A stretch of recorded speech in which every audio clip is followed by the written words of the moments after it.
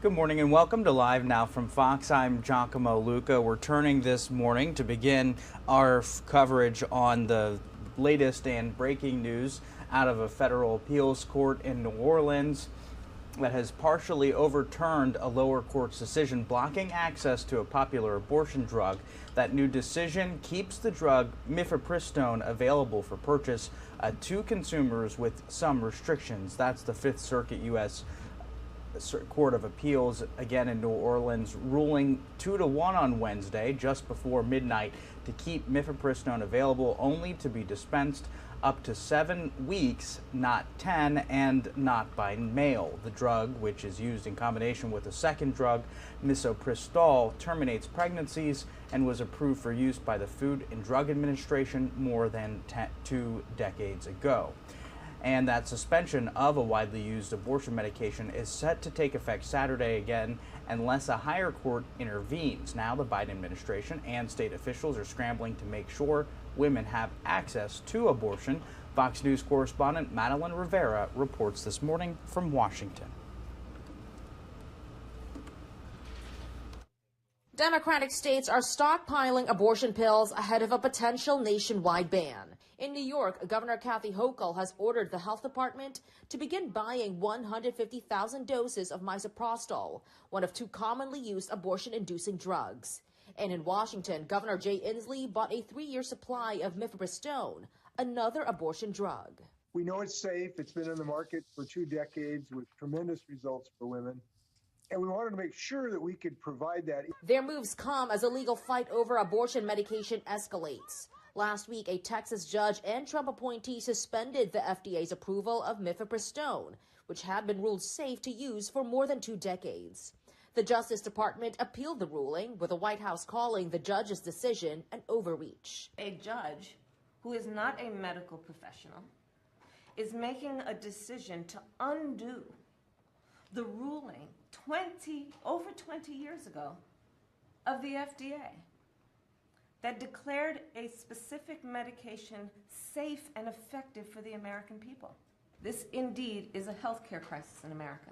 But an anti-abortion group argues it is the Fifth Circuit Court of Appeals that would be stepping out of bounds if it sides with the DOJ. The Alliance Defending Freedom said the appeals court did not have the jurisdiction to block the Texas ruling.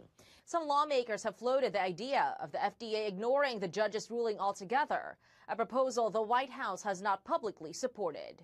In Washington, Madeline Rivera, Fox News.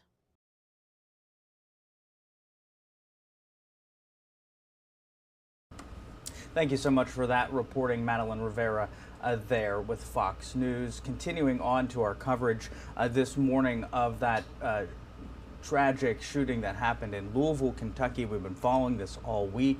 5 people dead, another 8 people injured in that tragedy. Police releasing now the frantic 911 calls reporting the deadly shooting at a Louisville, Kentucky bank branch, including one from the gunman's mother warning about that attack. The calls giving us more detail about how events unfolded inside. Fox News correspondent Garrett Tenney's following the very latest on this morning from Louisville. We have an active shooter in our building. He's an employee of Old National Bank. Get here now. Louisville police releasing 911 calls of Monday's deadly shooting at the downtown branch of Old National Bank. But I'm in a closet hiding. Is that shot fired? Yeah. Okay, just stay quiet. I can't hear yet. You can hear the panic in the callers' voices as they alert authorities to the 25-year-old gunman who was an employee at the bank. One of the calls coming from his own mother, hoping to stop the shooting. I don't know what to do. I need your help. I think he's never hurt anyone. He's a really good kid. We don't even own guns. I don't know where he would have gotten a gun.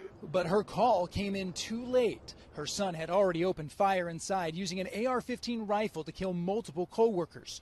Police arrived on the scene within 3 minutes of the first 911 call and exchanged fire with the suspect, killing him.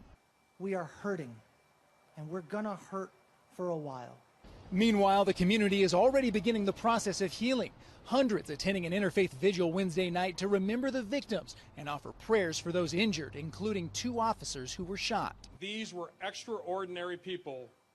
They were loving, generous, and gifted. Following this 15th mass shooting in the U.S., some are calling for change. It does not matter whether you are a Republican or a Democrat, whether you live in urban spaces or rural communities, whether you own a gun or not. Please do something. The gunman's family says he struggled with depression and anxiety, but that until Monday morning, there hadn't been any indication that something like this could happen. In Louisville, Kentucky, I'm Garrett Tenney, Fox News. Thank you so much to Garrett Tenney for that reporting. Taking a live look this morning over Louisville, Kentucky, again following that tragedy. Louisville authorities again releasing those 911 calls and radio traffic that revealed the panic Monday as police raced to stop that active shooter at Old National Bank in downtown Kentucky City that you can see there live this morning. Again, that gunman, 25-year-old bank employee Connor Sturgeon, killed 4 and wounded 9 before police shot him dead. Actually, it was 5 people that died, 8 people injured now. One of the wounded victims succumbed to her injuries later. We're going to continue following all this and much more here on Live Now from Fox. But this morning, we're going to continue discussing this tragedy and all of these shootings that have happened in recent weeks. According to the nonprofit group Gun Violence Archive, 2023 has seen more mass shootings than days in the year. An unprecedented statistic, especially as guns remain the leading cause of death for children, kids, and teens. But as gun violence continues to surge, psychologists are urging parents to consider talking to their kids about their fears. Fox News' Ted Lindner takes a closer look.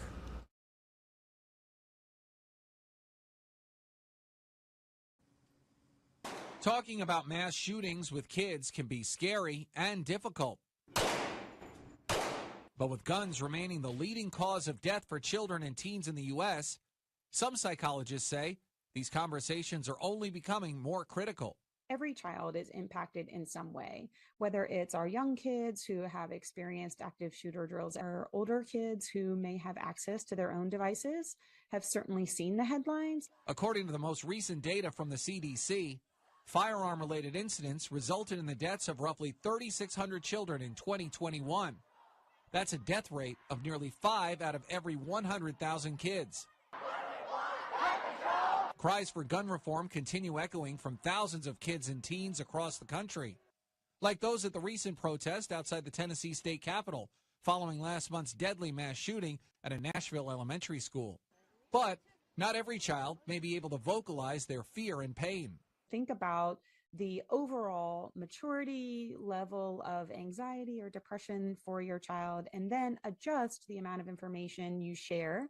I tend to encourage curiosity-based questions or mimicking the way your child has asked the question. So, Mommy, I'm scared that something might happen at school.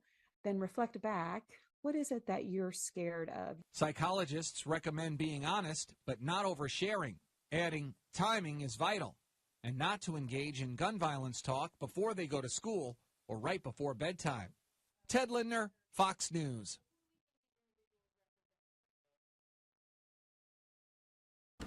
All right, thanks for that reporting, Ted. Time now on the East Coast, 7:11 a.m. and 4:11 a.m. on the West Coast. We're going to take a quick break here on Live Now from Fox. When we return, we'll have much more live, raw, and unfiltered content. We'll see you back here.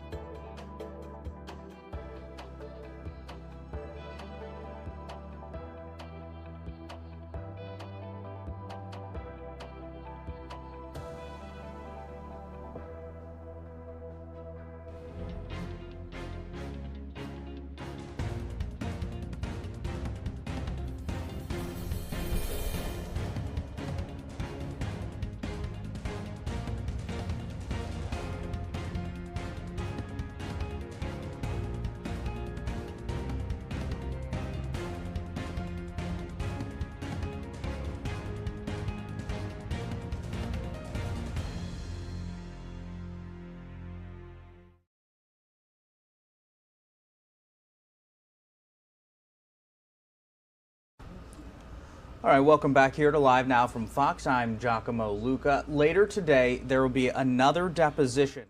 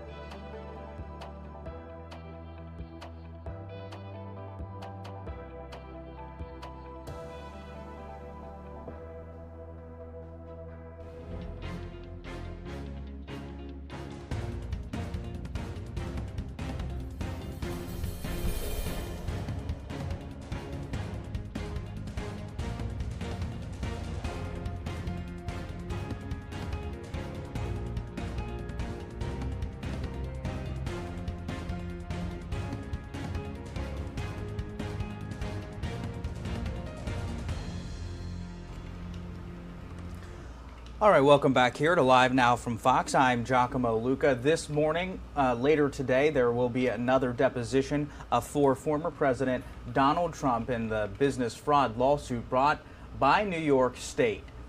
I now want to bring in Fox 5 New York's Robert Moses, joining us live from Trump Tower this morning with the details. Good morning, Robert.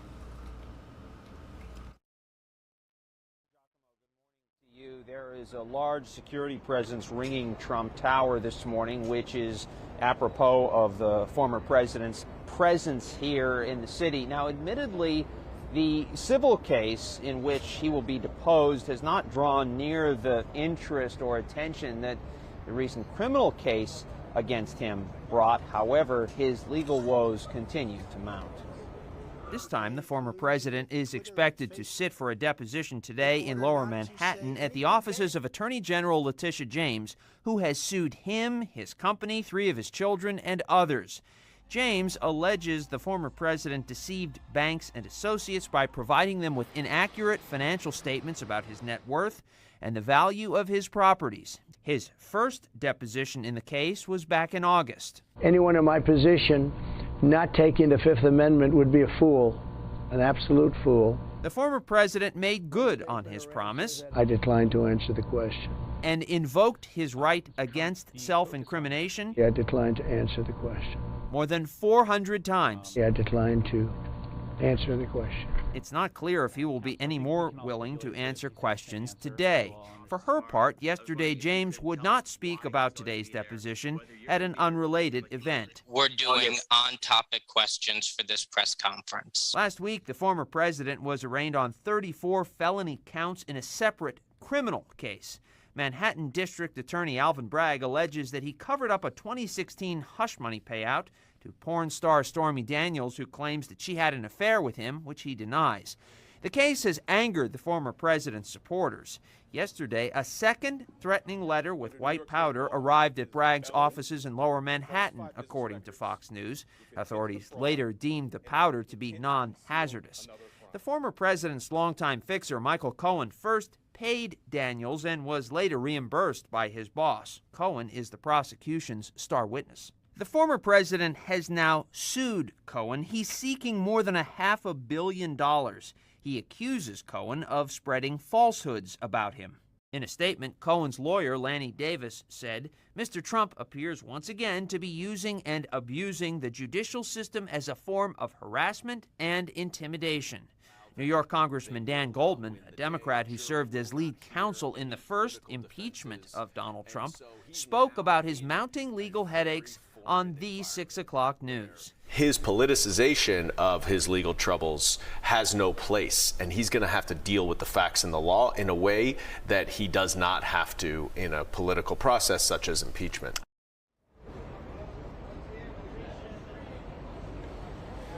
Goldman also predicts that the former president will again repeatedly invoke his right against self-incrimination today at his deposition. Giacomo, back to you. All right, Robert Moses there in front of Trump Tower following this big story this morning. Thank you so much, Robert. All right, folks, moving on this morning, a Memphis commission voting Wednesday to reinstate a Tennessee representative back to the state house less than a week after he was voted out for siding with gun control protesters who disrupted the legislature session. Fox News correspondent Madeline Rivera is following this story this morning.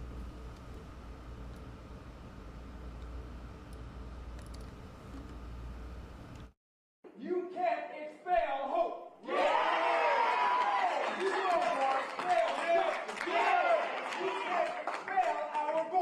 A defiant and joyful Justin Pearson after local government officials in Memphis moved to return the Tennessee lawmaker back to the state house. The vote to restore him to his position passing unanimously.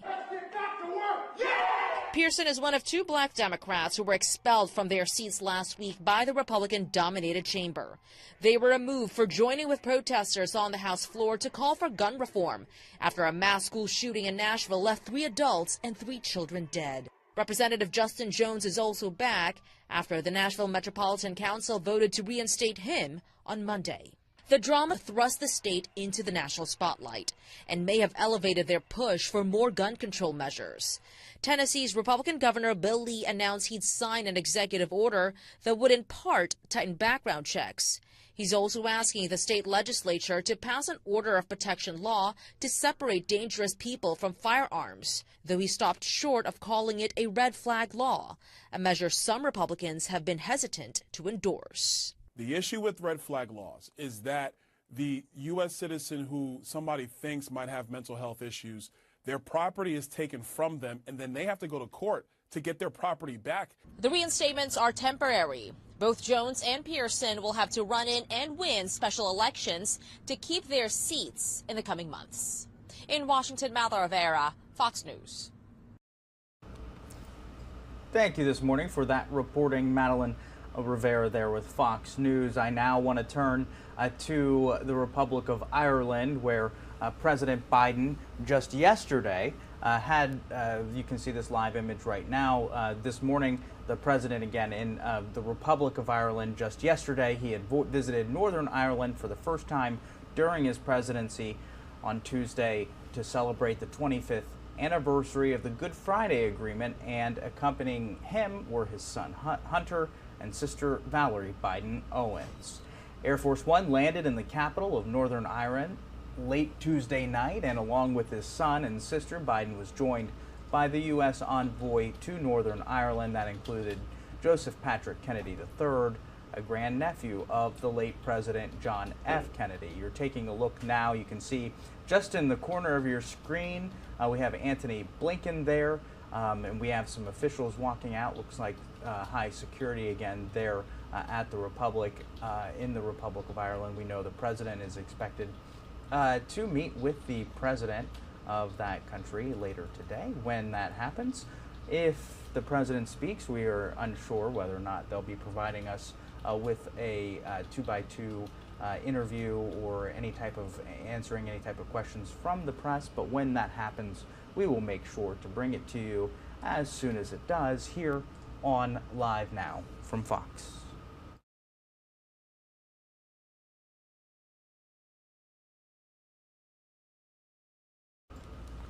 Again, taking a live look this morning in the Republic of Ireland as the President of the United States making his first state visit there to that country since he took office.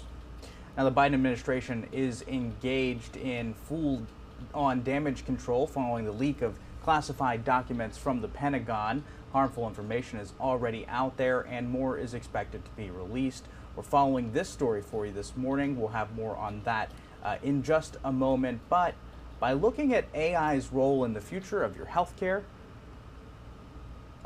we are going to provide some more information on how artificial intelligence is helping out with that. Fox News correspondent Mark Meredith has those details.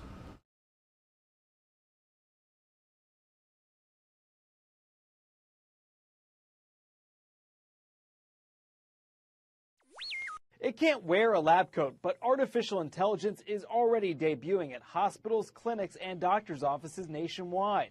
What we started developing was essentially an AI co-pilot for doctors. Eli Ben Joseph is the co-founder and CEO of Regard, an AI tech company operating within 30 hospitals. He says with Regard, doctors can input a patient's symptoms and the AI will pop out a diagnosis. We like to say it's almost like having an AI med student or an AI medical resident that helps the doctors with their day-to-day. Probably going to be due for a CAT scan and a couple of treatments. AI's medical abilities appear limitless, from auto-drafting doctor's notes to reading x-rays, even assisting in surgeries. Still, getting people to trust AI with their care remains challenging.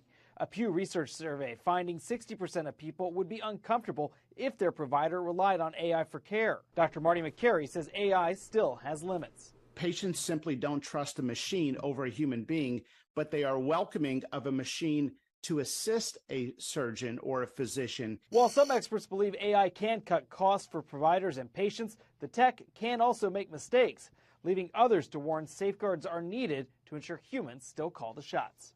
The reason it has the potential for catastrophe is because as the AI systems get more powerful, we don't know how to control them reliably. So they could potentially go off the rails. Experts believe AI will also play a larger role in healthcare at home, with Americans being able to self-diagnose based off of AI readings without ever physically going to a doctor. In Washington, Mark Meredith, Fox News.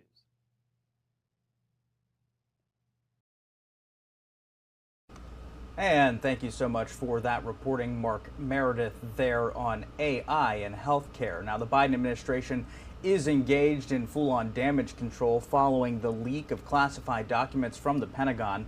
Harmful information's already out there and more is expected to be released.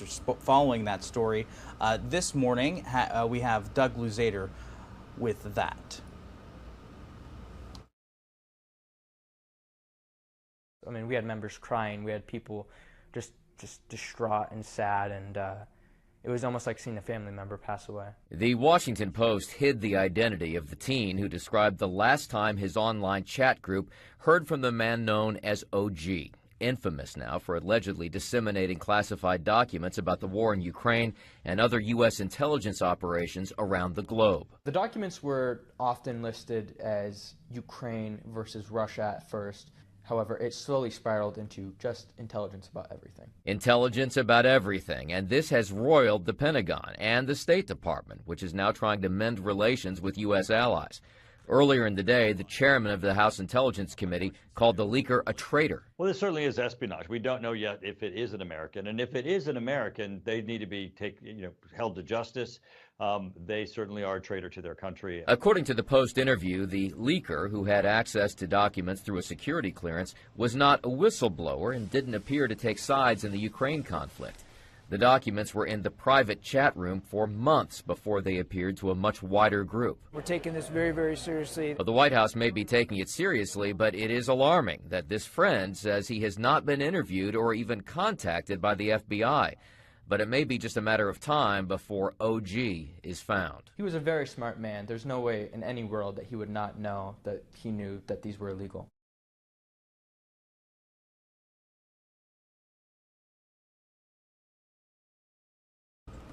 Thank you this morning to Doug Luzader reporting there. We are going to continue our coverage of the President of the United States, currently in Northern Ireland, actually in the Republic of Ireland this morning. That's following the President of the United States being in Northern Ireland just yesterday. You can see this live picture this morning, the President standing tall there with officials again in the Republic of Ireland. Part of this visit, the president traveled to the United Kingdom and also traveling to Ireland. The president first traveled to Belfast, again in Northern Ireland, on April 11th and 12th to mark the tremendous progress, according to the White House, since the signing of the Belfast Good Friday Agreement just 25 years ago, and underscoring the readiness of the U.S. to support Northern Ireland's economic potential to benefit of all communities. That's according to the White House. And the president now in Ireland. He'll be there until the 14th of April. That's tomorrow. He'll discuss close cooperations on the full range of shared global challenges. He will also be holding various engagements, including in Dublin, County Louth, and County Mayo, where he'll deliver an address to celebrate the deep historic ties that link both the United States and the Republic of Ireland together. I do want to lead you to some remarks the president made there just yesterday. We're going to listen into that. Again, the U.S. president speaking in Ireland. Finnegan family saw when they set sail for America. And they set sail with courage and hope, and they crossed the sea. And through generations, the Finnegans brought this island home from Ireland to Scranton, Pennsylvania, where we were raised, where I was raised, I should say, and my mother lived. And matter of fact, I'm going to be heading to the other end side of the island, to Mayo, because my grandmother's maiden name was Blewett, and the Blewetts are from Mayo. And we brought over the mayor of Scranton because it's a sister city to Mayo. And but my grandpa Finnegan would also say, every time we walked, we talk about background and heritage, he'd go, "Remember, Joey, the best drop of blood in you is Irish." Well, y'all think I'm kidding. I'm not kidding. I'm not kidding.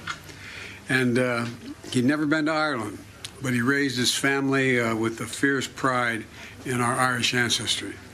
A pride that spoke to the history that binds us and the values that unite us.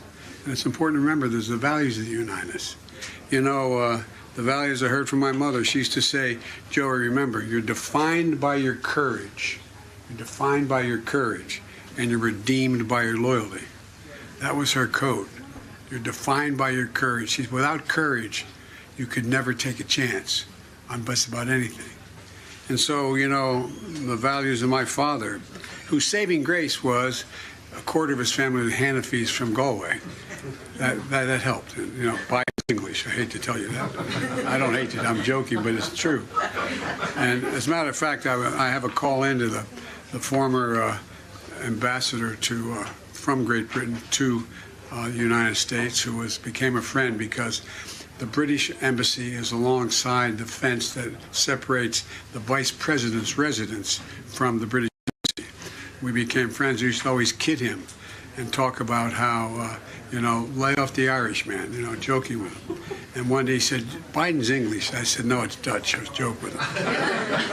And to make a long story short, his last tour, he came home to England, and I later learned went to the Admiralty to determine, because he knew the name Biden was English, and he found that my great-great-great-grandfather, I think it was, I'm trying to find the book, in 1828 or 38, I can't recall, was a captain in the East Indian Tea Company. And he got them to reprint a book, the admiral to reprint a book. He wrote the rules of mutiny, seriously, for the British Navy. And there's a picture of him sitting in his cabin, looking very captainish, with a big British bulldog next to him. And he gave me the book. He said, "I don't want to hear any more from you." But all kidding aside, you know, the fact is that, you know, my dad taught us a lot. And he used to, our dinner table was a place where you accidentally sat down to eat, but it was a place where we had discussions. And our dad worked like hell. And he'd come home from work and then go back. We'd have dinner at 6 o'clock. And it was a place, as I said, we had conversation and incidentally ate. And then he'd go back to work until 9 o'clock. And But my dad had this enormous, he was really a fine man. And he talked about, his favorite word was that dignity. He said, everyone's entitled to be treated with dignity, Joey, and respect, no matter what. My father would no more walk by the shoe shine guy in the Hotel DuPont than he would walk by the chairman of the board who walked by it. That was our dad, and he meant it, everyone. These are the same values I've tried to pass down to my children, my son Hunter, my deceased son Bo, my daughter Ashley, that everyone is entitled to be treated with dignity, everybody. And they're the same values including my granddaughters. I have, the great thing about granddaughters is they're crazy about their grandfather. I've worked on it from the very, you think I'm joking, I worked on it from the very beginning.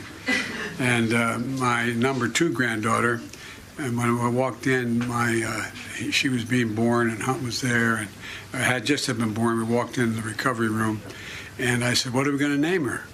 And he said, Finnegan. And I said, no, what are we going to name her? And because I thought Catherine Eugenia Finnegan Biden, they're going to name her. He said, no, Finnegan. I said, what are we going to call her? He said, Finnegan, Dad, Finnegan. Finnegan's works for an international company now. She's a great kid. And but look, the fact is, I've often said the Irish are the only people in the world, in my view, who actually are nostalgic about the future. Think about it. We're nostalgic about the future. I think we all are, no matter where we live, if we have Irish blood in us.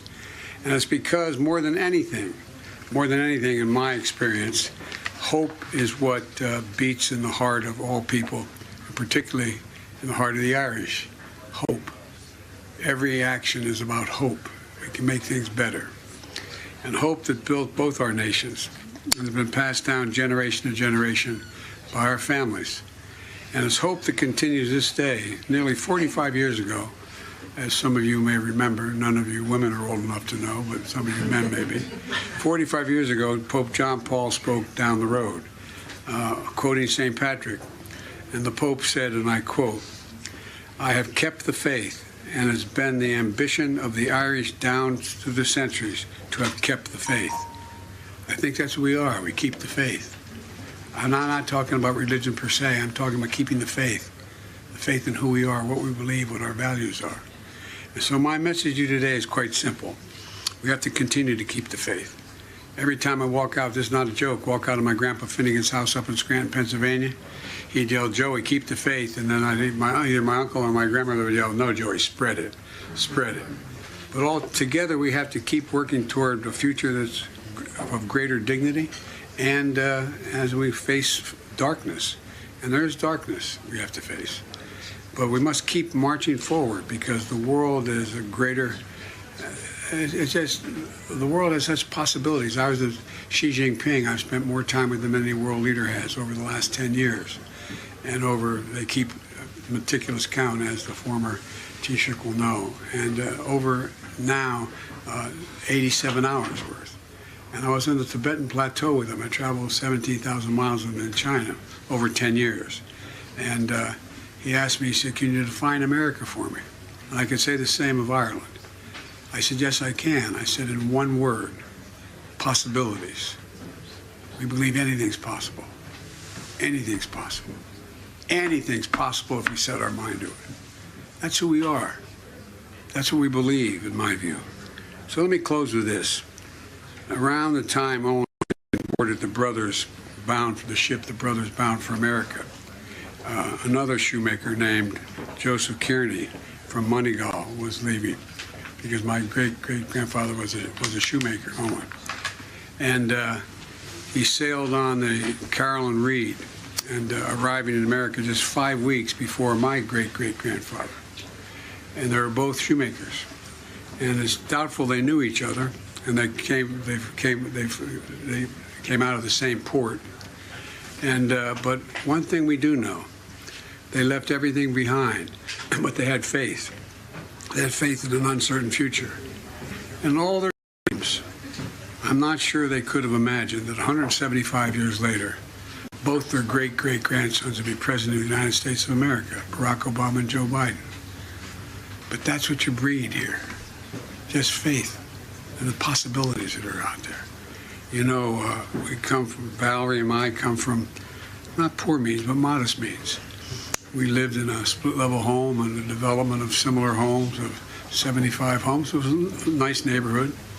And we had 3 bedrooms, 4 kids, and a grandpa living with us.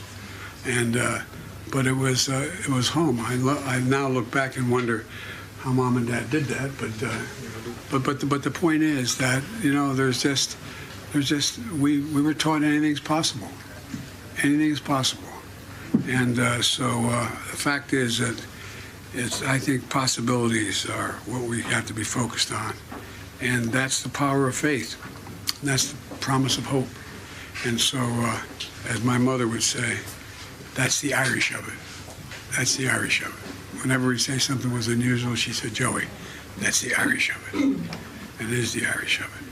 I'm so proud to be here, so proud to be in Louth, so proud to be with, I don't want to ruin the reputation, but the Carneys are relatives. We take great faith. And the closing comment I make, you see this tie I have with the shamrock on it? This was given to me by one of these guys right here. Was a hell of a rugby player, and they beat the hell out of the Black and Tans. Oh, God. It was but it was when you were at a Soldier Field, wasn't it, the game? Chicago. And after it was all over, he gave my brother, allegedly for me, but if it wasn't, I still took it. I still got the tie. I wear it with great pride.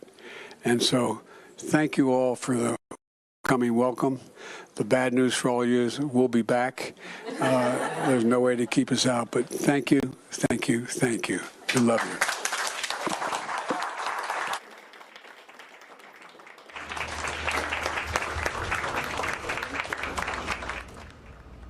All right, folks, you've been listening in there to President Biden speaking just last night in Northern Ireland there. This morning, he's expected to meet with officials in the Republic of Ireland, part of a tour to both the UK, parts of Northern Ireland, and the Republic of Ireland. Time now on the East Coast, 7:40 in the morning, 4:40 in the morning on the West Coast. This is Live Now from Fox. I'm Giacomo Luca. We're going to take a short break. When we come back, we'll have more live, raw, and unfiltered coverage.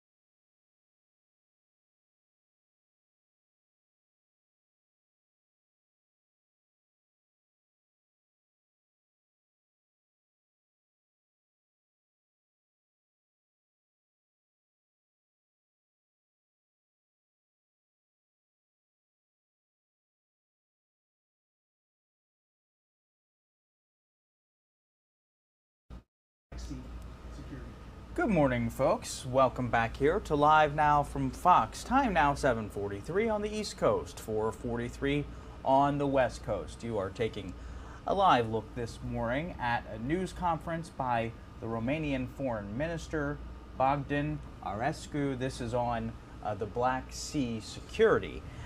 We're going to take a listen in on this. This is in English, and we'll take a listen to what they have to say here on Live Now from Fox.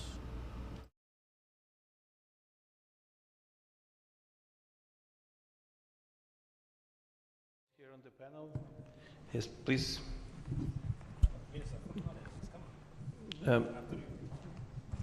Okay, thank you. Sorry, Julian. Of course, I would start by saying that every international organization has its own perspective and specificity. Point of view, I would like to point out that there is a perfect synergy between NATO and the European Union in this regard. First of all, now we witness that the strategic documents that have been recently adopted by both organizations, namely the strategic concept of NATO, adopted in Madrid, and also the strategic compass of the European Union that has been finalized under the French presidency, are in perfect synergy. They are looking in one direction, and from that point of view, we have an action that also is appropriated, mutually complementing, and going in the very same, for fulfilling the very same goals.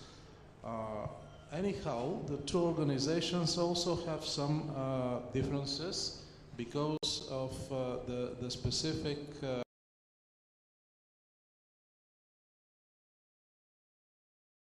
to act.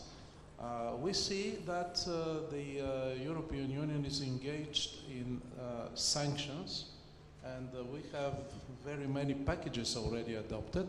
I would like to assure you that, well, this is a process that we will follow very closely. We will actively participate in this because this is a powerful tool for helping Ukraine. At the same time, believe me, this is not a very smooth process. This is a difficult one, and there is a difficult process of coordinating the sanctions, because what is acceptable for one country is not necessarily acceptable for someone else. So it is a complicated procedure, but we succeeded to have many sanction packages that are affecting in a very negative way the Russian economy, and this is what European Union is doing really very well. Also, the European Union is very active and very pushy for providing concrete help for Ukraine, and this is something that the Union is doing really very well. Considering NATO, of course, this is the ultimate guarantee for our security, and we can rely on unity there, on perfect synergy among all the countries, in order to be sure that the aggressor will be deterred, and also that the aggressor will never undertake any step towards further infraction of the international rules-based order that is affecting our countries. And finally, a couple of words about the United Nations. I think that the United Nations, this is the field where the battle is not yet won.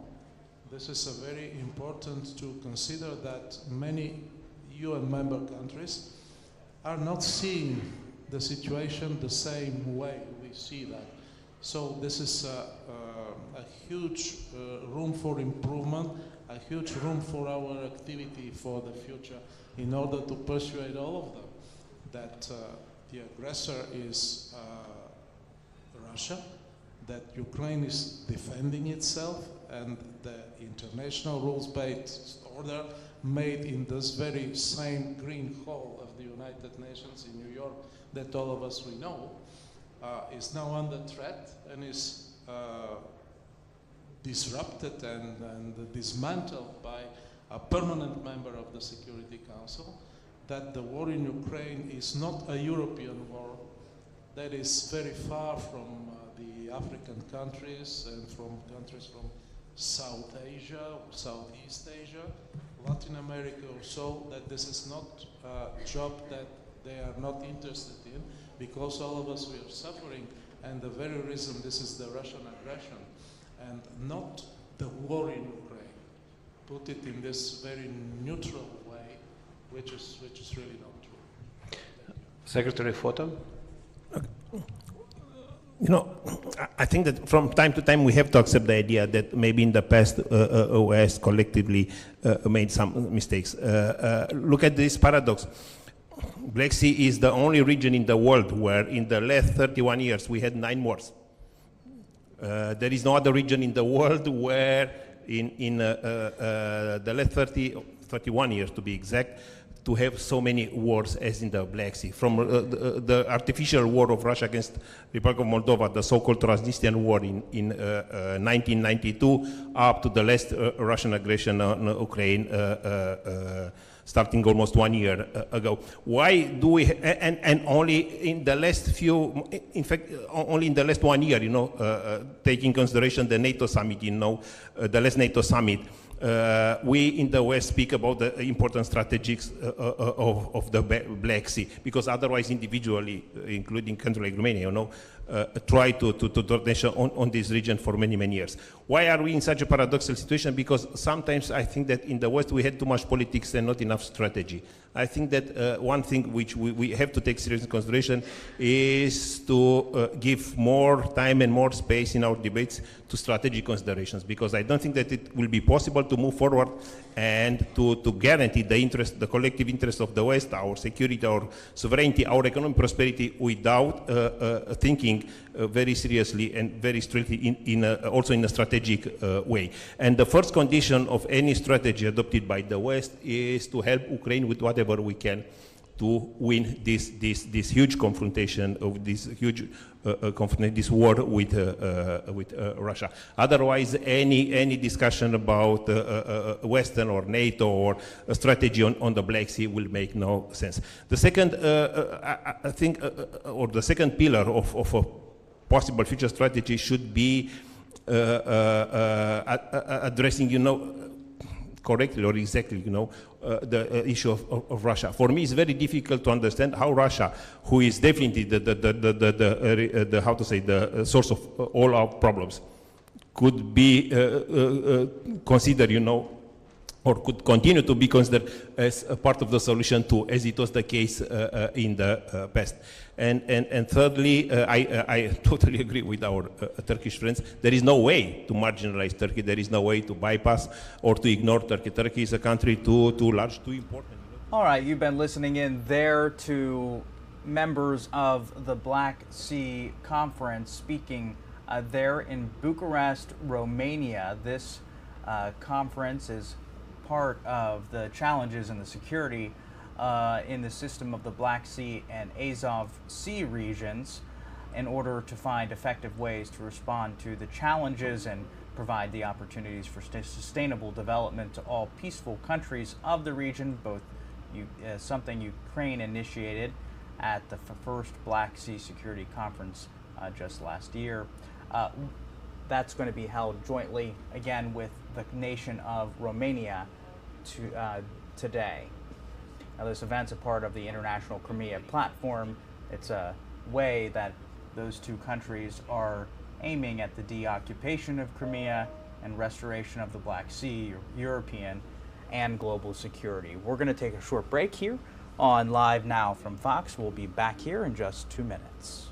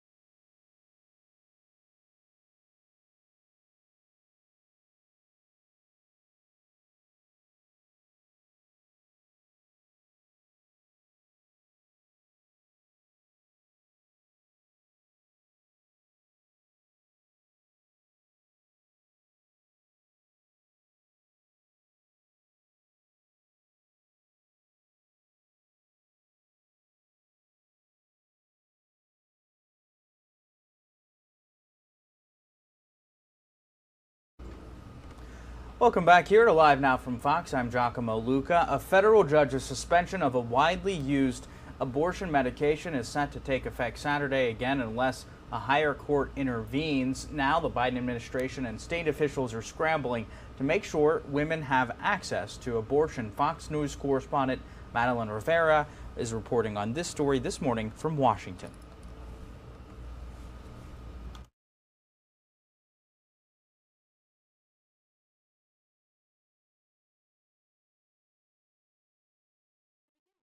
Buying 150,000 doses of misoprostol, one of 2 commonly used abortion-inducing drugs. And in Washington, Governor Jay Inslee bought a 3-year supply of mifepristone, another abortion drug. We know it's safe. It's been on the market for 2 decades with tremendous results for women. And we wanted to make sure that we could provide that. Their moves come as a legal fight over abortion medication escalates. Last week, a Texas judge and Trump appointee suspended the FDA's approval of mifepristone, which had been ruled safe to use for more than 2 decades. The Justice Department appealed the ruling, with the White House calling the judge's decision an overreach. A judge who is not a medical professional is making a decision to undo the ruling over 20 years ago of the FDA that declared a specific medication safe and effective for the American people. This indeed is a healthcare crisis in America. But an anti-abortion group argues it is the Fifth Circuit Court of Appeals that would be stepping out of bounds if it sides with the DOJ. The Alliance Defending Freedom said the appeals court did not have the jurisdiction to block the Texas ruling. Some lawmakers have floated the idea of the FDA ignoring the judge's ruling altogether, a proposal the White House has not publicly supported. In Washington, Madeline Rivera, Fox News. Thank you for that reporting, Madeline Rivera there with Fox News. I now want to turn to the latest on a wildfire that we first brought you yesterday in New Jersey. Folks with the New Jersey Forest Service provided some comments yesterday on this fire that grew to some 4,000 acres just yesterday. We're going to listen in to some of those comments to get the very latest update on that. This evening. Hi everybody, I'm John Erlin, Section Fire Warden with New Jersey Forest Fire Service. Like Chief McLaughlin said, I got here last night, was here overnight, all day today. So mainly today, we've been mopping up the edge of the fire. I've been up in the helicopter a few times, and we've been watching very carefully these unburnt pockets of fuel, and mainly just making sure that they don't make a run for our line, because we don't want any spot fires across the line. We have guys with dozers knocking down a few snags along the border. Mainly tonight, we're going to have a few trucks on location, and they're just going to do the same thing, mopping up the fire, mopping up the fire. Tomorrow morning, we're going to be back at it again, doing the same thing. That's it.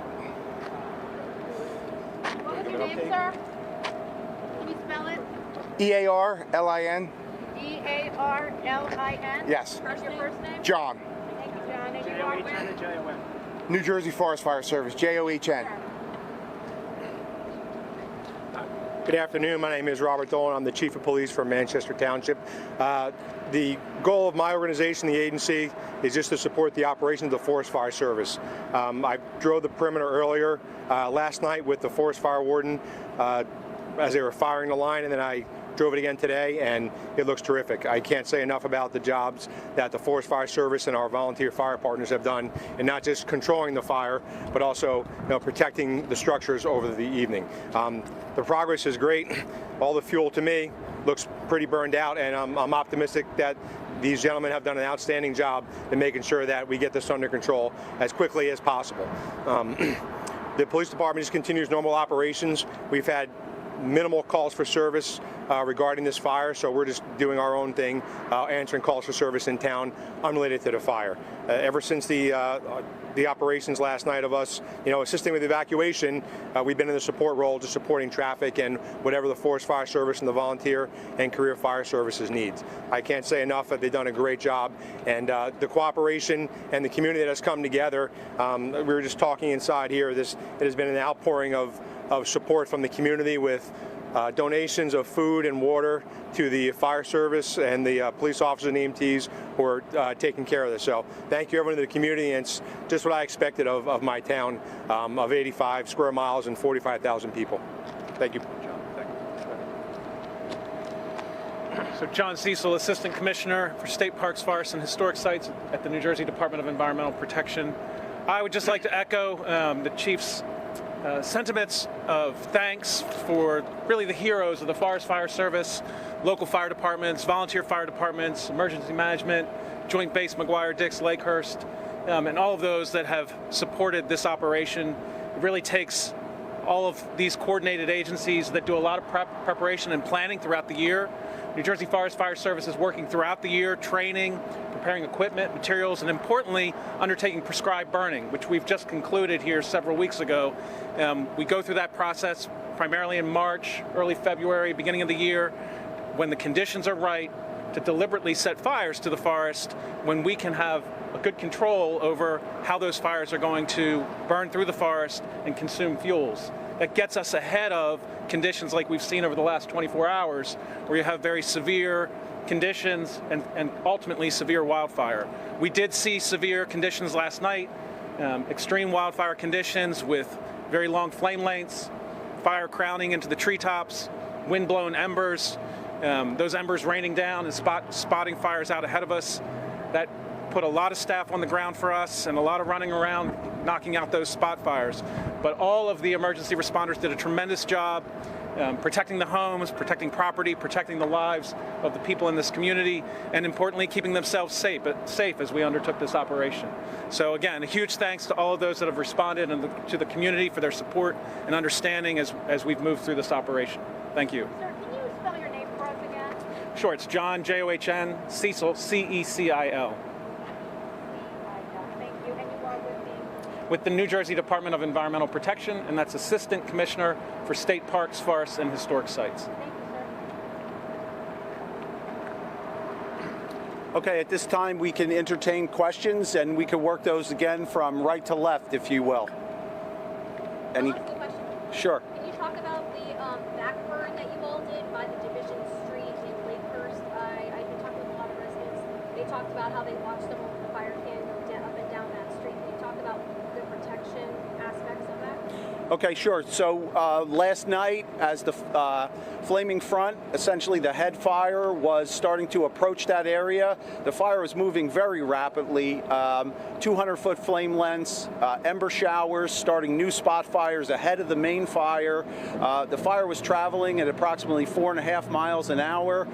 We went into the area of Division Street and immediately set up structure protection. We began evacuating homes in that area, and we began lighting backfires to try to burn out the fuels ahead of the oncoming head fire into that area. And thankfully that worked well to slow the fire down and actually divert the fire away from the homes into an old cranberry bog, which contained water, and a lake area over on Lakehurst base.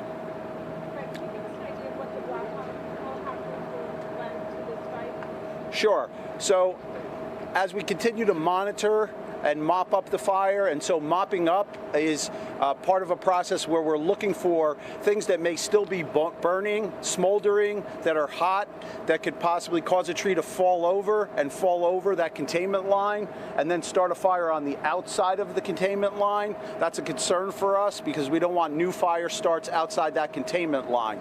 So what they're doing is helping to identify where those hot spots are, and then to drop water on them to cool them down. Prescribed burns, which have been done this spring, were mentioned. Were prescribed burns done in this area, and if so, did that have any effect on how this fire played out? Yeah, good question. I'm glad you asked it.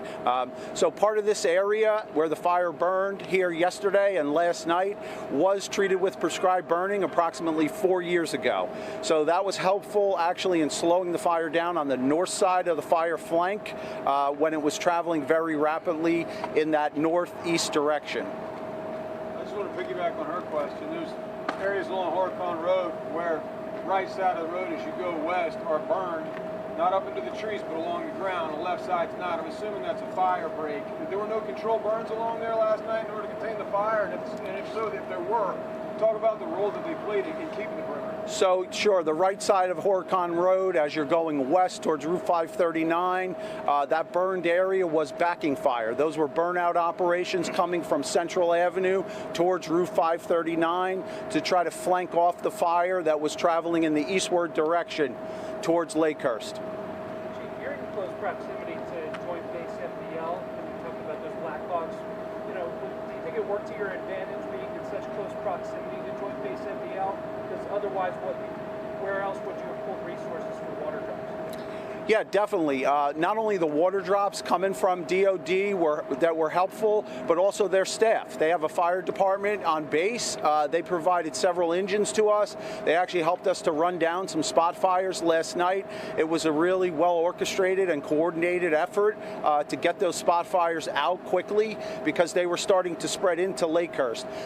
The other thing is that was helpful is that their road system and road network is really well maintained, and that gave us access. A part of the problem with this fire was, you know, when you have a fire that's being pushed by a west wind, you want to cut it off on north-south roads so you can start those burnout and backfire operations. There's only 2 north-south roads that are available to us to use, and the one that we chose to use on Central Avenue early in the evening didn't hold fire.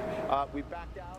All right, you've been listening in there to officials in Ocean County, New Jersey, updating folks on that nearly 4,000-acre fire that's now 75% contained. It began burning just yesterday morning. We brought it to you here live on Live Now from Fox. But this morning, now we're going to go ahead and switch over and turn to the very latest on a new space launch. A European robotic explorer named JUICE launches today on a decade-long quest to explore the 3 icy moons of Jupiter. We now have Derek Buzasi, an expert in astrophysics, and professor at Florida Gulf Coast University here this morning to speak with us. Thank you so much, Derek, for taking the time. First off, I want to ask you, what is so important about this launch? So this is the Jupiter Icy Moons Explorer, otherwise known as JUICE, and Jupiter is, of course, the largest planet in the solar system, and these are the four so-called Galilean moons. They're the big moons close to Jupiter, and they're interesting because all of them have the potential to have liquid water.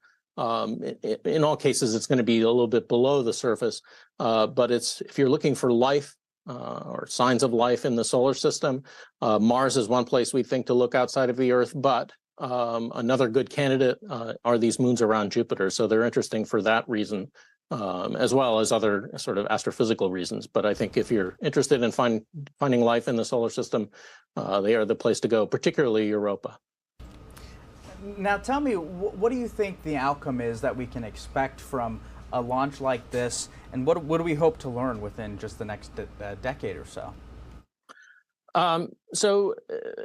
The spacecraft has kind of 3 sets of instruments on board. It has a remote sensing suite, so it's going to look at the moons from a distance, but in much greater detail than we can from here, and it'll look for signs of sort of active geology, volcanoes, things like that on the surface. It has a suite of geophysics sensors that will look below the surface, and also they're going to look at the atmosphere and look for signs of water and action in there.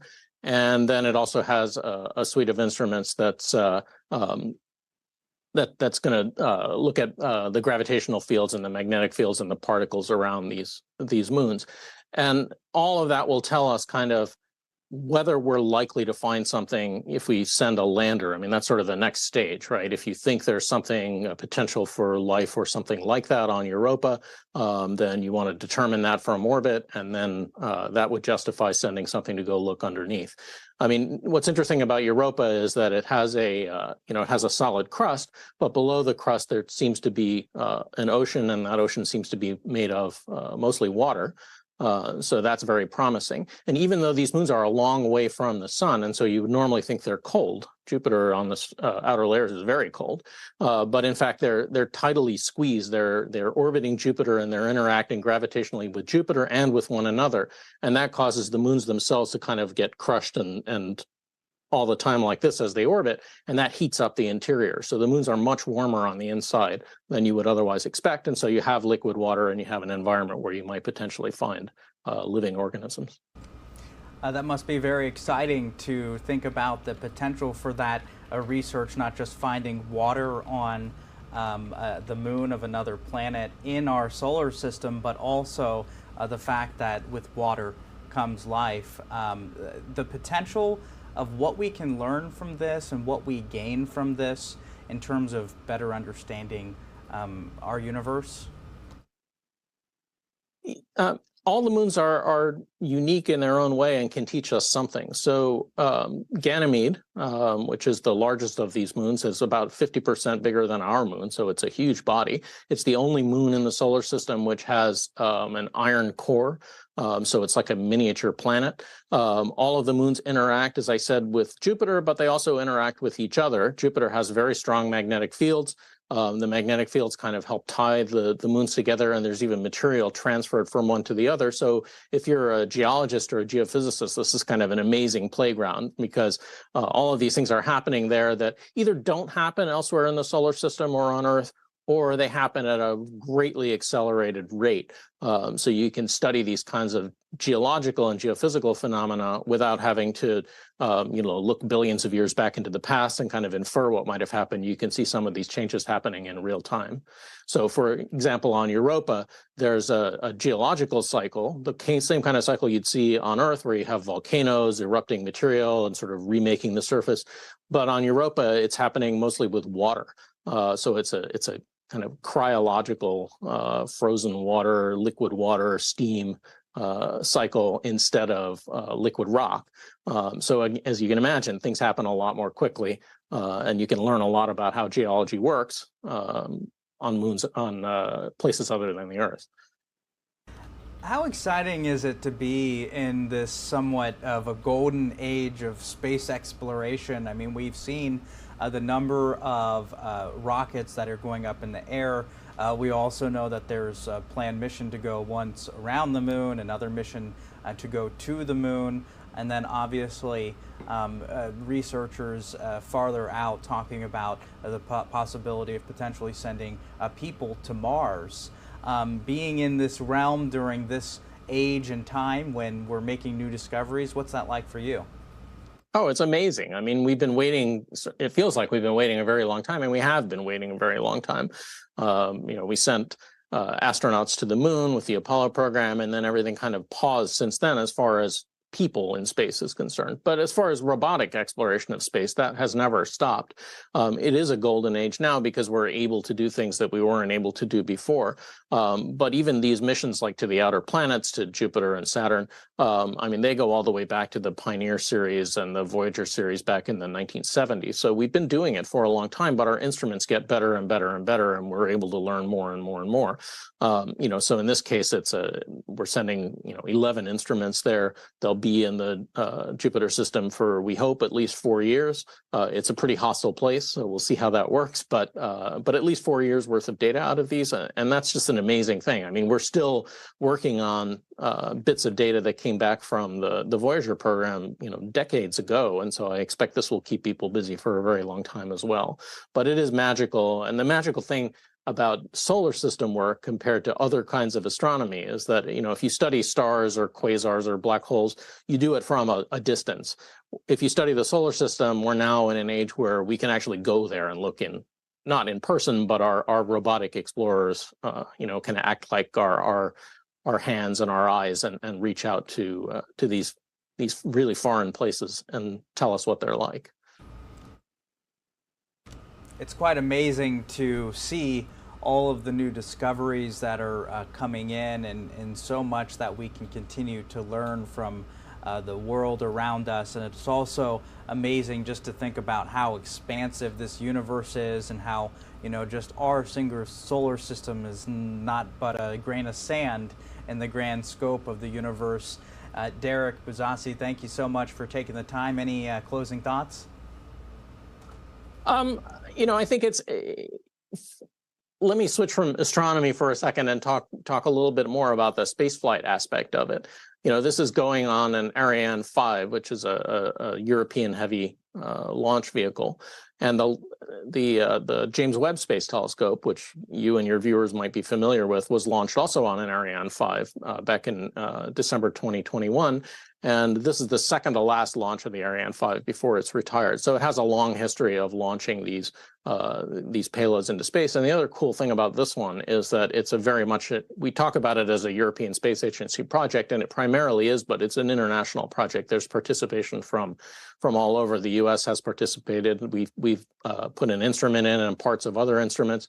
The Japanese have contributed parts of instruments. The Israeli Space Agency has contributed parts. And so, you know, this exploration of our solar system, it's a national activity for us, of course, but it's really an international activity, and it's an opportunity for us all to kind of come together and explore our astronomical backyard together. Absolutely. Really, people, some of the best minds from all over the world putting together this launch and so many other modes of exploration into the universe. Thank you so much for taking the time this morning. We sure do appreciate it, Derek. Thank you. Thank you. All right, time now on the East Coast, 8:17. 5:17 on the West Coast. We're going to take a short break here on Live Now from Fox, but when we return, we'll have more live, raw, and unfiltered coverage. All right. Is that okay? I can't hear him now, so I don't. Okay, good.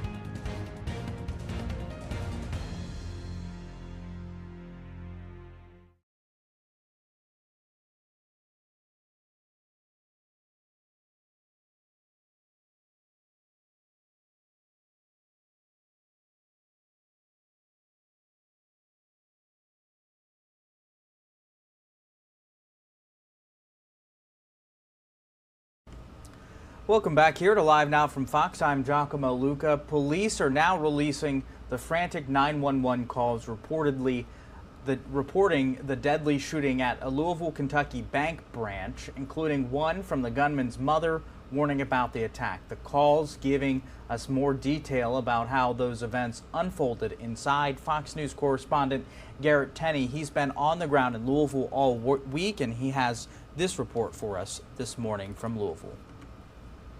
We have an active shooter in our building. He's an employee of Old National Bank. Get here now. Louisville police releasing 911 calls of Monday's deadly shooting at the downtown branch of Old National Bank. Put him in a closet hiding. Is that shots fired? Yeah. Okay, just stay quiet. Are they there yet?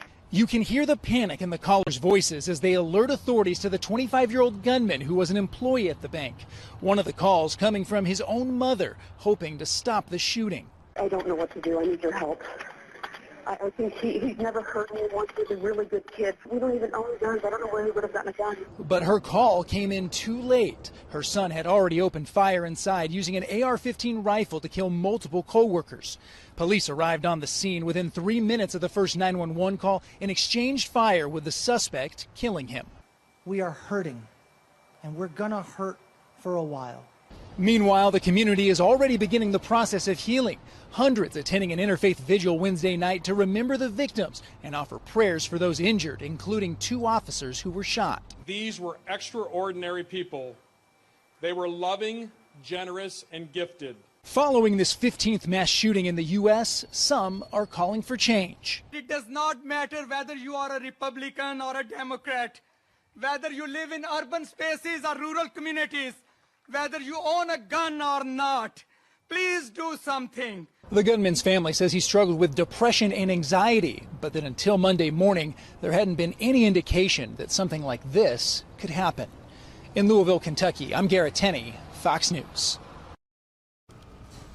And you're taking a live look over Louisville this morning, again after authorities released those 911 calls and radio traffic revealing the panic Monday as police raced to stop that active shooter at Old National Bank in downtown Louisville. The gunman was 25-year-old bank employee Connor Sturgeon.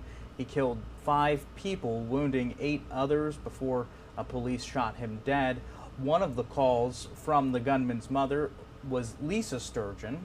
Sturgeon's mother told the dispatcher that her son's roommate had called to raise concerns there. She said she did not know that her son owned a gun. Of course, Kentucky authorities, including the governor as well as the mayor of Louisville, Mayor Craig Greenberg, said that authorities are choosing now to release this audio because, quote, transparency is important and even more so in times of crisis. Another caller told police that she had been attending a meeting remotely when she saw that chaos unfold on her screen.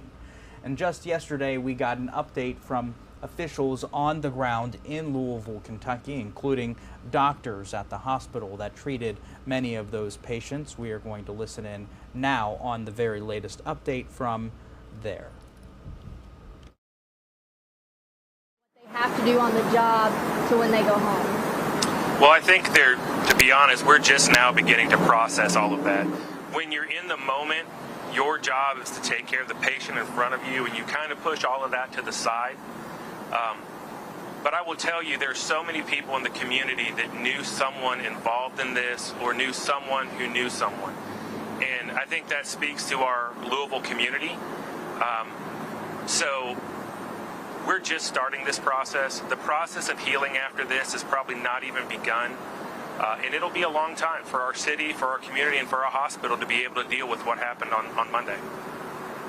Dr. Smith, I have 2 questions. First, can you walk us through the steps that your staff took to save Officer Wilt's life, like the surgeries, or just a little bit more information on what went into keeping this man alive? So I can give you some general talks about trauma. I can't give you specifically, obviously, about Officer Wilt's. You know, what comes in is when people come into the emergency department, they're put in our trauma resuscitation area. And immediately, 20 people descend on that one patient. They're nurses, they're lab techs, they're doctors, all working to try and coordinate their activities to make sure that the patient is stable. Are we doing the life-saving maneuvers that we have to do, and then getting them to where they need to go next, whether that is to our CT scanner for pictures, whether we need to go to the operating room for immediate surgery. our whole job is to get them through this system as quickly as possible to stop the bleeding. And that is, without a doubt, the thing that saves people's lives, is how quickly you can stop the bleeding after something like this happens. Can you describe the type of injuries someone sustains from an AR-15? So the type of injuries from an AR-15 compared to a handgun, for example, are night and day different. The amount of injuries from a rifle compared to a handgun is just unbelievable. The rifle rounds pulverize and liquefy tissue because of how fast they're moving. They powder bone. They tear large gaping holes in tissue. You don't see that with a handgun. You simply don't. It's just a different level of energy. They're designed to do different things, and we deal with that, unfortunately, not infrequently.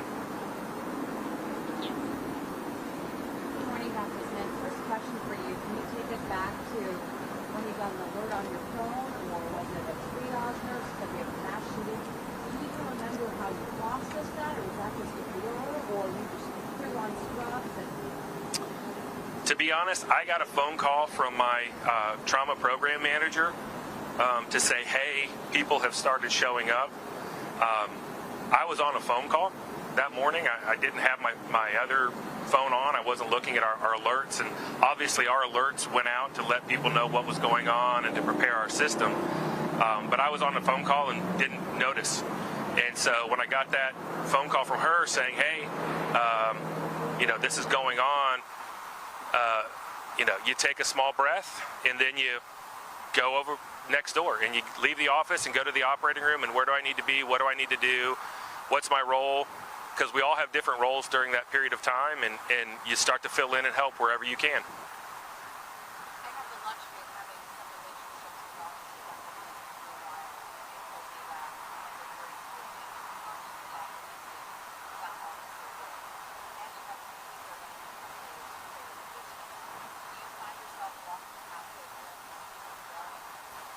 Well, we stop in and check on them constantly.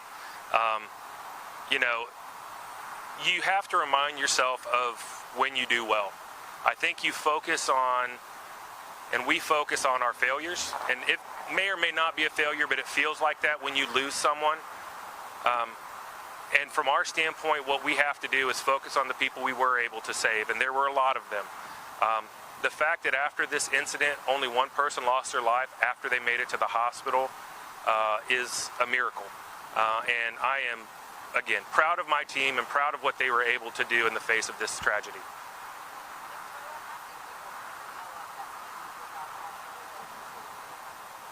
So I believe we had 9 that came to us immediately from the scene during that time.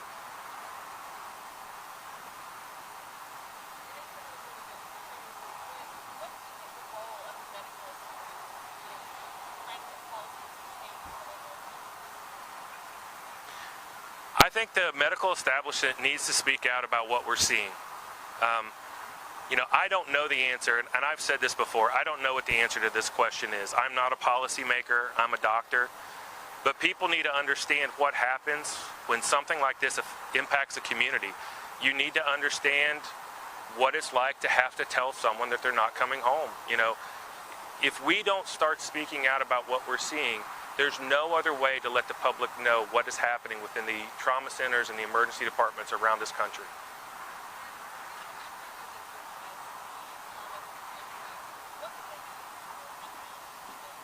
I'm sorry, what was it?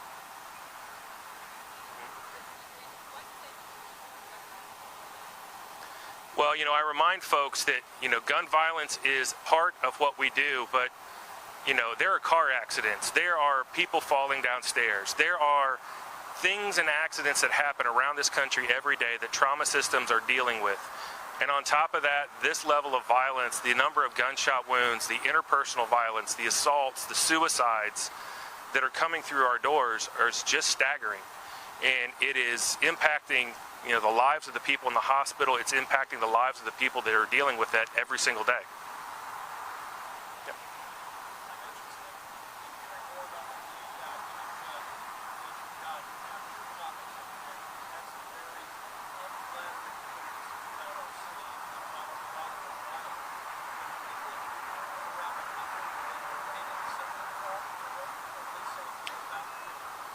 So this is not a Louisville problem.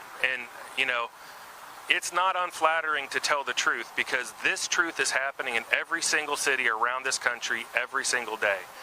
I got calls from Los Angeles, Chicago, Baltimore, St. Louis, Atlanta, Miami, Jacksonville, you name it. You know, we are not special in the fact that gun violence is impacting our cities. It is simply getting to the point where this is becoming untenable with the healthcare system and the amount of resources and people that are being affected by this. So it's not Louisville, it's everywhere right now.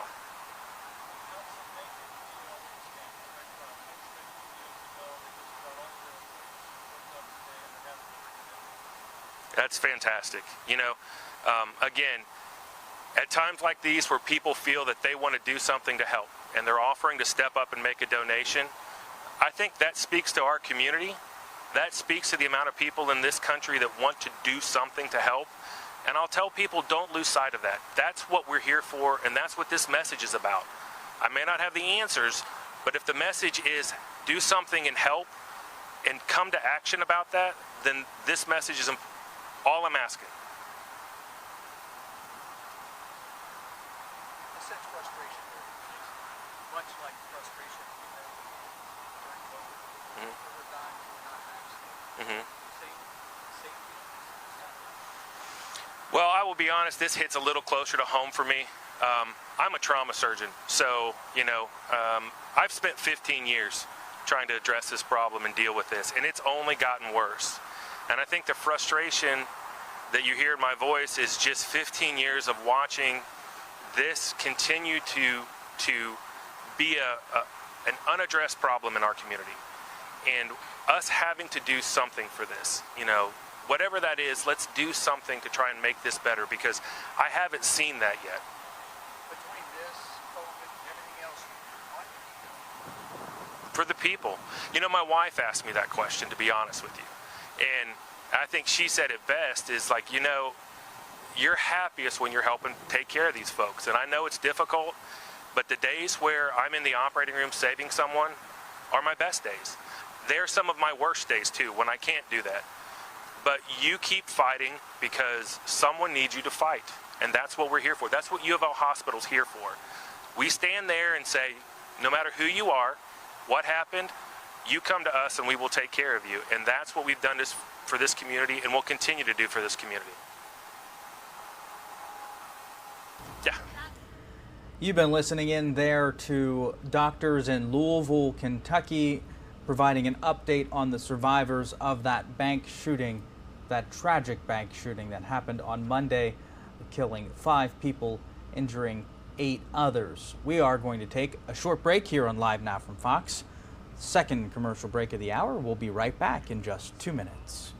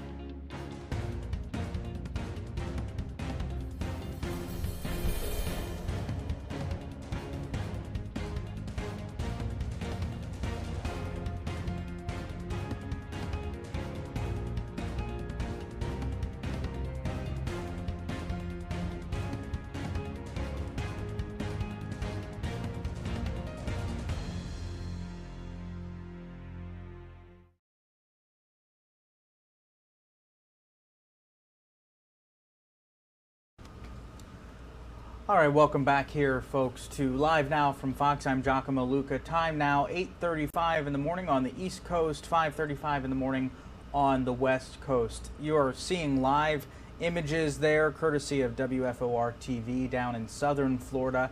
Nearly a foot of heavy rain fell in Fort Lauderdale, and subsequent flash flooding disrupted the city and forced the closure of its airport for several hours Wednesday afternoon and overnight. Travelers were left stranded at the Fort Lauderdale Hollywood International Airport, including on roadways around the airport for several hours after heavy rain and windy conditions forced that facility to temporarily halt all arriving and departing flight activity shortly after 3 p.m. And in a follow-up message, the Fort Lauderdale Airport announced it would remain closed overnight until noon on Thursday. Flash flood emergency remained in effect through the day for the Fort Lauderdale, Lauderhill, Hollywood, and Dania Beach and Sunrise areas, if you're familiar with that part of southern Florida. Meanwhile, Broward schools are also canceled and classes and after school activities Thursday. That's because that's according to the Sentinel, who reported that. The National Weather Service in Miami saying more than 20 inches of rain poured down on that city in just 6 hours on Wednesday. You're taking a look at some of those images coming in again for courtesy of WFOR TV down in southern Florida. You can see quite a bit of water on the ground. It is certainly a little bit of a cloudy day there in southern Florida. I know they're also tuning in there to the traffic, but again, continuing our coverage on that flooding that happened just last night, still impacting many parts of southern Florida in the Fort Lauderdale area. And we're going to go ahead and continue our coverage following that tragedy in the mass shooting in Louisville, Kentucky. According to the nonprofit group Gun Violence Archive, 2023 has seen more mass shootings than days in the year. It's an unprecedented statistic, especially as guns remain the leading cause of death for kids and teens. But as gun violence continues to surge, psychologists are urging parents to consider talking to their kids about their fears. Fox News' Ted Lindner takes a closer look.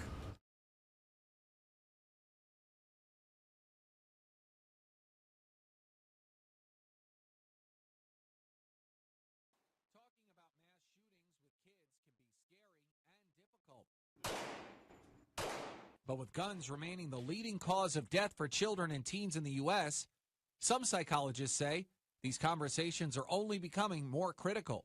Every child is impacted in some way, whether it's our young kids who have experienced active shooter drills or older kids who may have access to their own devices, have certainly seen the headlines. According to the most recent data from the CDC, firearm-related incidents resulted in the deaths of roughly 3,600 children in 2021. That's a death rate of nearly 5 out of every 100,000 kids. Cries for gun reform continue echoing from thousands of kids and teens across the country, like those at the recent protest outside the Tennessee state capitol following last month's deadly mass shooting at a Nashville elementary school. But not every child may be able to vocalize their fear and pain. Think about the overall maturity level of anxiety or depression for your child, and then adjust the amount of information you share. I tend to encourage curiosity-based questions or mimicking the way your child has asked the question. So, Mommy, I'm scared that something might happen at school. Then reflect back, what is it that you're scared of? Psychologists recommend being honest, but not oversharing, adding timing is vital, and not to engage in gun violence talk before they go to school or right before bedtime. Ted Lindner, Fox News.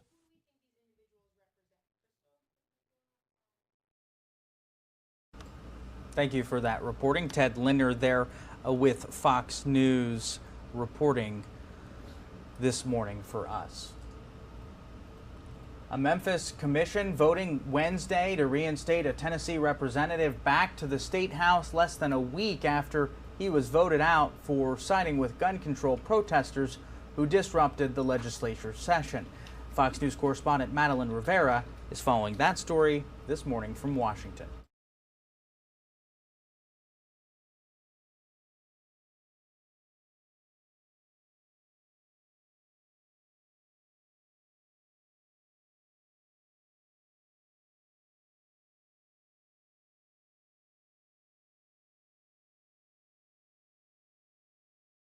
You can't expel hope. Yeah! You won't expel hope. Yeah! You can't expel our voice. A defiant and joyful Justin Pearson after local government officials in Memphis moved to return the Tennessee lawmaker back to the state house. The vote to restore him to his position passing unanimously. Let's get back to work. Yeah! Pearson is one of 2 black Democrats who were expelled from their seats last week by the Republican-dominated chamber. They were removed for joining with protesters on the House floor to call for gun reform after a mass school shooting in Nashville left 3 adults and 3 children dead. Representative Justin Jones is also back after the Nashville Metropolitan Council voted to reinstate him on Monday.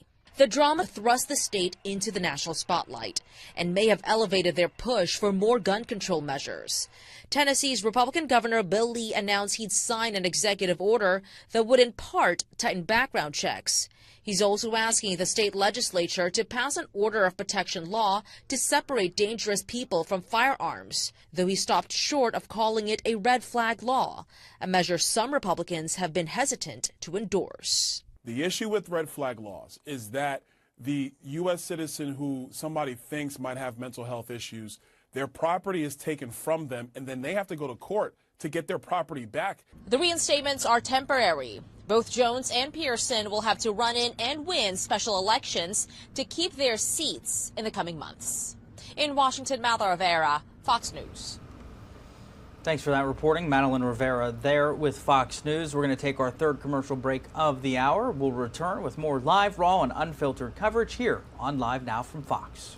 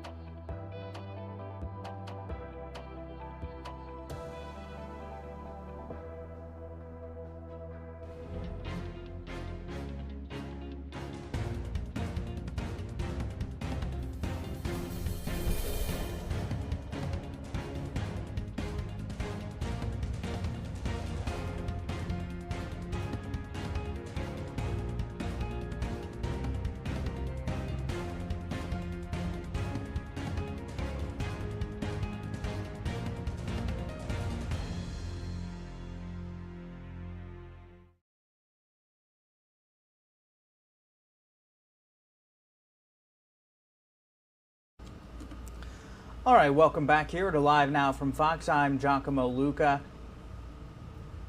A bill considered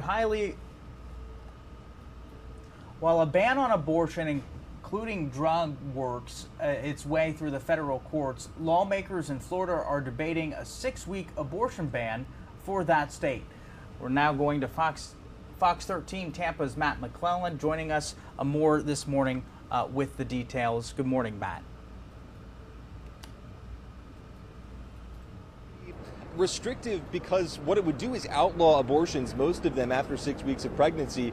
And just last week, the state Senate passed its own version of this measure. Governor Ron DeSantis has vowed to pass it, sign it into law if the House version is approved.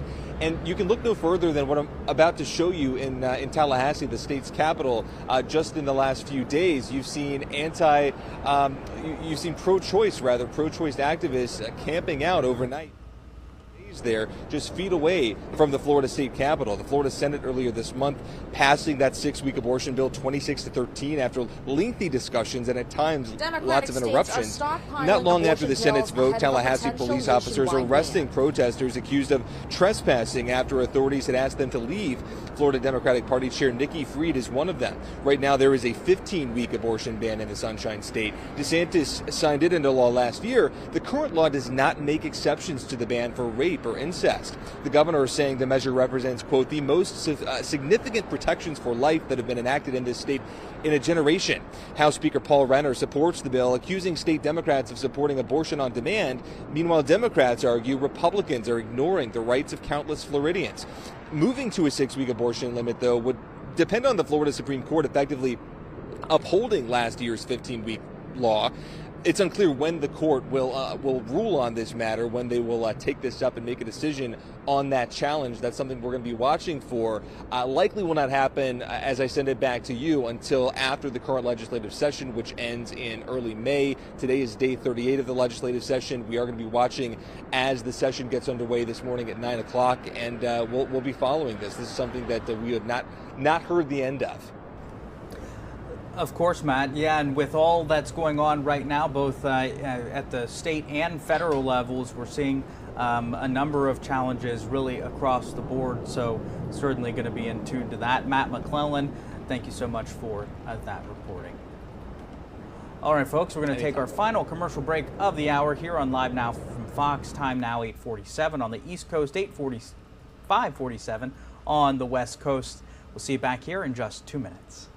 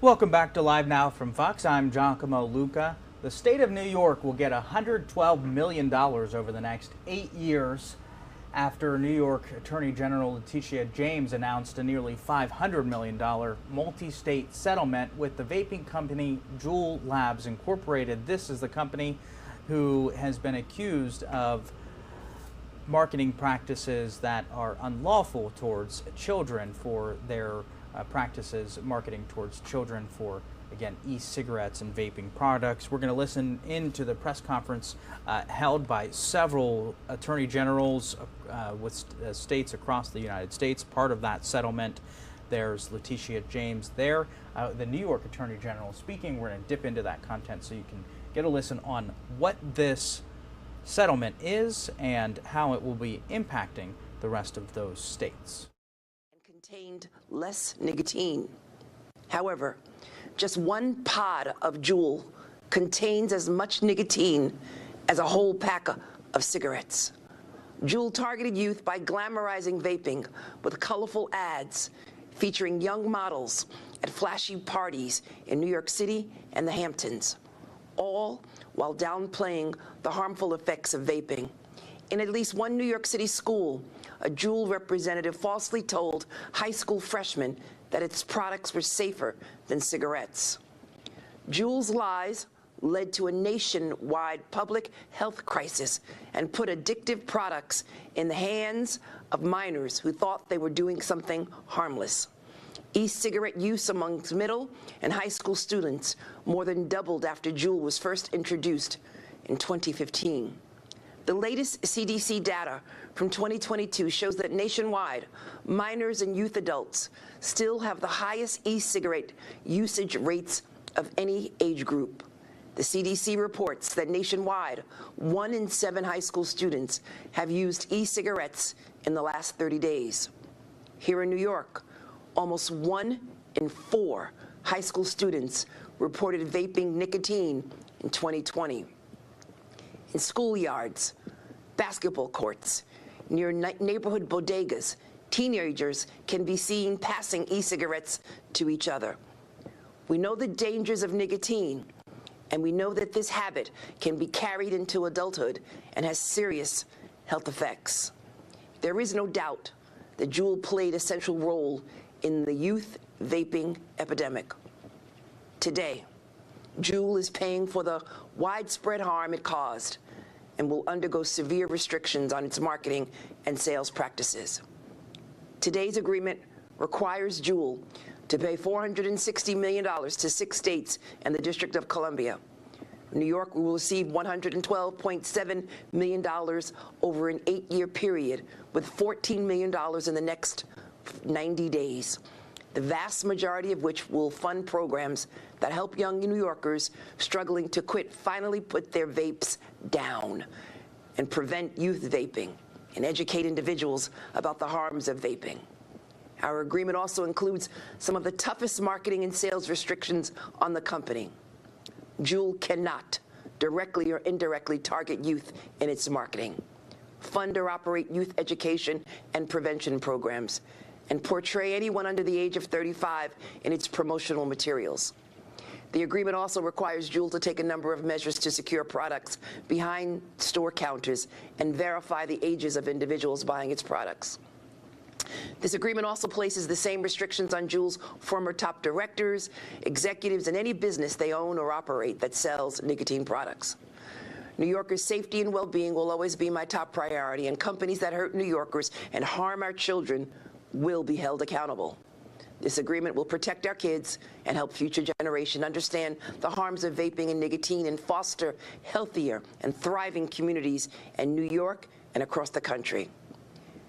I want to thank all of the advocates and parents who sounded the alarm on these dangerous products.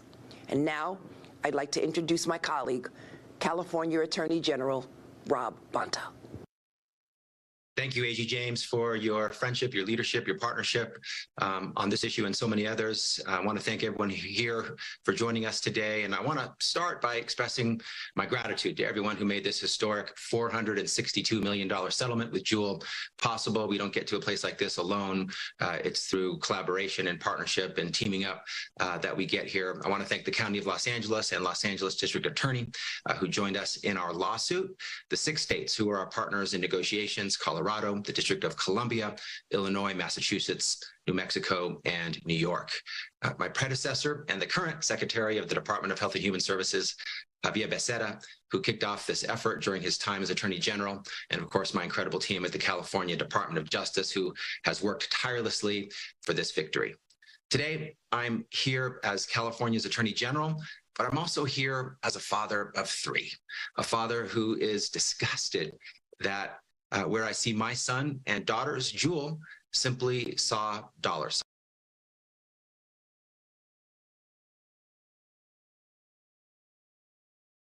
Attractive ads that flaunted young people enjoying the e-cigarettes, giveaways at concerts and festivals, sleek, easily concealed products, a recipe that ratcheted up the amount of nicotine while using a chemical formulation that made it easier for new users to stomach, all masked with fun flavors. I'm proud to stand up here today with a message to e-cigarette and vaping manufacturers. If you set your sights on our children, we will set our sights on you. We won't stand by and let e-cigarette companies put their profits over the health and well-being of our children. We won't let one of the largest e-cigarette manufacturers in the country get away with campaigns that aimed to entice young people to their addictive products. Not when we know smoking is the #1 preventable killer in the US. Not when we know e-cigarettes have become the most popular tobacco product for young people. Not when, in 2019, 600,000 Americans under 21 used Juul daily, a rate 2.5 times greater than people 25 to 34 years old. Our nation had spent decades trying to rein in youth smoking rates, only to have it spike up after Juul emerged on the scene. In 2017, as they led the pack in e-cigarette sales, we witnessed a concurrent surge in the number of 14 to 17-year-olds who were new daily e-cigarette smokers.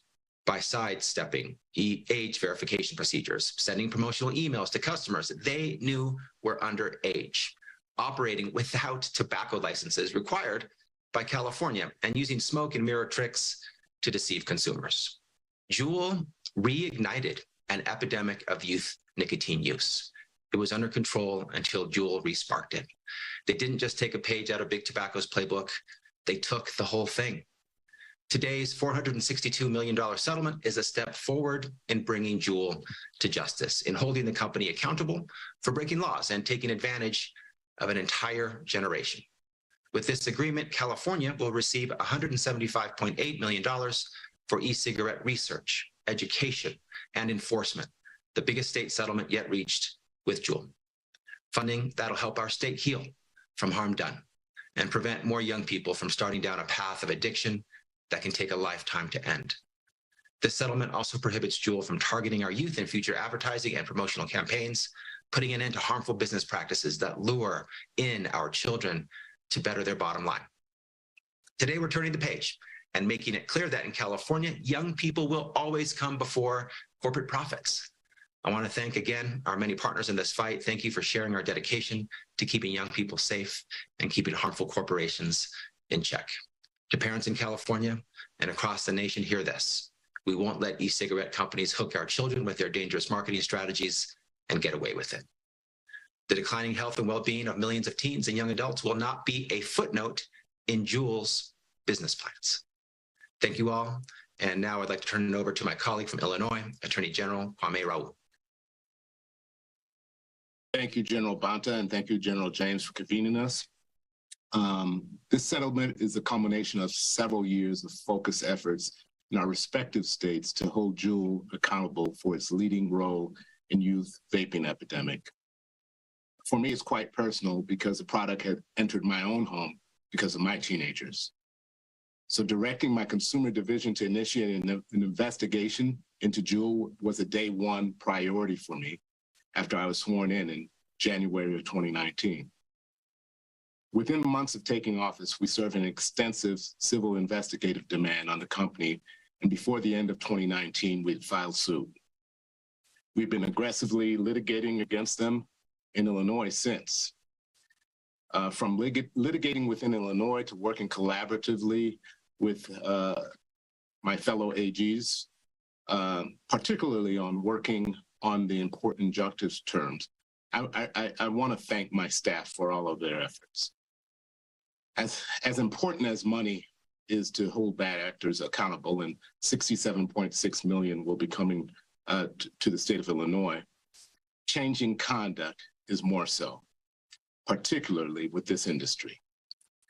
Juul launched its e-cigarette business in 2015 targeting minors with their advertising.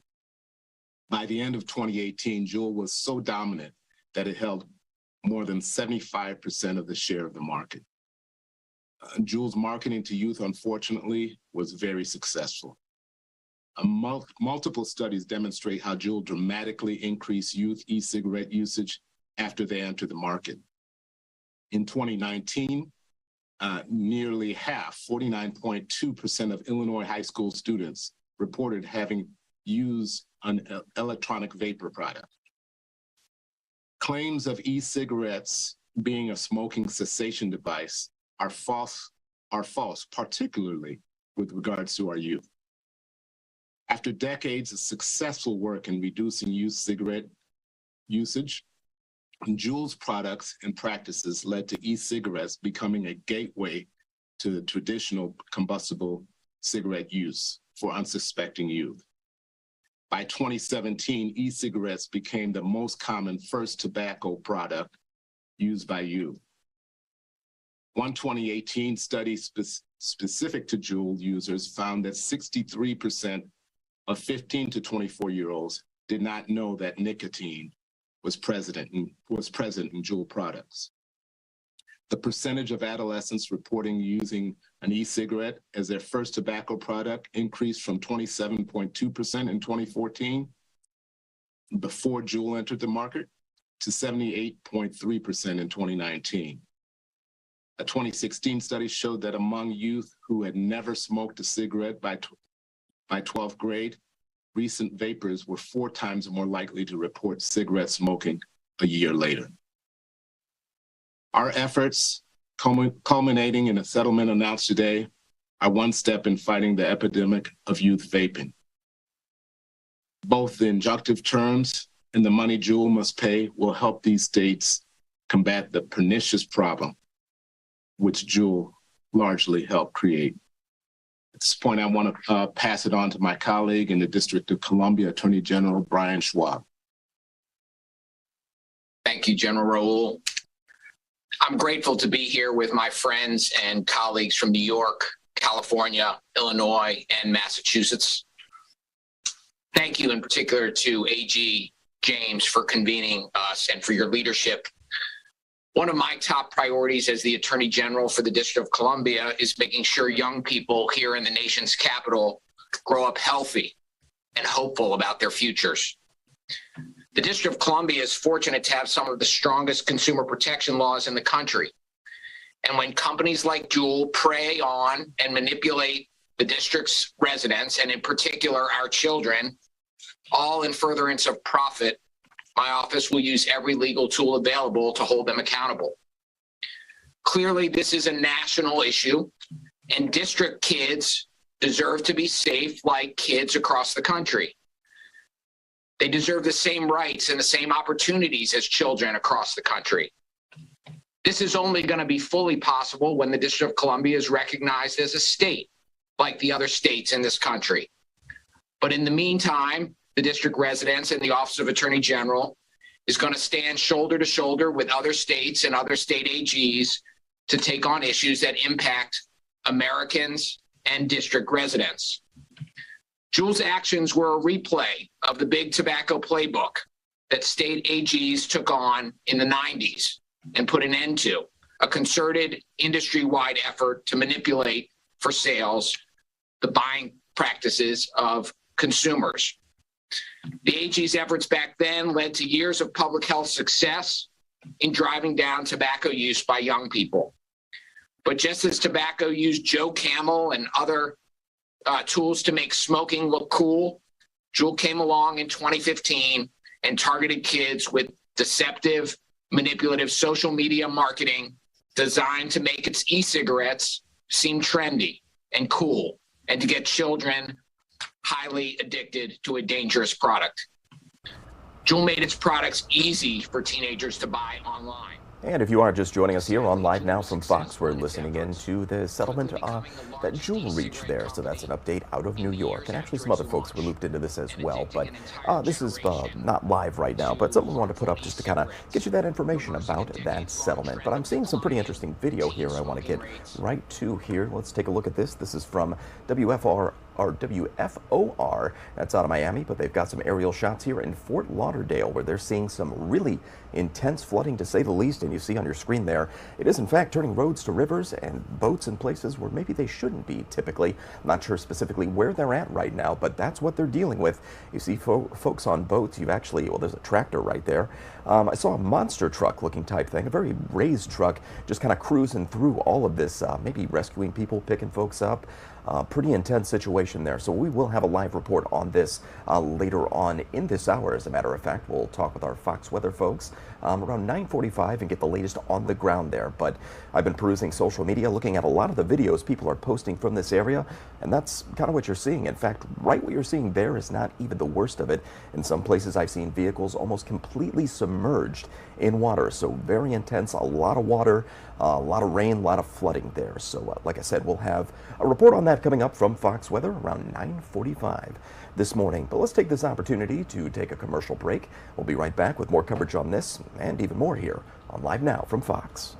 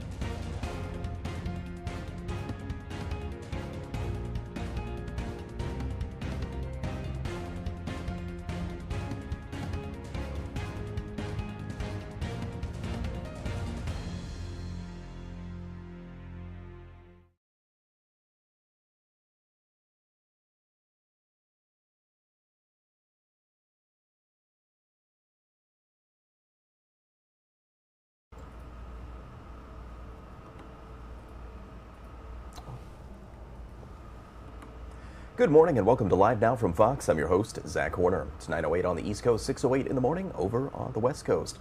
We appreciate all of you joining us this morning as we go through all the big stories of the day from all around the country and around the world as well. Taking a look at my live cams here.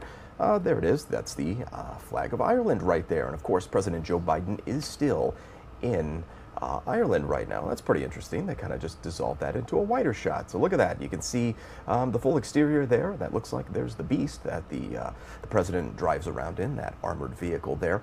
He'll be meeting with President Higgins. That is the president of Ireland. Well, it looks like they're jumping through a bunch of different shots. So I was actually going to manually do this, but it looks like they're doing it for me. So we'll have more on that later today as they make some remarks and the events get going during Joe Biden's trip to Ireland there. So, and there they are, as a matter of fact. So well, they could be speaking here pretty soon. You know what we'll do? Let's go ahead and bring the audio up and just listen in and see if we can hear anything.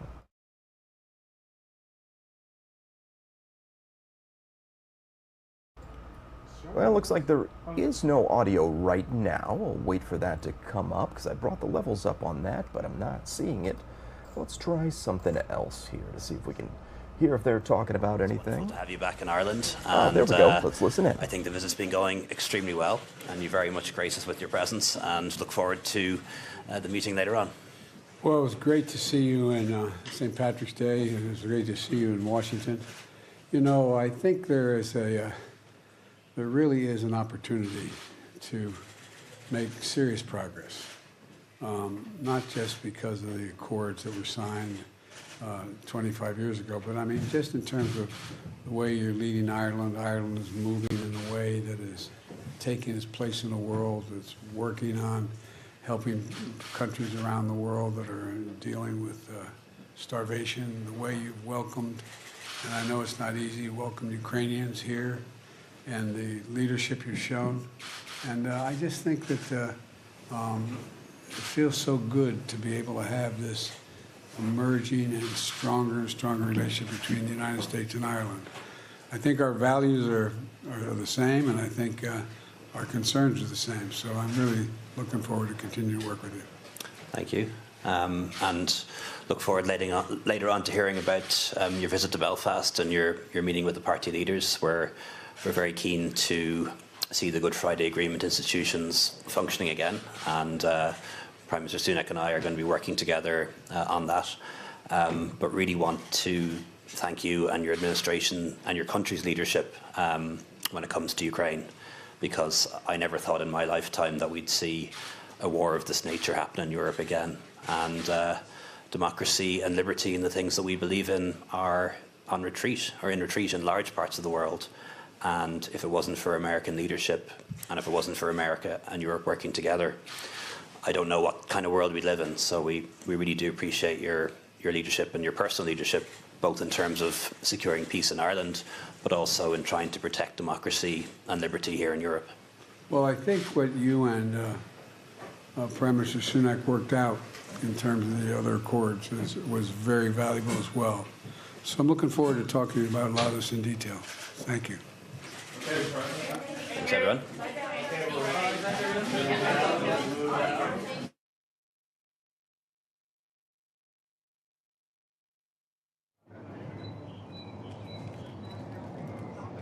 All right, looks like they are done giving remarks there as they cut the audio off and pulled to an outdoor shot. But I'm sure there will be more remarks later today, and we'll bring that to you live, raw, and unfiltered as it does happen. It looks like Governor Gretchen Whitmer is about to speak, and well, she's actually going to sign.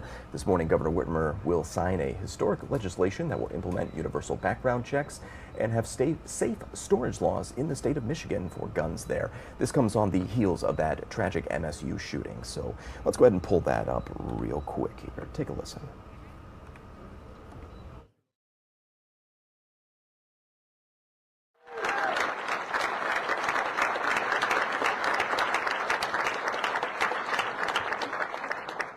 For choosing to be part of the progress, of the process, of the journey to making a difference.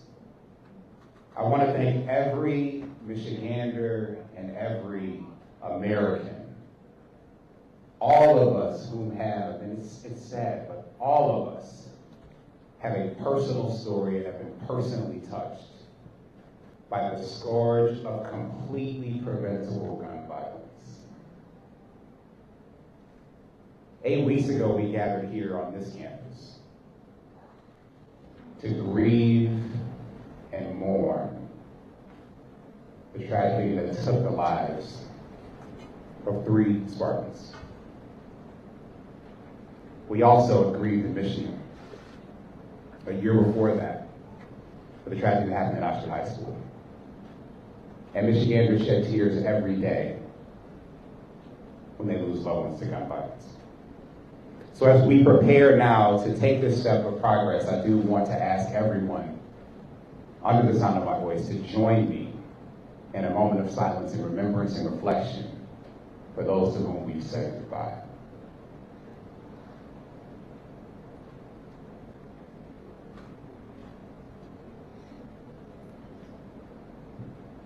Thank you.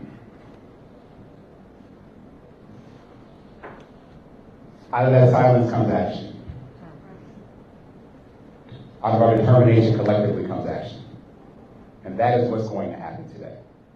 We all know that every single person who dies a gun death dies a preventable death. And we all have known for many years that there are steps that can be taken to prevent those tragedies. And everyone here is part of the movement that made it happen. Whether you are a parent of someone who has been lost to gun violence, or you know a fellow parent who has lost someone to gun violence. Whether you're a student activist, a student leader, or a student who has a sister or brother or a friend or a cousin or a family member you've lost to gun violence.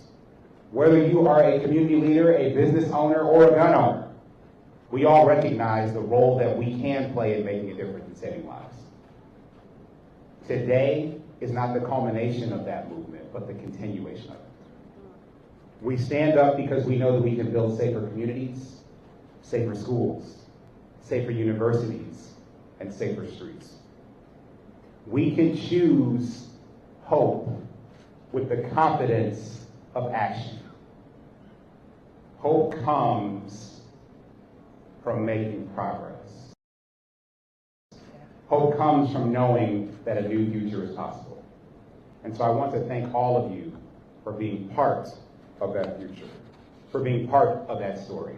And I specifically want to thank my colleagues, my Democratic colleagues in Lansing, who have stepped up and stood tall for our communities.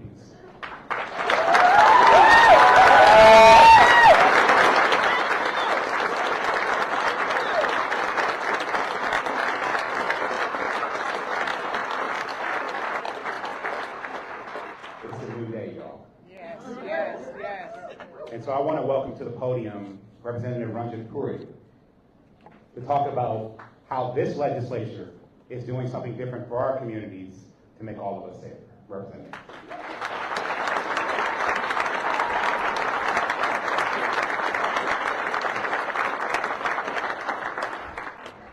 Thank you so much, Lieutenant Governor. Good morning, everyone. What a monumental day in the state of Michigan, because today we are signing into legislation that is going to take clear and evidence-based steps into making our community safer and finally moving our state in a place where no one has to live under the fear of senseless gun violence. Yes. Now,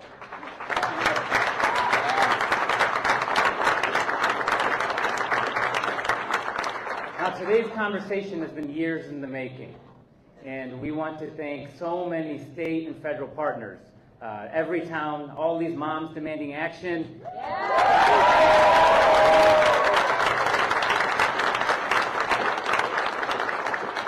Giffords, the Brady Center, March for Our Lives, the thousands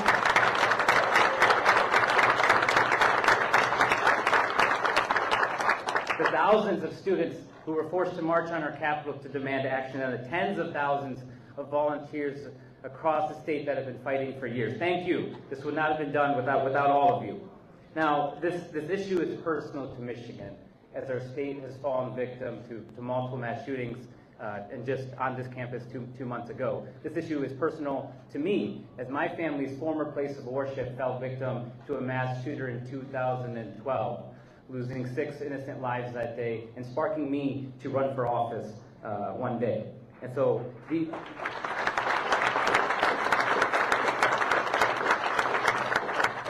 these bills that we are signing into law today, mandatory background checks and safe storage laws, have been in the making for years. And year after year, these pieces of legislation and these packages were introduced in prior legislators, never to receive a hearing. But the truth is that this does not need to be a political issue. This does not need to be a partisan issue, because this is a human issue. This is a uniquely American issue.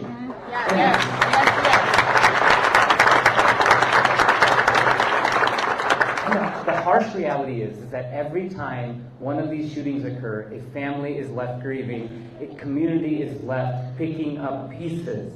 And we don't need to live like this. We shouldn't be forced to live like this. And so, and then the facts are clear and they're on our side. It's that Michiganders all over the state support common sense gun reform. Regardless of background, regardless of political persuasion, Michiganders all over support this. And they made their voices very clear last November when they elected common sense majorities in both the House, the Senate, and the governor's office.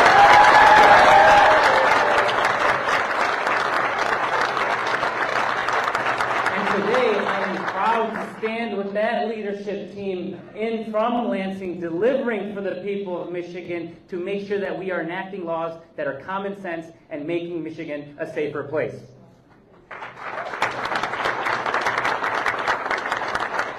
Now, I am a state representative, but I'm also the father to 3 small boys, and I understand all of our children deserve to live in a life free of senseless gun violence. And firearms now are the #1 cause of deaths for children across our country. Our country is an extreme outlier, where we're the only country in the world where this happens as frequently as it does. No other country deals with this issue. Our communities have been shattered for decades. Every time there's a senseless act of violence, families and friends grieve for loved ones who are lost too soon. It is past time for us to take action and pass common sense gun reform measures here in Michigan. Our youth, the people of Michigan, demand that we do better, and firearm-related injuries and deaths are preventable tragedies.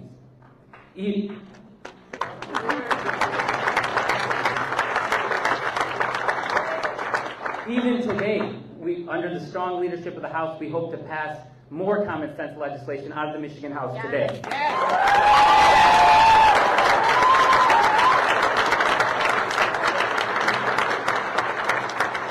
The harsh reality is that no one bill or policy is going to rid our society of this issue. These are hard challenges that will continue to require bold leadership. But the amount of gun violence which exists in our country is a symptom of years of government inaction. So we need to become the kind of country that saves the lives of children and values the lives of children more than the firearms that are used to kill them time and time again.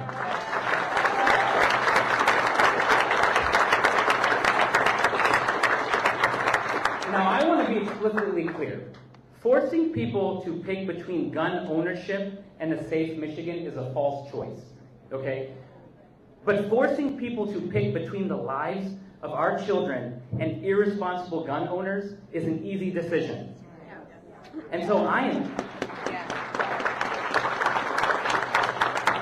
am proud to stand amongst Michigan leadership today. I am proud of our state today as we are taking steps to curb senseless gun violence in the state. Safe storage and mandatory background checks will save lives, and I believe that together we are Spartan strong, and with strong leadership we will continue to find ways to make Michigan safer for every Michigander around this state.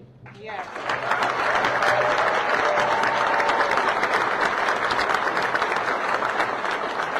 Thank you all for being here. I look forward to continuing to stand with all of you and my good friend Senator Baer.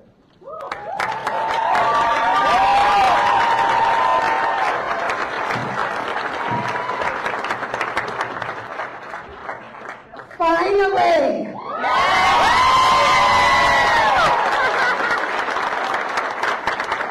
Finally, we're here. Thank you so much for being here and sharing this incredible, important time today.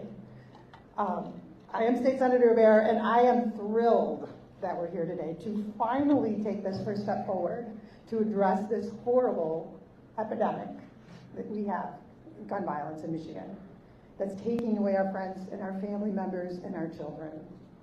Finally, we are changing the law in Michigan to make sure that there's a background check on every gun purchase, not just handguns, and keep guns out of the hands of people who should not have them.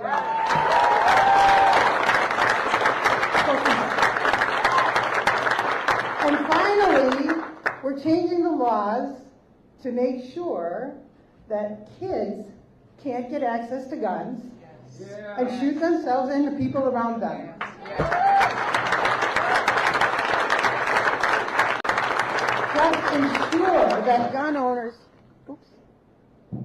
Just ensure that gun owners take those basic safety measures that we all have been advocating for. We're going to make them take those basic safety measures to protect themselves and their kids every day. So, I have to say that I am sorry that it has taken us so long to get here.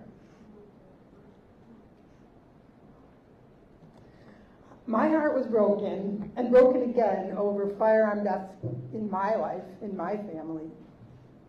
My heart suffered every time we would hear of another shooting, another drive-by, another child shot. But then my heart actually shattered after Oxford High School shooting, and then Michigan State. It just broke into pieces. These are places where our kids are always happy and safe, and now we're traumatized and scared. I'm sorry for the loss. I'm sorry for the pain of all the students and families, the teachers, the staff, people all over the world now impacted by this, lives that are lost, and so many others who will be forever changed because of what happened. I will never forget. You are never going to forget. But today we're taking action. Yes. Today.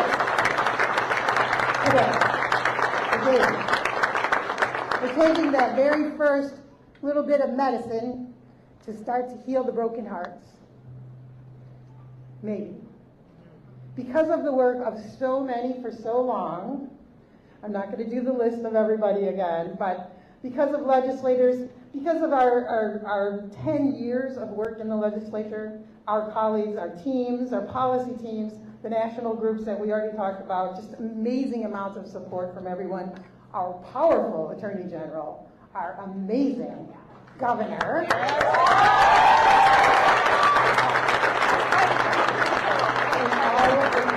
all of her team just could not be done without this. Because of all of those people, we've finally taken this first step forward.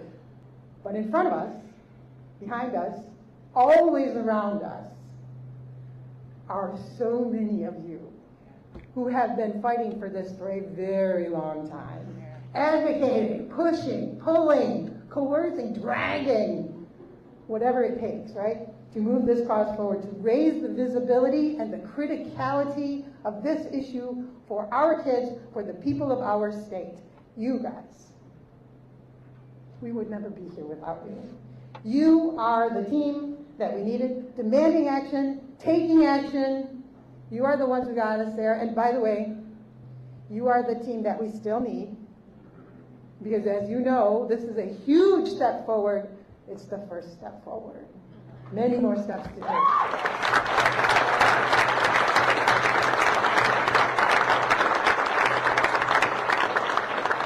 So we do still have a lot to do, but today we celebrate. Today, finally, we get to say, hooray!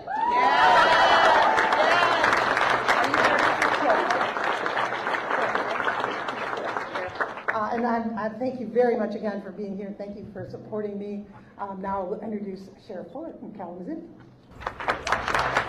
And if you are just joining us here on Live Now from Fox, this is a live event we are listening into right now. This is Governor Gretchen Whitmer and others, of course, giving some remarks. The governor should be speaking here soon, but she'll be signing a bill into law that'll increase background checks and have some provisions for guns in safe storage. So we'll come back to this in just a moment, but we're going to take a commercial break. We'll be back in just 2 short minutes with plenty more here on Live Now from Fox.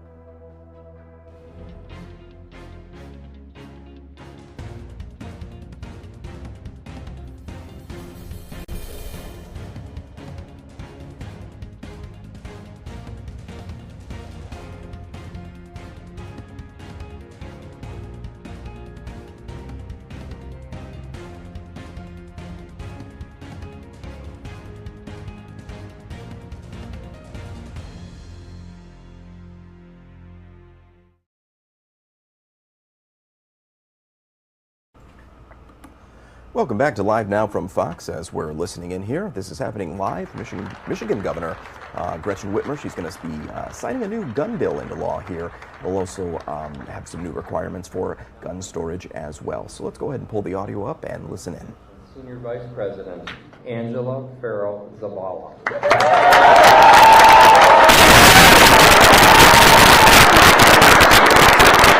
Thank you so much, Cheryl. And thank you, Governor Whitmer, Lieutenant Governor Gilchrist, Senator Baer, Representative Corey, and everyone gathered here today. My name is Angela Farrell Zabala, and I'm the Senior Vice President for Movement Building at Everytown, where I have the distinct honor of leading our grassroots Moms Demand Action and Students Demand Action volunteers.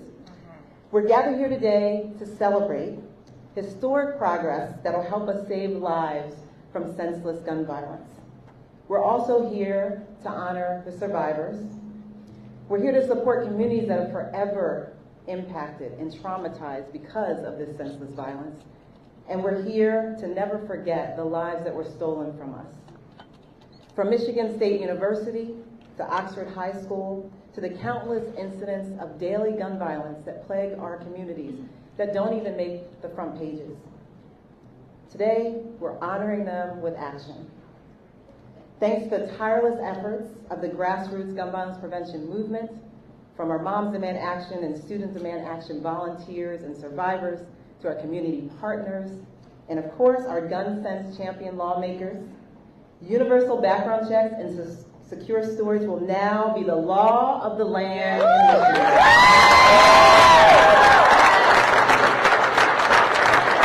That progress is monumental, but it didn't happen overnight.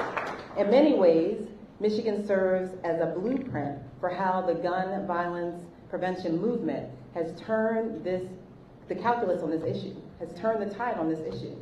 Just 10 years ago, when Moms Demand Action was founded, this was said to be a untouchable political third rail. And many lawmakers would use the same tired playbook of thoughts and prayers without any policy change or action. But we knew that that was not enough to stop the senseless gun violence in our communities.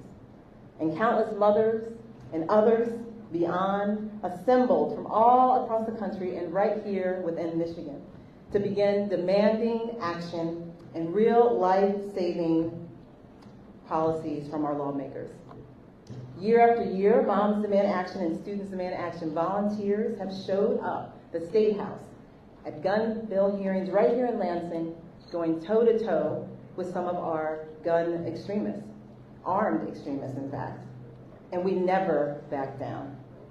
Instead, we doubled down and we grew our ranks and continued to show up election cycle after election cycle at phone banks, at our neighbors' doors, and of course, at the ballot box to help our gun sense candidates. Yes.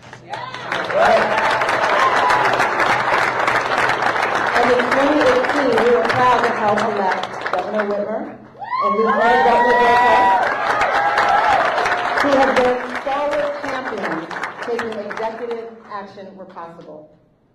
But following the horrific shooting at Oxford High School in 2021, despite calls for action, the legislature failed to act. But guess what? We took notice, and we held those lawmakers accountable at the ballot box last November. Right. And not only did we flip the legislature and elect a gun sense trifecta, we elected 9 of our own Michigan Moms Demand Action volunteers, like Representative Corey, up and down the ballot. That's right. But let me be clear, our work is not done here today. Today is definitely a critical, historic step in a long march to realizing a future free from gun violence. And I know that with champions like Governor Whitmer, Lieutenant Governor Gilchrist, our champions in the House and Senate, and our sea of red shirts, I see you, nothing will stop us as we keep going. As we keep fighting to pass extreme risk protection orders, as we keep fighting to close domestic violence loopholes, as we keep fighting to support life-saving community violence intervention programs. This is how we make progress. We can't wait for another tragedy to jolt us into action. This is how we make our communities safer for our families. This is how we make our schools safer for our students and educators. This is how we save lives. And I'm so grateful for the courage and commitment all of you fighting for this have displayed to get this over the line. And now it's my distinct honor to introduce our incredible Michigan Moms Demand chapter leader, Celeste Conforla.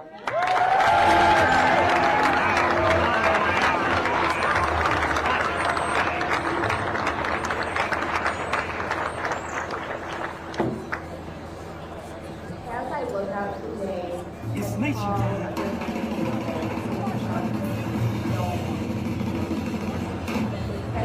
Time to get together. Time to be one strong, fast, black energy space. One pulsating, positive magnitude rising. Time to get up and become. Time to become. Time to get up, become black genius, rise and spirit muscle. Son, get up, rise. Rise, universe is the future of the world. The black man is the future of the world. Become, rise, the future of the black genius, spirit, reality, movement. Crush from spectrum, dead snake head from weak fuel and slow motion, from hands and feet and cowardice, from terror, patent ball practice. Of these legislators in the past dodged our questions and our concerns. They didn't take the time to listen to our stories. Not today.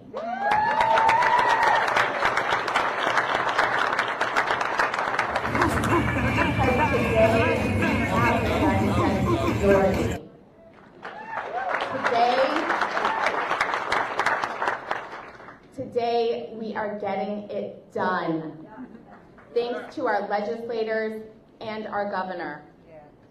They are showing us that they care. They care about people like me, a grieving daughter whose dad, Scott, took his own life with his firearm just 9 years ago, this past Easter, just a few days ago. People like my dear friend, Mia Reed, whose son, Charles, Chuck, was murdered on the streets of Detroit. People like the incredible Rick and Martha O'Million, whose daughter, Maggie, was murdered by her ex-boyfriend. People like my sweet friend Pam Lideline, I think she's somewhere in the room, whose daughter Michelle was struck by a stray bullet and died in the hospital. And of course, the loved ones of Brian, Ariel, and Alexandria, murdered here in East Lansing just 2 months ago. As well as Madison, Tate, Justin, and Hannah in Oxford. We are not just statistics. We represent the majority of Americans who are asking for change, who are demanding change. And we are here today thanking our legislators for listening to us and taking action.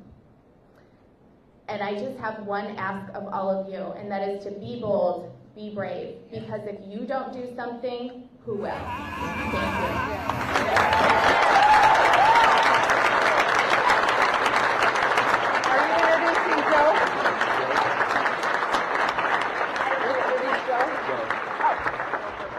Now I would like to introduce the incredible Joe, President of Michigan State Students.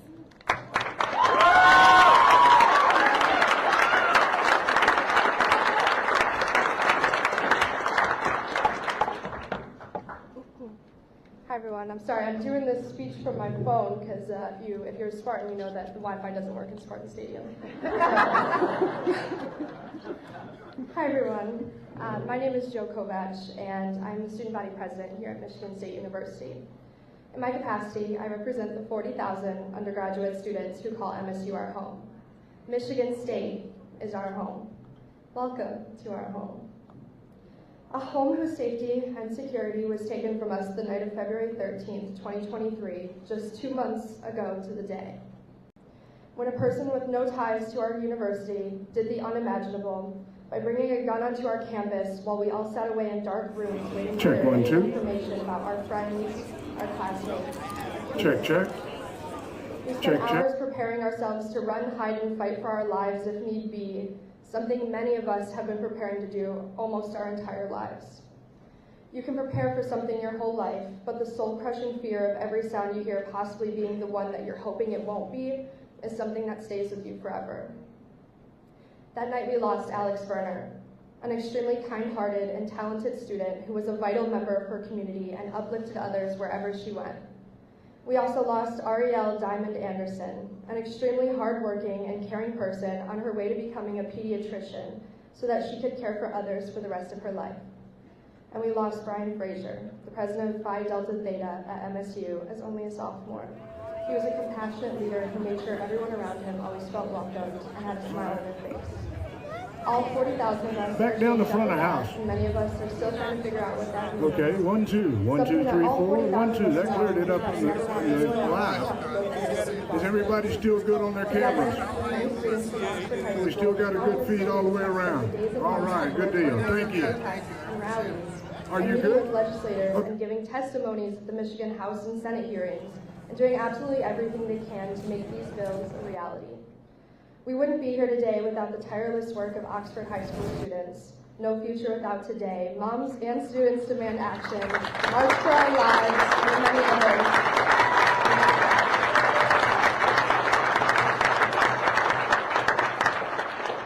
For Michigan State students, the passage of this legislation means a first step towards some sort of safety. Our home might be forever altered for us, and we all lost something that day 2 months ago. But something I know about Spartans is that in the absolute worst of times, we come together and we do what we can to change the world. We are thankful to the legislature for working so hard with us to get these bills passed, and we hope to continue working with you all to make sure that no Michigander ever has to go through what us and Oxford High School have gone through. We are all Spartans and Wildcats today. Thank you so much, and it is now my immense honor to introduce a Spartan changing the world, Governor Gretchen Whitmer.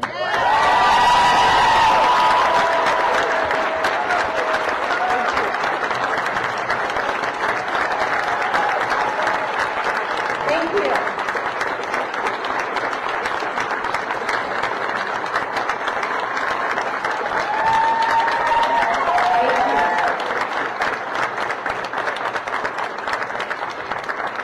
I think like so many of us in this room and on this stage and in these seats and in our communities, I too am dealing with vacillating between a lot of emotions right now.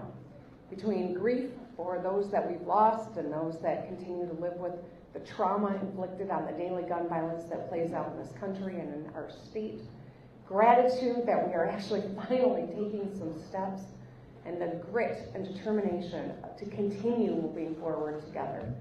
But none of this would be happening because of one of us or one of these organizations or one group.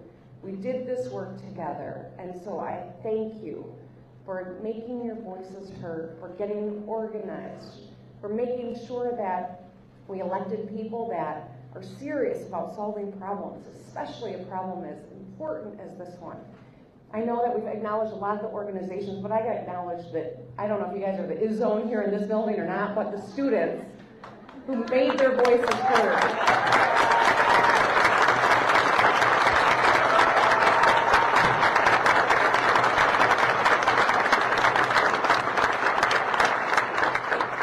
Yes, I do know the difference between basketball and football, but I'm still calling you the is-zone. All right.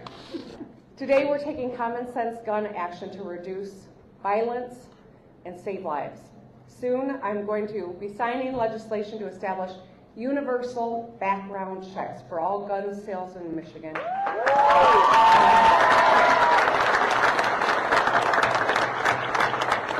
And require safe storage of guns and ammunition at home.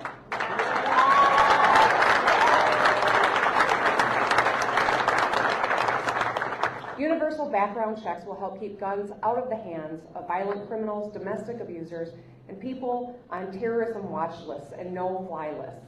Right now, only pistols require a background check to purchase, but long guns and shotguns do not. That doesn't make any sense. Background checks also help our law enforcement stay safe on the job and solve crimes more easily. Safe storage helps ensure that children do not accidentally get their hands on firearms or ammunition in the home and cause harm to themselves or others. Responsible gun owners will tell you You listen to them. They will tell you how important it is to keep your guns locked up in your home. It is about protecting your children and your family. And soon I will be looking forward to signing legislation establishing extreme risk protection orders.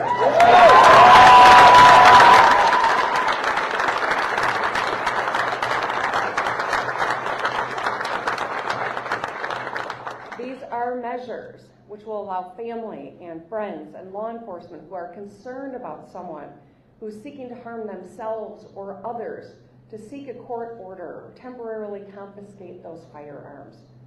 We've heard too many times how family and friends of shooters expressed concern in advance for no action to be taken.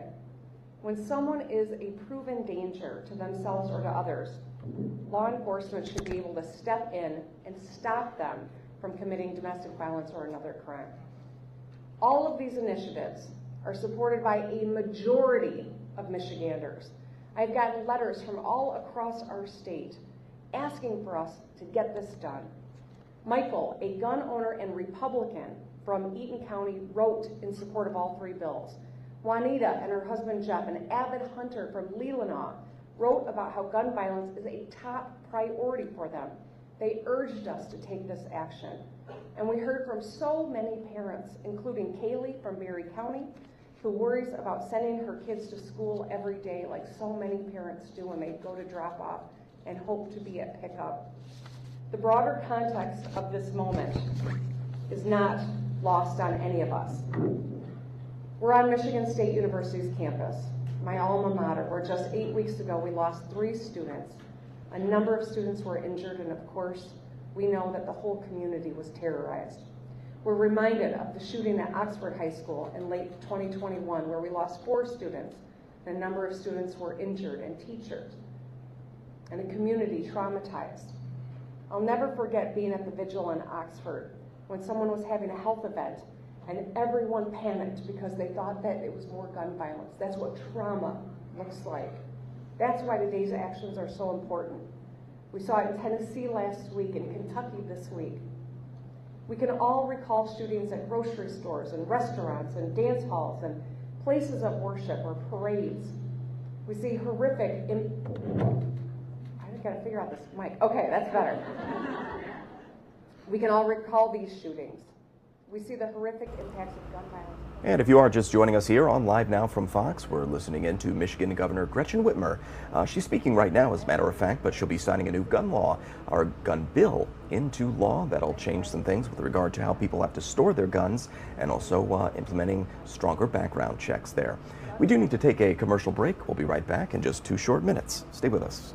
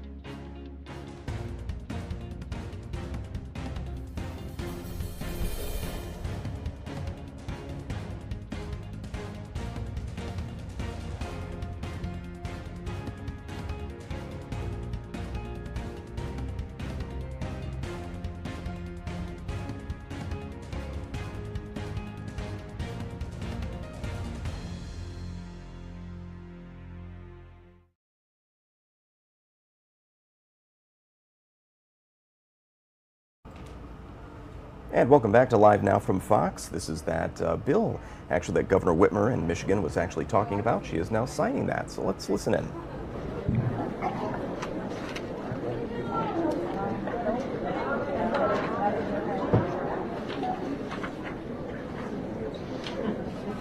A lot of bills here.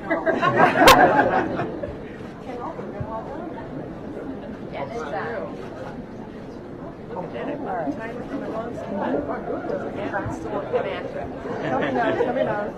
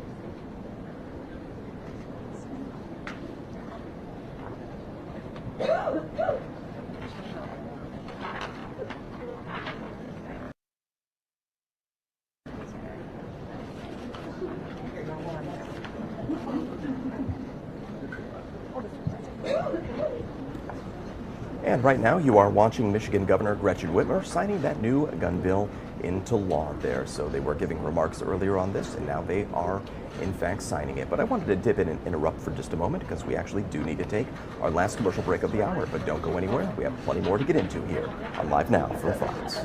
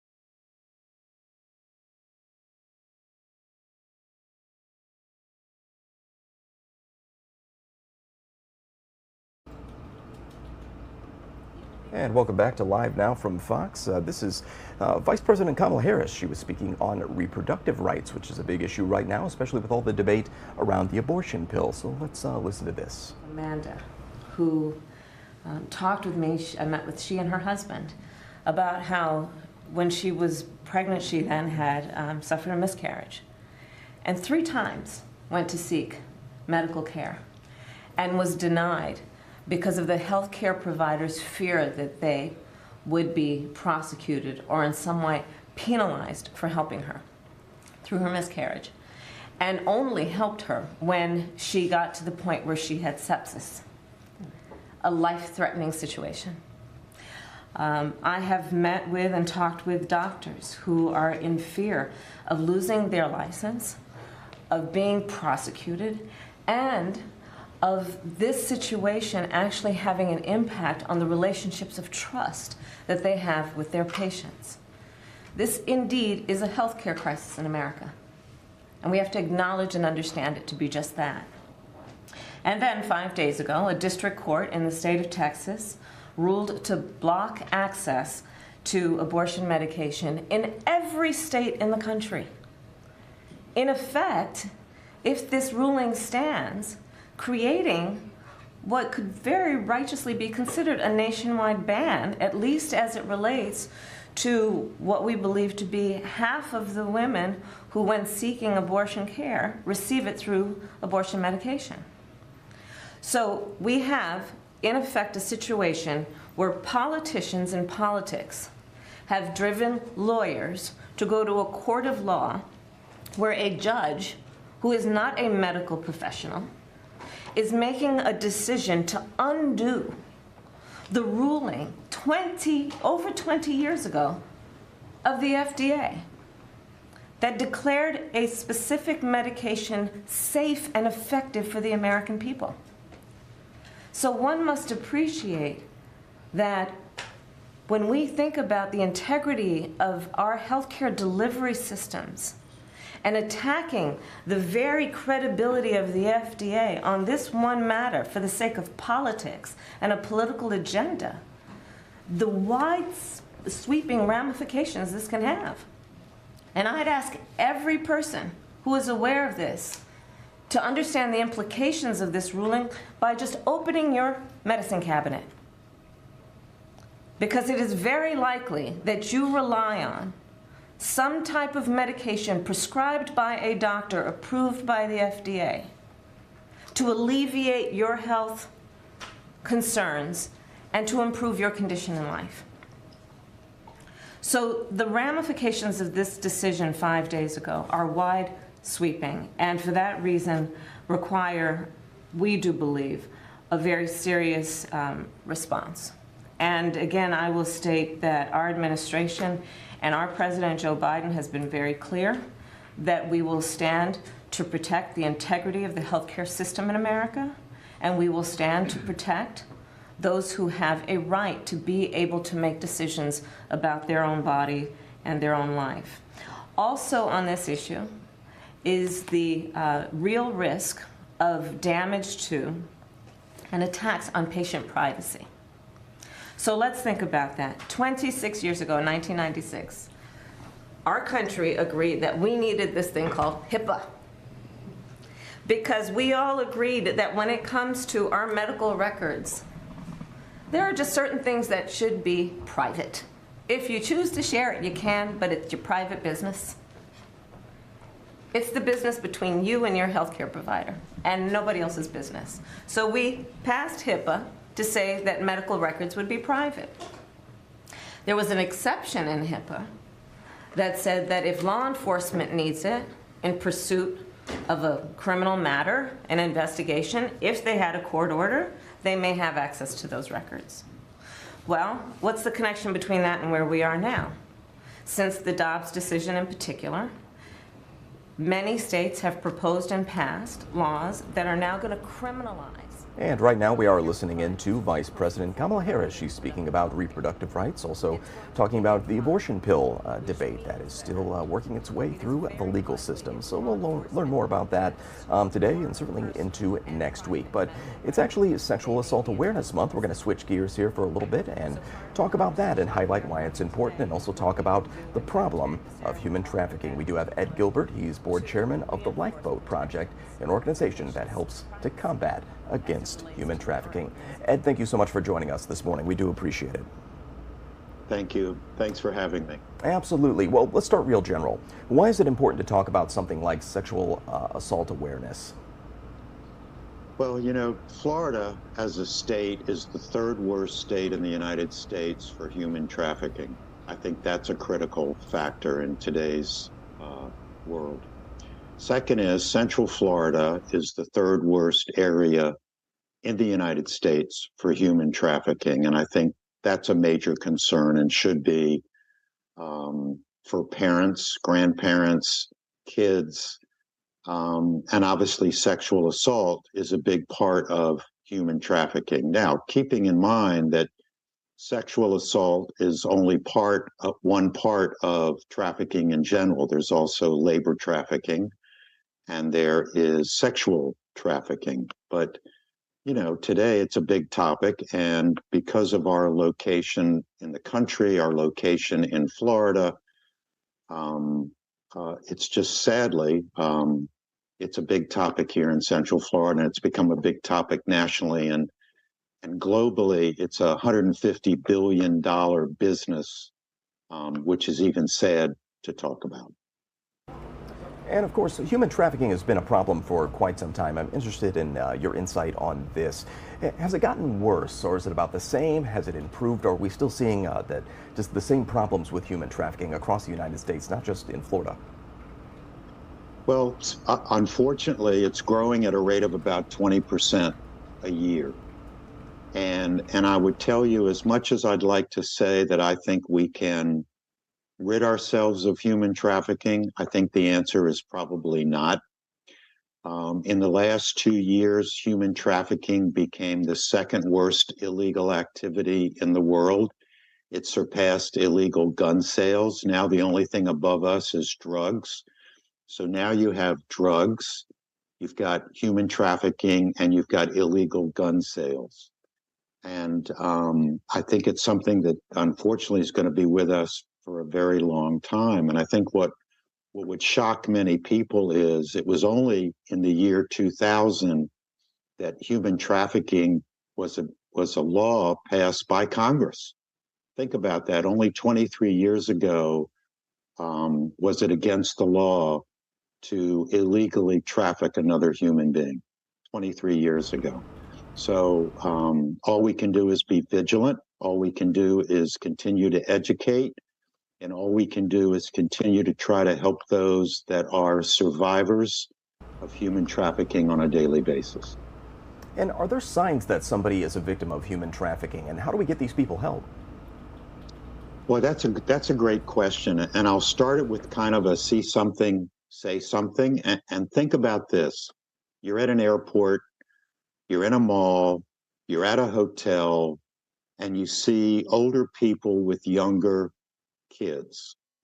And you see these kids that might be a little better dressed than they should. Their head is always down. They don't respond to questions. There are hand signals that hopefully maybe they are utilizing to educate you that they're being trafficked. There's an HT sign that they might be utilizing. But you have to be cognizant of the surroundings. Let's say you're on an airplane and you see an older person with a young kid. She doesn't say anything. She seems very submissive. When she's asked a question, the older person is answering for her or him. It's not just females. There are males involved in this as well. Somebody checks into a hotel with a young person and they have an elongated length of stay. We're trying to educate the front desk people, security people, housekeepers. We have a great relationship here at our organization, the Lifeboat Project, with Central Florida Hotel and Lodging Association to continue to educate hotel personnel. It's really kind of to keep in mind of what you're viewing and what you're seeing, and to make somebody in law enforcement aware if you see something that may seem out of kilter. And when a person is trafficked, what is that like for them? I'm sure that's a broad question. It probably can go a bunch of different directions. But just curious, what kind of abuses and circumstances do these folks often find themselves in? Obviously, it's probably awful.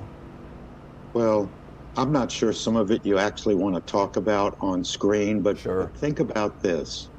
Think about that you have been coerced, kidnapped, convinced that you are in love with your trafficker, because there's all kinds of different traffickers.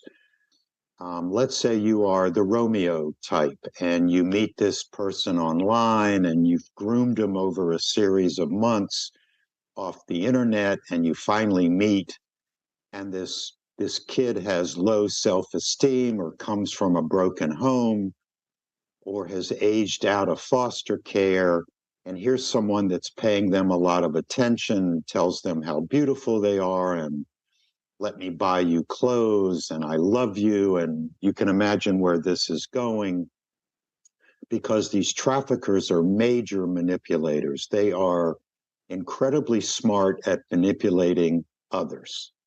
So they suck you in to their fold, and eventually you fall in love with these traffickers. That's just the Romeo type, and you fall in love with these traffickers. And you would do anything to show your love to your trafficker, anything. And the trafficker convinces you that one way to show your love is to help make money, and the only way you can make money is using your body and servicing these Johns and providing all that money back to your trafficker. And again, you would do anything to show your love to the trafficker because you've been brainwashed. So you're put into a room servicing 8, 10, 12 guys a day for whatever the amount of money is.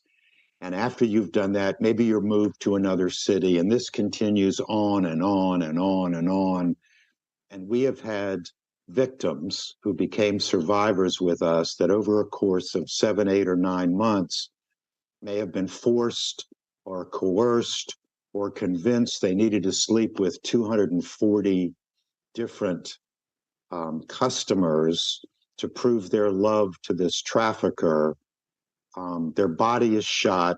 They cannot have kids. Their insides have been ruined, yet they believe, because they've been brainwashed, that they're doing this out of love for their trafficker. And once they come back to us, you have to re-engage their mental capacity that it's not love, that they have been brainwashed, because again, they still believe they love their trafficker. Can you imagine that for 8 or 9 months, they would do anything for their trafficker, anything, lie, cheat, steal, sleep with strangers, because the trafficker has convinced them that's how you show real love back to this person that has bought you clothes, taken you out to restaurants, told you how beautiful you are, and so forth and so on. And if somebody has been the victim of human trafficking or even sexual assault, what kind of resources are there to help these people heal and try and move on? Can you tell us? Well, in our case, there's a number of organizations, but one us, the Lifeboat Project being one of them, that once they come to us, we provide a safe environment that nobody is aware of the location, and we provide free housing, clothing, food, mental health counseling, physical health opportunities, and the biggest thing is really mental health counseling, that they really can't get enough of health counseling, as you can imagine, based on the trauma that they have experienced. So ideally, you'd love to have them in counseling almost every day. Sadly, we're not funded well enough by local donors or corporations. They've done the best they can do, but these folks have been traumatized so deeply that probably mental health counseling is the biggest need that we need in our coffers.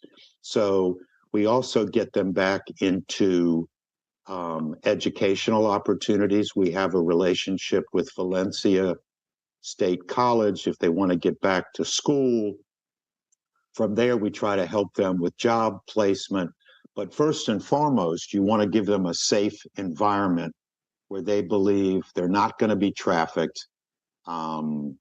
That's first and foremost, a safe environment. And from there, it's about mental health counseling, because you're trying to reconfigure a brain that has been manipulated for a long, extended period of time. Now, we right now are concentrating on family units, mothers whose kids have been trafficked or mothers with kids who have been trafficked, because no one today in Central Florida is dealing with the family unit. They're dealing with individuals or children. But as you can imagine the dynamics, if you're a parent whose child has been trafficked, you can only imagine the dynamics in a counseling session of what transpires there, or you're a parent who has been trafficked and trying to protect your child from not going through the same scenario. Now, keep in mind this is going to shock some of the viewers. The number one place of human trafficking today is from family units. Think about that. The number one place of human trafficking is family units, where a parent was trafficked by their parent, and this parent is trafficking their kids, because it's just going from generation to generation. The second worst scenario of trafficking is coming from employers, labor traffickers, who are bringing people into their company, have something over their heads, their passport, so forth and so on, and these people are working off a debt that they'll never work off, and that's the second worst place for trafficking. And the third worst place is intimate partners. People get sucked into a relationship, and all of a sudden they find themselves being trafficked through their intimate partner. So it is family units, employers, and intimate partners. Then you take Central Florida. So here's some terrible rules.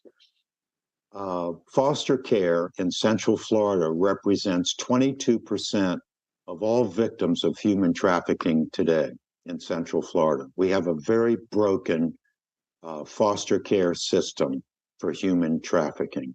So what can we help? We can help fund those organizations that are being run by nonprofit organizations, because the government today is not set up to help those that have been trafficked. They're not. So it's up to us, the nonprofit organizations, to take these human beings back into the fold and provide those services where, yes, we do sometimes get grants from city and state governments, but the majority of our funds are coming from those people that are gracious enough and generous enough to help support us, to help these people one victim at a time. Very well said, and obviously more resources for things like this, for helping victims of sexual assault, amongst other things, are very needed in our society. There is no doubt about that. Ed, a lot of great information. We're so glad you could join us and highlight this really important topic. Ed Gilbert, board chairman of the Lifeboat Project. Check them out and support what they do to help these folks that are victims of human trafficking. Ed, thank you so much. You take care. Thank you for having us. Take care. Absolutely. All right, it's 10:14 on the East Coast, 7:14 over on the West Coast. Let's go ahead and take a commercial break. We'll be right back in just 2 minutes.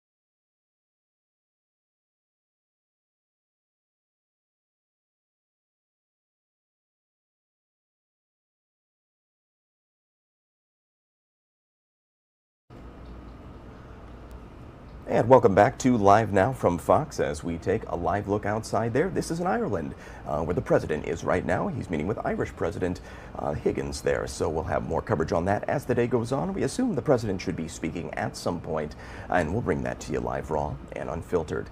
Sticking with international news, earlier today, North Korea conducted its first intercontinental ballistic missile launch in a month, possibly testing a new, more mobile, harder-to-detect missile for the first time. And its neighbors said as it extends its provocative run of weapons tests. Fox News' Amy Kellogg, she's been following these developments and joins us live from Italy. Amy, good morning to you. What can you tell us on this? It sounds pretty chaotic. I think it sparked some evacuations in some areas, correct? Yes, it was a pretty horrible thing to wake up to, Zach, particularly in Japan, where alarms went off, an evacuation order was given for the northern island of Hokkaido that was then subsequently retracted, but to wake up or to be starting your day to the news that you need to evacuate must be pretty scary. And there's been, of course, a bit of blowback from that as well, because people have suggested that this J alert was premature and shouldn't be put out unless the authorities know exactly that disaster is imminent.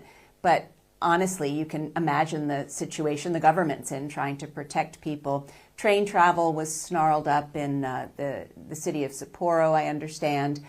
And this missile, which significantly, Zach, may have been solid fueled. You mentioned that it was the sort of ICBM that may be harder to detect, and the solid fuel apparently is more agile. I'm not a weapons expert, but that is what I understand. It's not clear that's what it was, but the North Koreans have really been stepping up these missile tests. Last year was a record year for them. Since the beginning of 2022, there have been 130 so far this year, and one Korea watcher, a weapons analyst, has likened it to a fashion show, North Korean style, because there's really been a variety of different weapons, and some of them seem to be pushing new boundaries, going farther, capable of being fired from under the ground or under the sea, some underwater drone that Kim Jong-un is promising could create some sort of aquatic nuclear tsunami. So it's very troubling rhetoric and very troubling actions we've seen. And this morning, of course, just the latest, Zach. And it is, of course, that posturing that we know that North Korea likes to do with regard to these ICBM missiles and these testing of the missiles. Any word on where this landed at this point, or if there's been any recovery efforts to try and track that down? Do you know anything about that? It landed in the sea, I believe, in the East Sea, and so that's good news that it didn't land on anyone's territory, but I think still the process of figuring out what this weapon is underway. And I think, Zach, the real fear that people have is that North Korea is getting ready for a 7th nuclear test. 4 of the 6 nuclear tests that have been conducted so far in North Korea have happened under Kim Jong-un's watch. And he recently said that he wanted to exponentially increase North Korea's nuclear capabilities. At the end of last month, he unveiled some warheads, some nuclear warheads that could be fitted on, in theory, to a small missile, short-range missile. It's not clear if really he's got the goods in that regard in terms of the pictures that we saw late last month. But if there is another nuclear test, then it's likely this would be tested, because the ongoing question is whether they've managed to miniaturize this nuclear material they have in an efficient form in order to place it on a missile of sorts.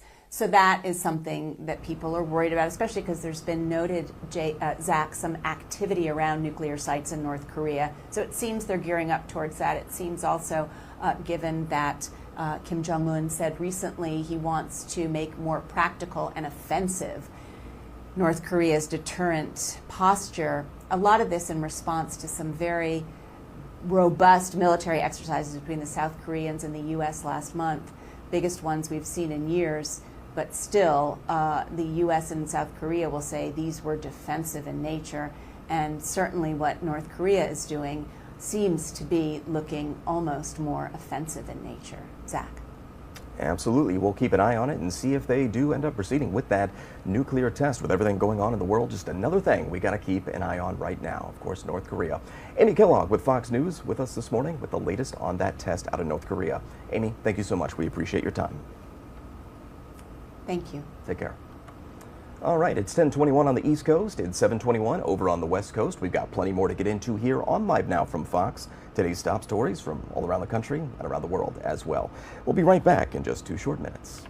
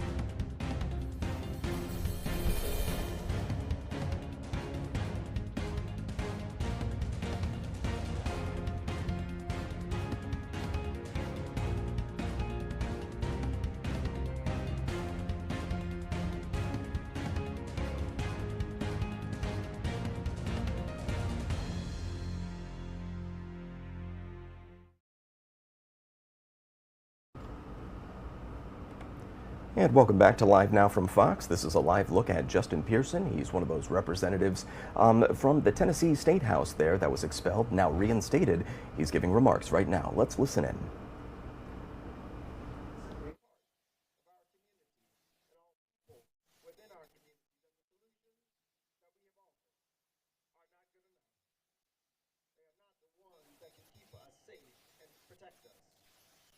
Unfortunately, the solution offered by the Republican Party in the state of Tennessee was to try and expel us, try and expel our voices, and silence our fight for an end to gun violence. They work to expel our constituents' representation by subverting our democracy for their mobocracy, where their dollars and their egos rule. But our democracy is powered by people. And people power always wins. They tried to expel this movement for justice, but it cannot be stopped, because I see folks at ages 9 and 12 and 22 and even 92, people who are refusing to be bowed down, bent, or broken, standing up for what is right, getting proximate to those who are suffering, because it is there with those folks who are suffering that the wells of democracy run deepest. As my mother says, what the devil meant for bad, God meant for good. God meant for good. God needed to reignite this movement to end gun violence.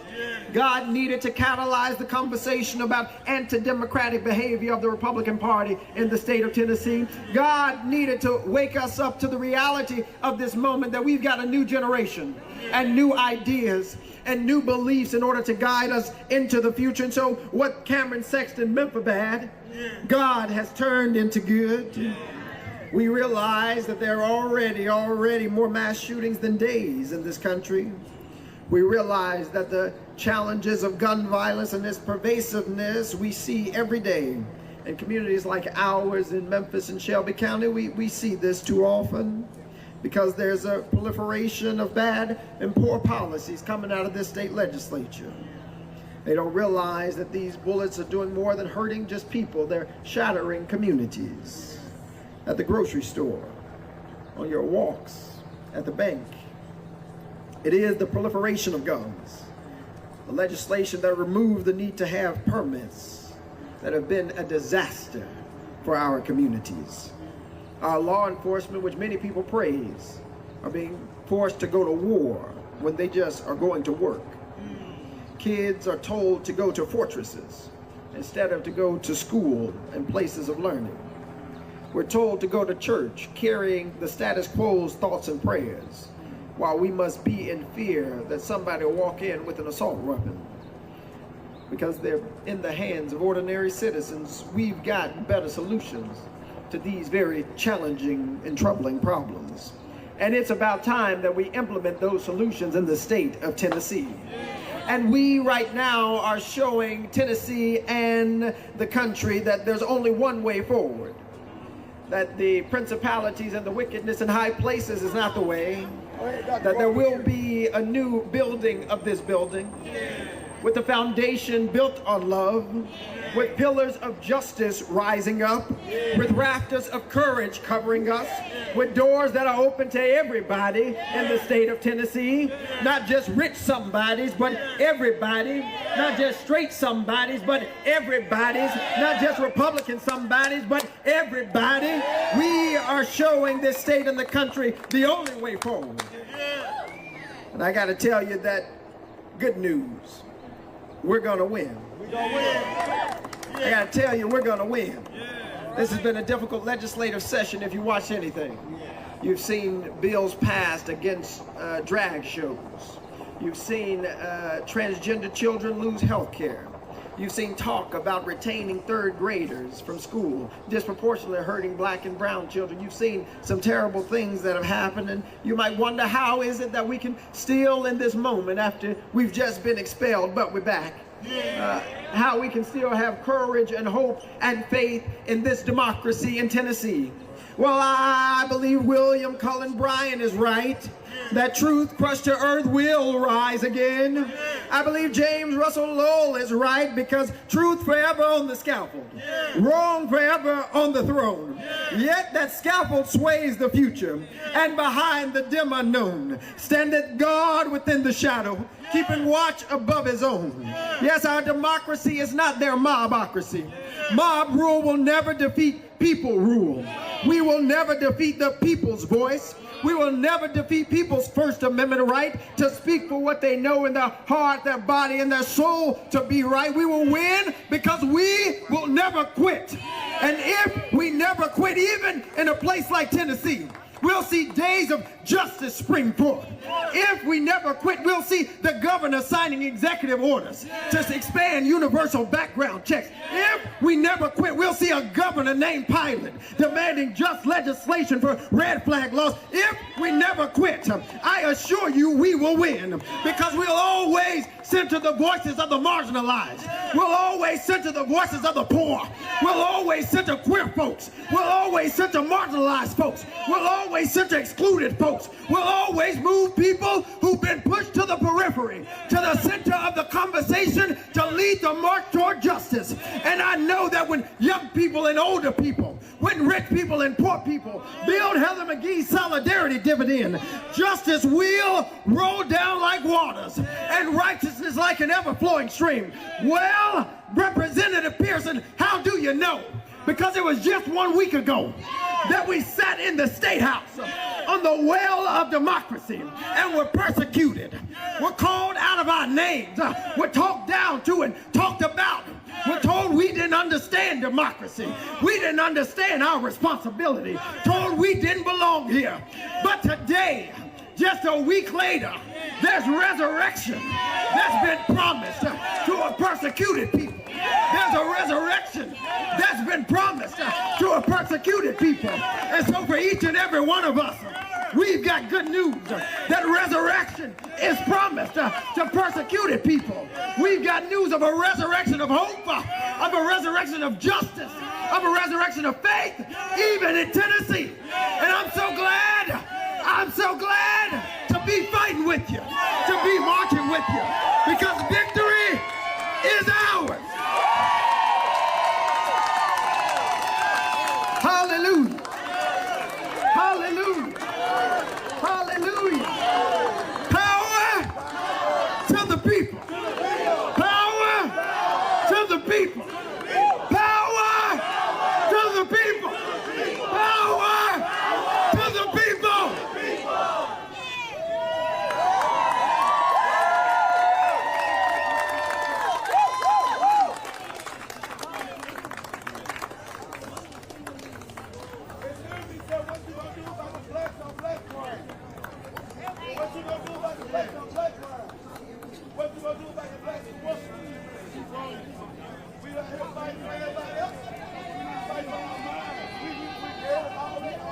And we still lost. We ain't done nothing. Y'all better get away. This is a mess. And if you are just joining us here on Live Now from Fox, we were just listening to Tennessee State Rep Justin Pearson returning to the State House there. Some very strong words from him this morning as he will be returning to the Tennessee House as a representative after being expelled, of course, due to those protests there. He was voted out after bringing a bullhorn onto the floor, but has now been reinstated. So I do see during, well, there's a feed of the former president, or excuse me, President Joe Biden. There's somebody speaking in the feed of him where he's in Ireland. I'm going to dip into this real quick, and let's bring up the sound and hear what they have to say. That actually can be done by the US government to help restore power sharing at Stormont. And secondly, I'm not sure if you're aware of some of the commentary around President Biden's visit in the UK press, particularly by UK commentators and unionist commentators, including the former First Minister Arlene Foster, that President Biden hates Britain and hates the British. I just wonder if you have any comments on that sort of commentary as well. Yeah, you know, I don't agree with that assessment, and that's certainly not my experience of President Biden or his administration. They're very keen to have a strong and special relationship with the United Kingdom, and that, of course, goes back to their own history and also the fact that they fought 2 world wars side by side. We should never underestimate the strength of the UK-American relationship and the British-American relationship, and I know that President Biden and his administration are committed to that special relationship, but he is somebody who identifies as Irish-American, who is proudly Irish and takes an interest in Irish affairs, and his own interest really, or his only interest really, is to see not just peace sustained in Northern Ireland, but also, as he said, the institutions up and running, because people and politicians come and go. It's institutions that undermine, or institutions that underline and make sure that democracy and freedom and prosperity and all of those things last for generations, and that's very much his perspective. I don't feel he's pushing any particular agenda other than what he thinks is best for the people of Northern Ireland and the people of Ireland as a whole. What did the President think of the games no deal was played on the start? Somebody who got hit by a slipper at some stage. Did he pick up a hurl himself and have to go afterwards? No, but what he did, one thing I've really noticed about the visit is that President Biden is really interested in talking to people and engaging with people. And we're running a little bit behind schedule, as you know, but in many reasons that's for a good reason. It's the fact that he has taken extra time with people and was very keen to chat to the kids. Again, he knows about Gaelic games, was obviously aware of football and camogie and hurling as well. So it was just a nice opportunity, I think, for some of the local clubs to get to meet him. Can you and Mr. Sunak break the deadlock in Stormont when Joe Biden wasn't able? Well, I think it does fall to us. The role of the US government and the US president going back 25 years to the Good Friday Agreement was always a supportive role. I think for Northern Ireland to work, it requires that the British and Irish governments work together. Work hand in hand. We work very closely together under Prime Minister Sunak to secure changes to the protocol, to secure the Windsor framework. And now I believe the British and Irish governments need to work hand in glove to have a common strategy when it comes to making the Good Friday Agreement work again and getting institutions up and running. And I think that is possible. And certainly when I'm speaking to Prime Minister Sunak, we'll be together in Northern Ireland next week. That will be an opportunity perhaps to work on that. I know he's put a huge amount of work into making sure that we had the Windsor framework that we had those changes made to the protocol. And I think the next step now is the two governments coming together and doing everything we can together to bring the 5 parties in Northern Ireland together and have those institutions working again, as was envisaged by the Good Friday Agreement. And the American role is ultimately a supporting one. It's the 5 parties in Northern Ireland and the 2 governments that need to sort this out in the end. Do you ask the President to support the joint bid for the Euros? I didn't, but I will see him in Leinster House shortly, and again at the state dinner. So an opportunity to mention that. Taoiseach, if power sharing isn't restored, what role do you envisage your government playing if there was to be a lack of institutions for a prolonged period?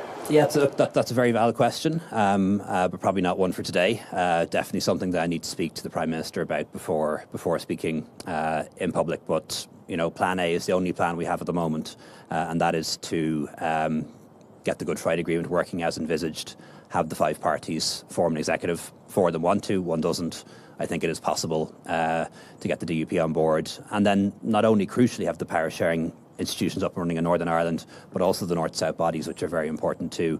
And certainly the problems that people are facing in Northern Ireland, whether it's the budget deficit, whether it's problems in the health service, whether it's the housing crisis, they can only be solved by having the parties in Northern Ireland working together, and the governments need to come together, help make that happen, and then also help make sure that that executive is a success. And that requires financial support and political support and other things as well. Okay, final question before we wrap up. It's okay. So, President Biden started to describe the conduction of the to Northern Ireland Yeah, he didn't go into any detail on that with me, but I think what's envisaged is investment by the US private sector, by American companies in Northern Ireland. We've benefited enormously in the Republic from US investment. It's transformed our economy in the past 20 years. And I think if there is stability in Northern Ireland, if there is predictability about the trading arrangements and the political situation there, Northern Ireland can benefit from that investment too. And that means jobs, it means higher incomes, it means more investment in public services. And I'd love to see that happen. So I think that's the kind of investment that you're likely to see from the US if we can have stability, both political and in terms of the rules of trade in Northern Ireland. There will be financial support from the British governments and the European Union through Peace Plus. And also as well, we're happy to talk as an Irish government with the UK government as to what more we can do. Okay, thank you very much. Thank you. Thanks a lot.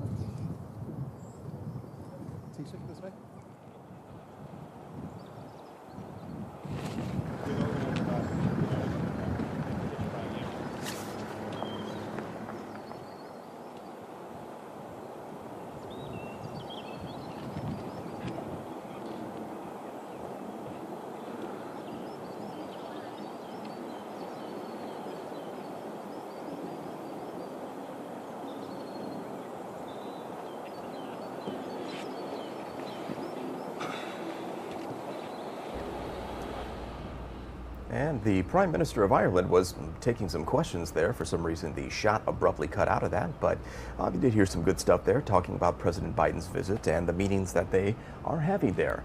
I do want to take a commercial break, though. When we come back, we're going to talk about some of those document leaks. That's been a big topic, and where the Pentagon stands in the investigation. Stay with us. We'll be right back.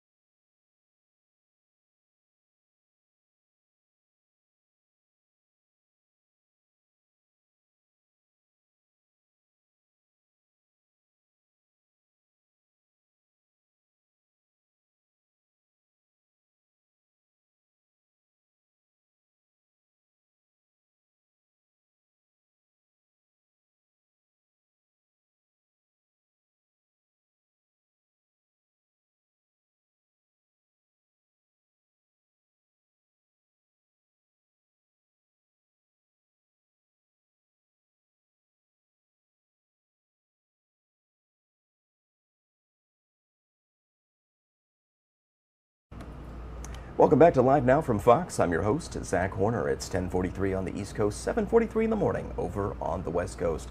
We appreciate all of you joining us as we take you through all the big stories of the day from all around the country and around the world as well. Let's take a live look outside there. That's in New York City. The crews there setting up their cameras as former President Trump made his way through there to be deposed today in a potential allegations of fraud. So the former president back in New York City, in Manhattan there, once again answering to the courts. So let's play some, there's an interview we had earlier. Actually, I'm going to put this on.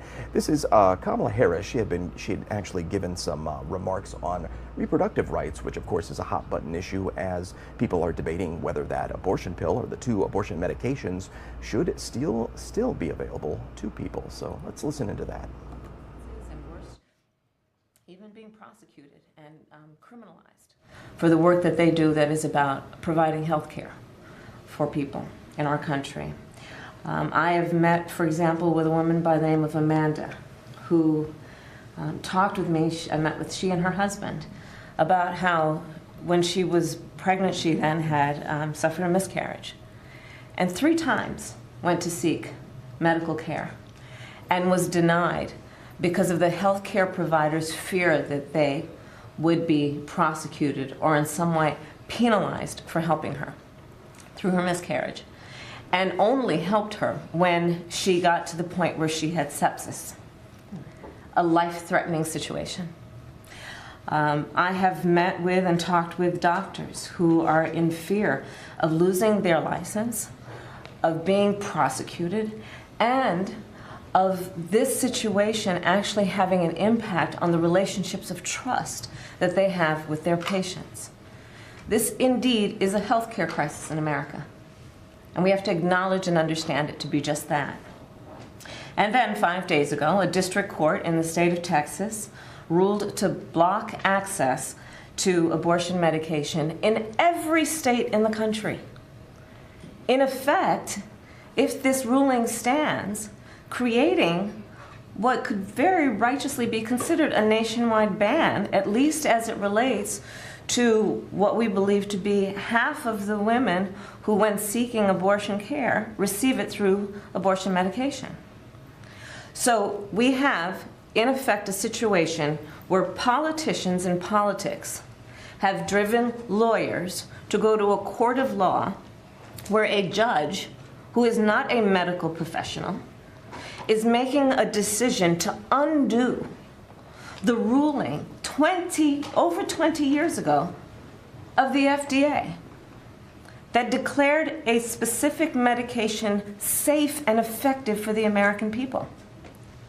So one must appreciate that when we think about the integrity of our healthcare delivery systems and attacking the very credibility of the FDA on this one matter for the sake of politics and a political agenda, the wide sweeping ramifications this can have.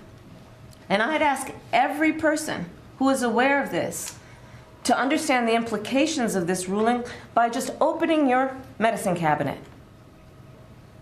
Because it is very likely that you rely on some type of medication prescribed by a doctor approved by the FDA to alleviate your health concerns and to improve your condition in life.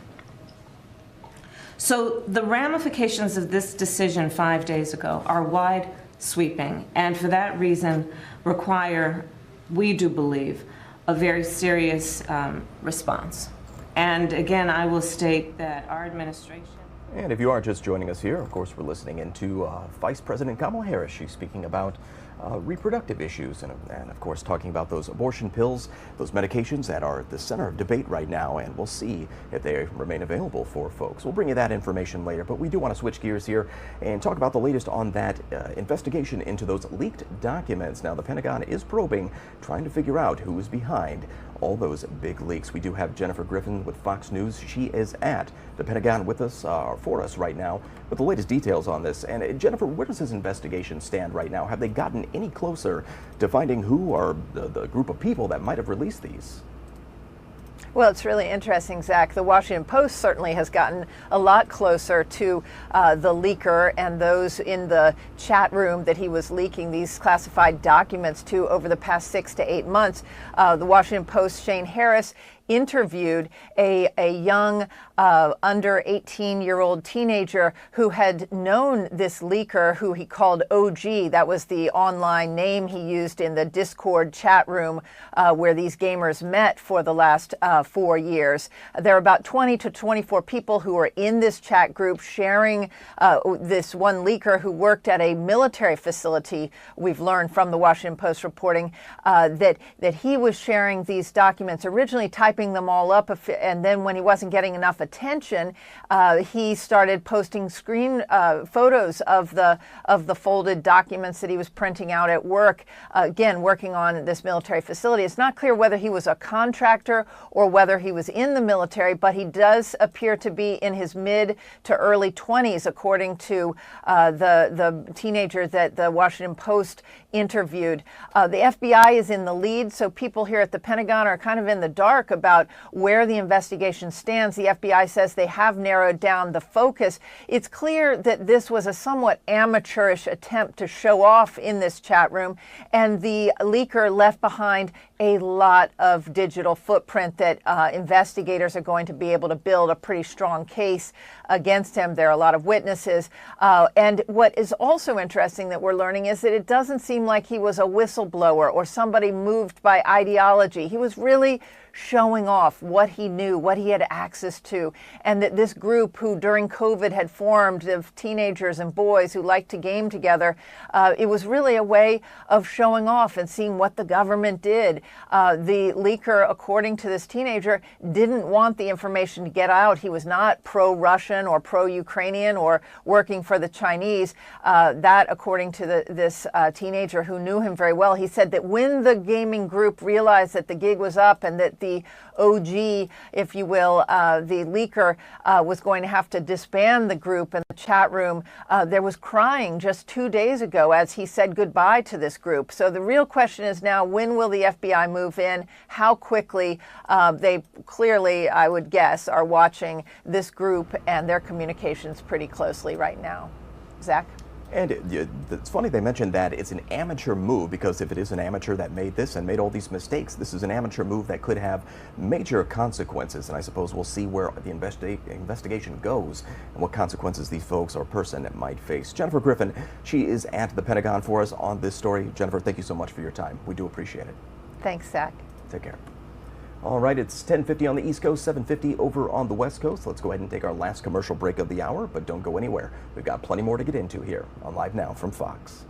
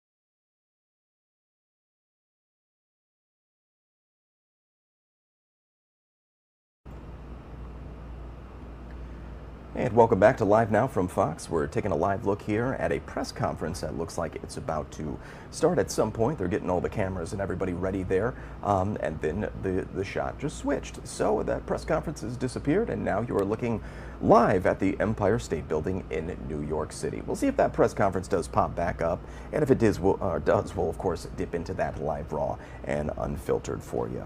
But let's go ahead and throw up this. We don't look at this too often. This is our XRAD weather system to give you an idea of the weather that's making its way around the country. You see a number of systems there in the middle of the country towards the west coast and also in the south there. So we do know in southern Florida, we've had a little coverage on this today. We got some live pictures out of there, some aerials in the Fort Lauderdale area, some tremendous flooding. And as I perused social media for a while this morning, looking at the various things people were posting, we were seeing like half a car's underwater and sometimes almost the entire vehicle submerged. So, and also boats in areas you wouldn't see them going down the road, in fact. So they're dealing with a pretty serious situation there. We'll keep an eye on our friends over at Fox Weather for the latest details on everything that is going on down there. I do want to dip in to, let's see here. Let's go to this report here. This is an update that we're actually going to get some new information on here in a little bit. But there's that wildfires in New Jersey yesterday. Some pretty intense video we put up on the screen for you. They did provide an update yesterday on that, and we should be getting an update here actually very soon. So just to get everybody caught up, let's dip back into this press conference from yesterday on that New Jersey wildfire. Take a listen.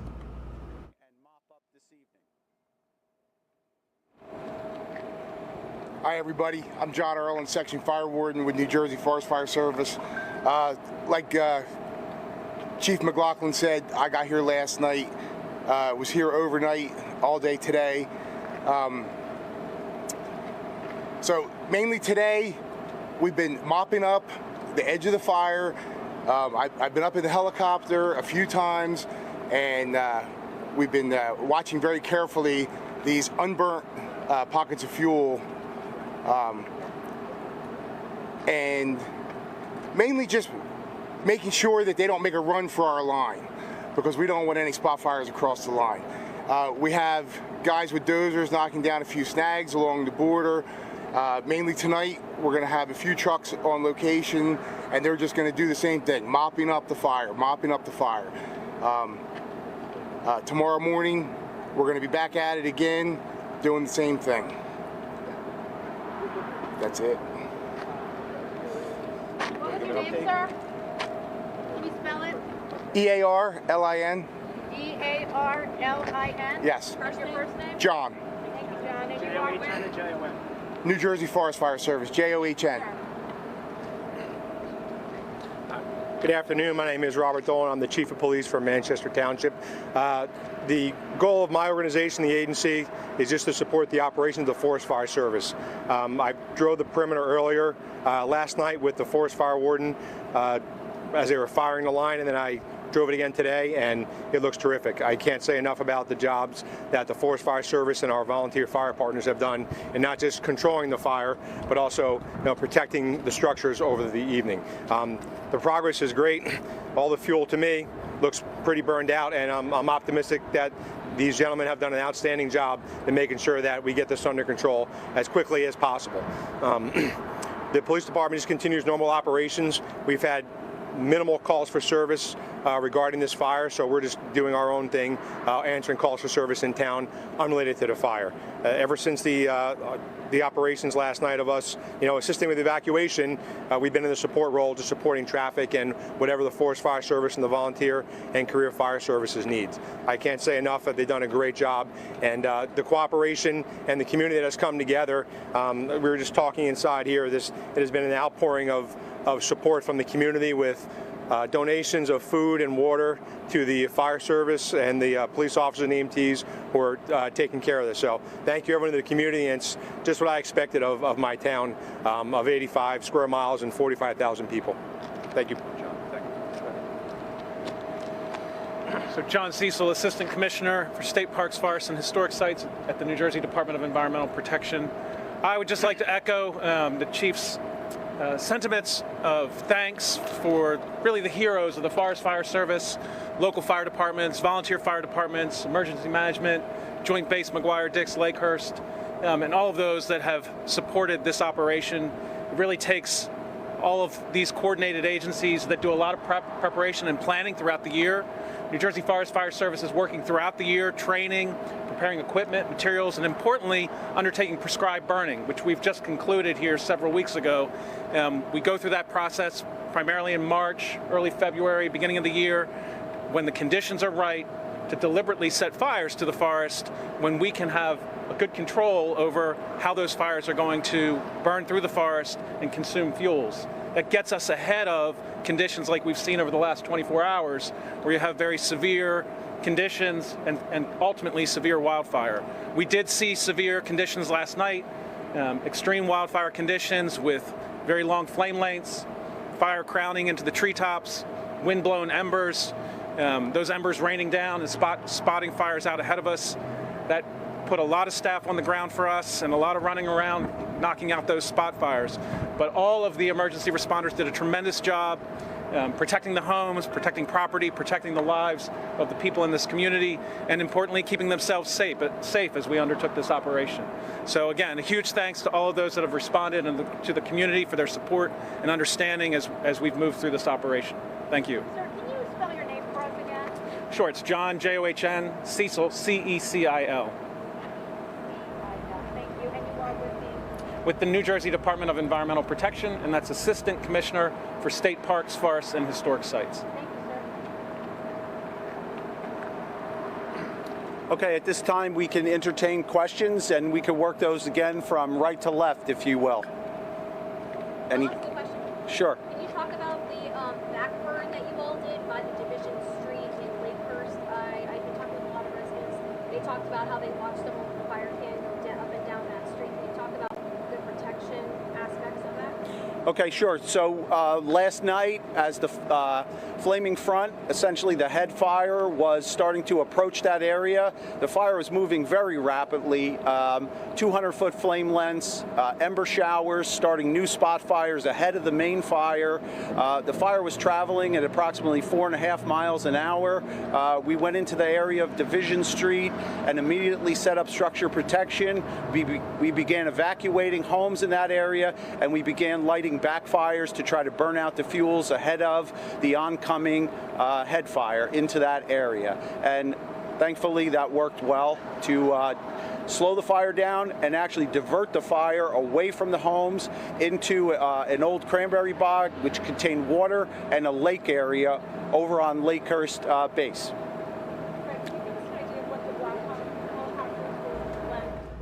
And if you are just joining us here, this is the update on that New Jersey fire that happened yesterday. This press conference did anyway. We do expect a new update to be happening at some point today. We'll, of course, bring that to you when we do get that information. But now we're going to switch gears and talk about FEMA and what they do with regard to cleanup efforts when there is a disaster. Really a multitude of disasters, but also focusing on severe weather cleanup. We know parts of the country have certainly been hit pretty hard with that. So we're going to bring in Keith Turry. He is the Deputy Associate Administrator with FEMA. Let's welcome him to the show. Keith, thank you so much for joining us. We do appreciate it.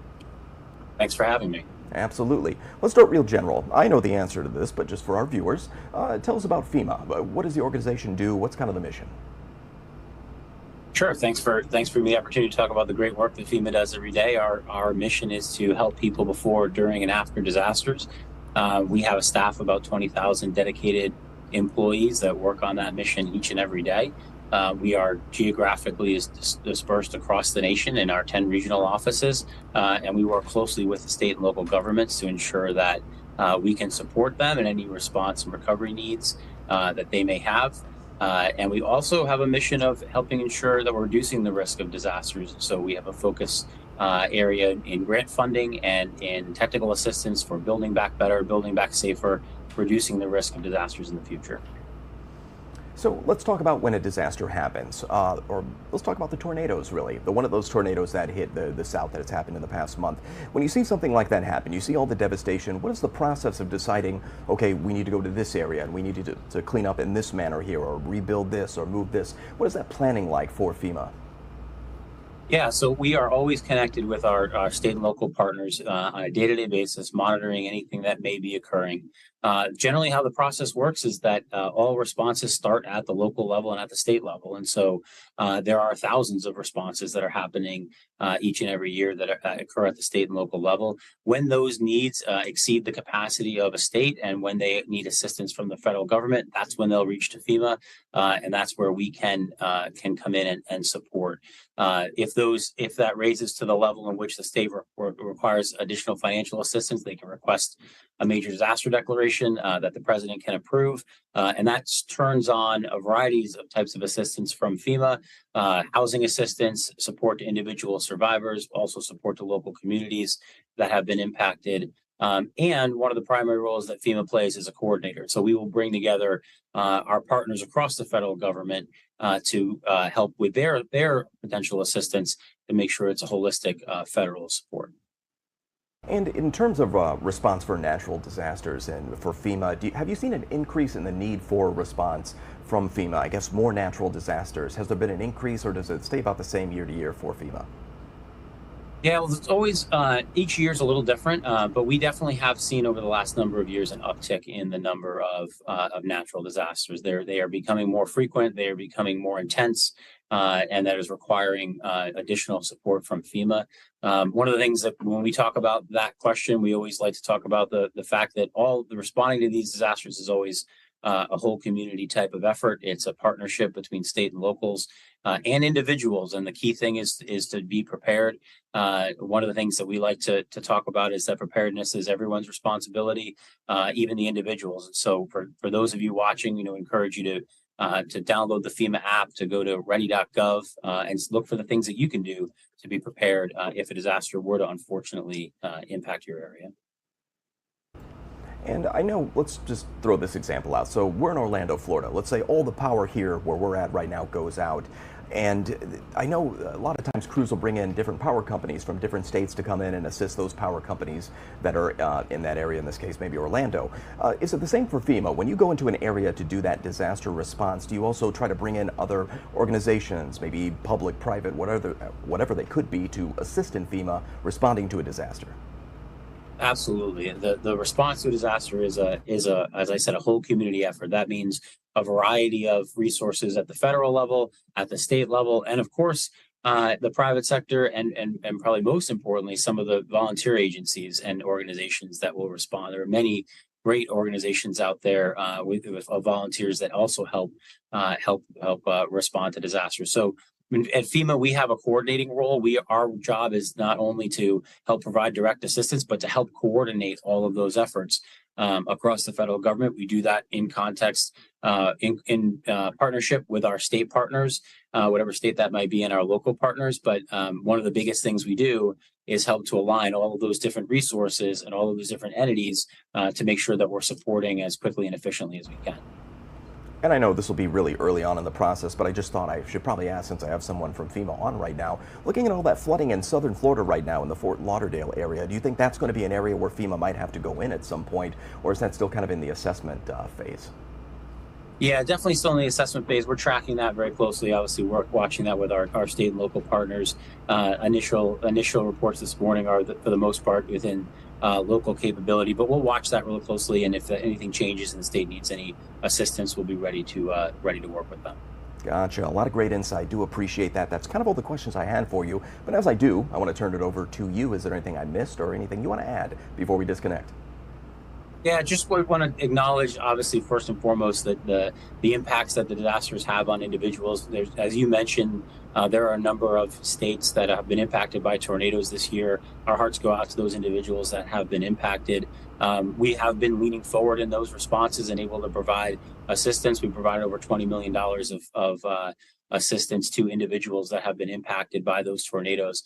Would say that if there's anyone listening that has been impacted, you can always register at disasterassistance.gov or call 1-800-621-3362, which is our phone number. So, just know that FEMA is here to support, and we appreciate the opportunity to talk about what we do. Absolutely. Keith Turry, he's the FEMA, or a Deputy Associate Administrator with FEMA, joining us today with a lot of great information on their disaster response. Keith, thank you so much. You take care. Thank you. All right, it's 11:08 on the East Coast, 8:08 in the morning over on the West Coast. Let's go ahead and take another commercial break. It'll be our first one of this hour. Stay with us. We'll be right back in just 2 minutes.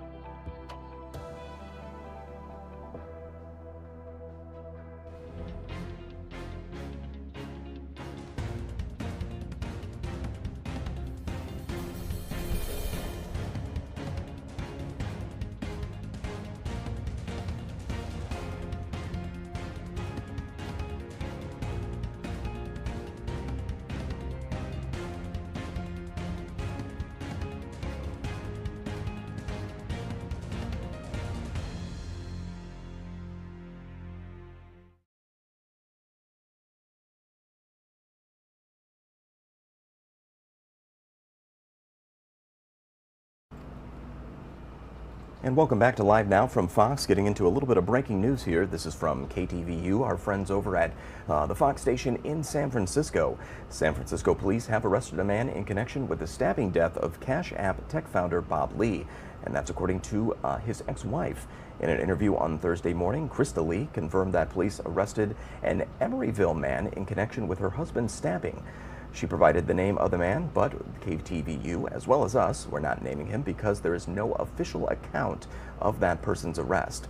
And now Lee, she was quoted as saying, "This is the first step toward justice," and also I'd imagine a little bit of closure for them as well, as we do know that Bob Lee, as I mentioned, he was stabbed to death in an area around San Francisco in that neck of the woods. So we'll bring any new information as we do find it. We'll keep an eye on this and see if we get the official word on the name of the person that was arrested. And of course, when we do get that, we'll bring it to you here on Live Now from Fox.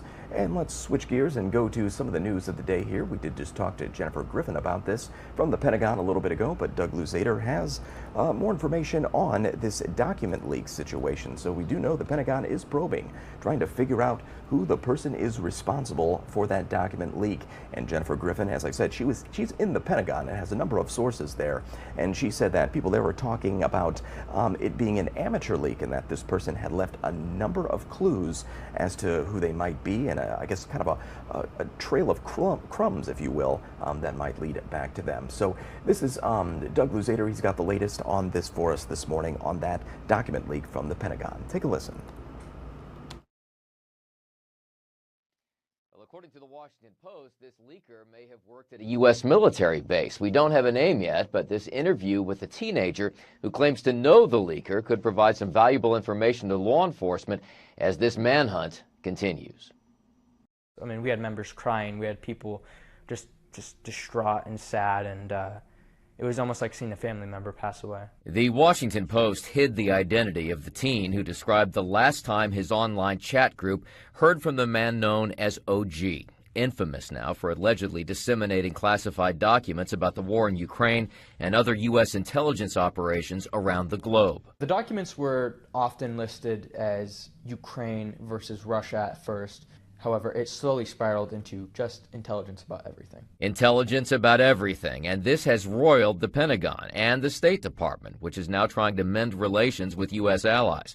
Earlier in the day, the chairman of the House Intelligence Committee called the leaker a traitor. Well, this certainly is espionage. We don't know yet if it is an American, and if it is an American, they need to be held to justice. They certainly are a traitor to their country. According to the Post interview, the leaker, who had access to documents through a security clearance, was not a whistleblower and didn't appear to take sides in the Ukraine conflict. The documents were in the private chat room for months before they appeared to a much wider group. We're taking this very, very seriously. The White House may be taking it seriously, but it is alarming that this friend says he has not been interviewed or even contacted by the FBI. But it may be just a matter of time before OG is found. He was a very smart man. There's no way in any world that he would not know that he knew that these were illegal. And in that interview, we learned more about the timeline as well, that these documents may have first appeared online 6 to 8 months ago. In Washington, Doug Luzader, Fox News. And police releasing the frantic 911 calls reporting the deadly shooting at a Louisville, Kentucky bank branch, including one from the gunman's mother warning about the attack. The calls giving us more detail about how events unfolded inside. Fox News correspondent Garrett Tinney has more from Louisville.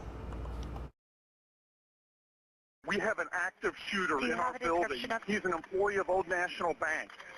Get here now. Louisville police releasing 911 calls of Monday's deadly shooting at the downtown branch of Old National Bank. But I'm in a closet hiding. Is that shot fired? Yes. Okay, just stay quiet. I think you're yet. You can hear the panic in the callers' voices as they alert authorities to the 25-year-old gunman who was an employee at the bank. One of the calls coming from his own mother, hoping to stop the shooting. I don't know what to do. I need your help. I think he's never hurt me once. He's a really good kid. We don't even own guns. I don't know where he would have gotten a gun. But her call came in too late. Her son had already opened fire inside using an AR-15 rifle to kill multiple co-workers. Police arrived on the scene within 3 minutes of the first 911 call and exchanged fire with the suspect, killing him. We are hurting, and we're gonna hurt for a while. Meanwhile, the community is already beginning the process of healing. Hundreds attending an interfaith vigil Wednesday night to remember the victims and offer prayers for those injured, including 2 officers who were shot. These were extraordinary people. They were loving, generous, and gifted. Following this 15th mass shooting in the U.S., some are calling for change. It does not matter whether you are a Republican or a Democrat, whether you live in urban spaces or rural communities, whether you own a gun or not. Please do something. The gunman's family says he struggled with depression and anxiety, but that until Monday morning, there hadn't been any indication that something like this could happen. In Louisville, Kentucky, I'm Garrett Tenney, Fox News. Again, thank you all for this meeting. All right, thanks for that report, Garrett. Now we're going to go to this. This is an update that President Zelensky there in the Ukraine, talking about the war in Ukraine against Russia there. This is not live, this is pre-recorded, but does have some good updates on everything going on over there right now. So let's bring the audio up and go ahead and listen in. Russian sources, they are there in this video, are proud with their ability to kill. You have probably all seen it on the news, and you know that Russian army tries to make this level of violence and atrocities a routine everywhere on Ukrainian soil. Every time when they do something like this, one gets shocked, like for the first time, and death brought by Russia must not become a usual routine. The long story of Russian impunity must finally stop. And I thank everyone in the world and all of you who help Ukraine to survive. But every day we'll lose our people, men and women, adults and children who die at the hands of Russia. Please, would you please, I ask you now to honor with a minute of silence the memory of the Ukrainian soldier whose death the world saw yesterday, and the memory of all of our people whose lives were taken away by the Russian invasion. Please.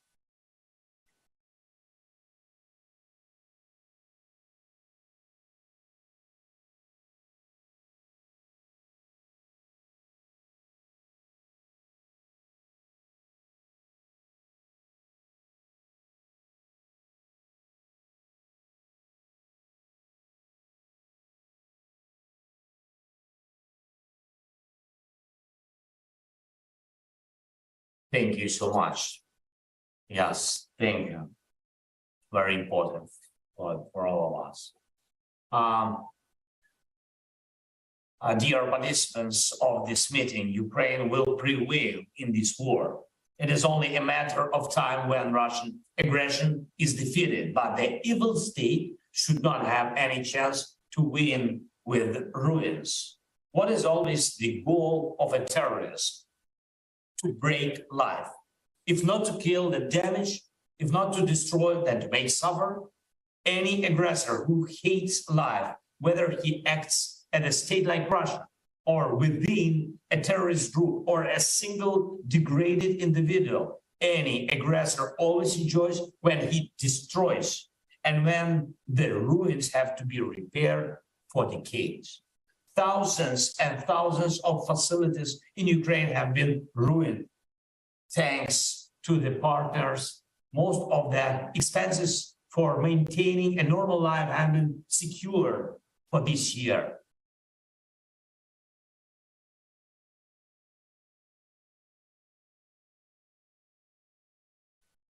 But the basic needs for reconstruction remain open. It's housing, energy, transport, social and humanitarian sphere, public services. Recently, I visited the frontline regions and the regions of our country bordering Russia. It is so painful to see cities destroyed by terror, villages burned, and fields dead because they are mine.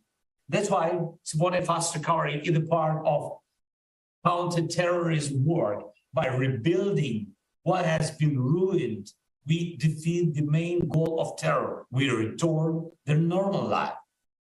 The second point, the essence of the evil state. For the first time in history, the world has such a vast opportunity to change, to charge the aggressor with compensation for damages.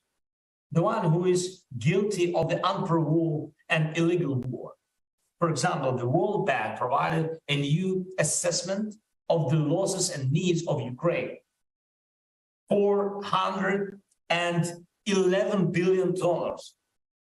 Every day, Russia increases this account. The world has Russian assets of various types that cover such a level of losses. The world's potential aggressors are now looking. Will you do the right thing? It is realistic to confiscate Russia's assets as well as assets of persons connected with the ruling elite of the evil state. To confiscate and direct so that life in Ukraine can be restored. Russia must feel the full price of its aggression. Ladies and gentlemen, Ukraine makes two appeals to you. The first one, priority needs for reconstruction. And I thank you for the new program with the IMF, which is an important stabilizing factor for Ukraine. These will help us continue to fight. But in order for people to return to Ukraine, for the aggressor to lose not only on the battlefield, but truly in everything, we need the approval of the support program to cover the priority projects of fast recovery. The total volume of such projects is $14.1 billion. Our government officials who are now in Washington will present the details. And ladies and gentlemen, the second one, it's necessary to work on concrete mechanisms for using frozen Russian assets to compensate for the damage caused by Russia. It must be clearly stated that the assets, including the assets of the Russian central bank, will be confiscated. It will be a peacemaking act on a global scale. Potential aggressors must see these and remember that the world can be stronger. There may be different formats of solutions, but the faster and more effective the solutions are, the more reliable and long-lasting peace after this war will be. Ladies and gentlemen, there are no secondary front lines in this war. All of them require attention and trust. The financial front line in particular, we are doing our part, and I'm grateful to everyone who helps, but the fundamental decisions are up to you, and I believe that they will be made. Thank you very much. Glory to all those who are now fighting for life and freedom for our people. Slava Ukraini!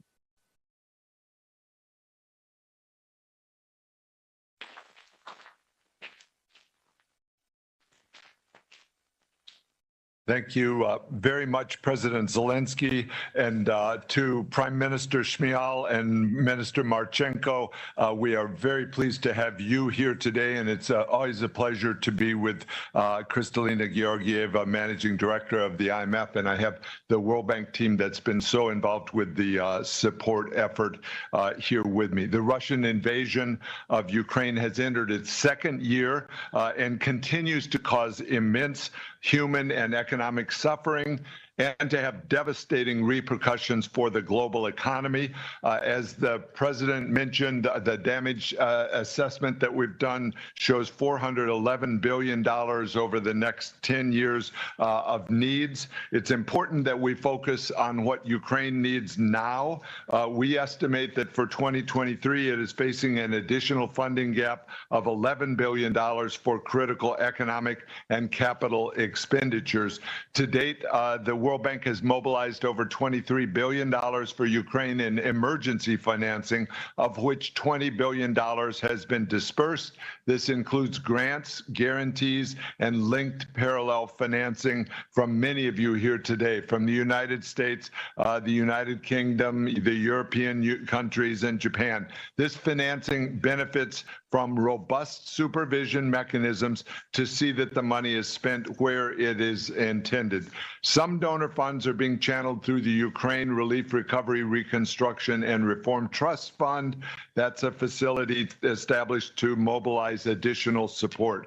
Through IFC, our private sector arm, we've dispersed about $150 million to the private sector of Ukraine, with support from donor partners throughout Europe, and we've committed to share risk with IFC. We intend to ramp this up to $2 billion and mobilize an additional $1 to $2 billion from private partners. Miga Hiroshi Matano is here with me, has issued more than $116 million in guarantees to Ukraine since the war began. It's critical to support the country's long-term growth through projects, interventions in sectors such as energy, infrastructure, transport, agriculture, and human capital.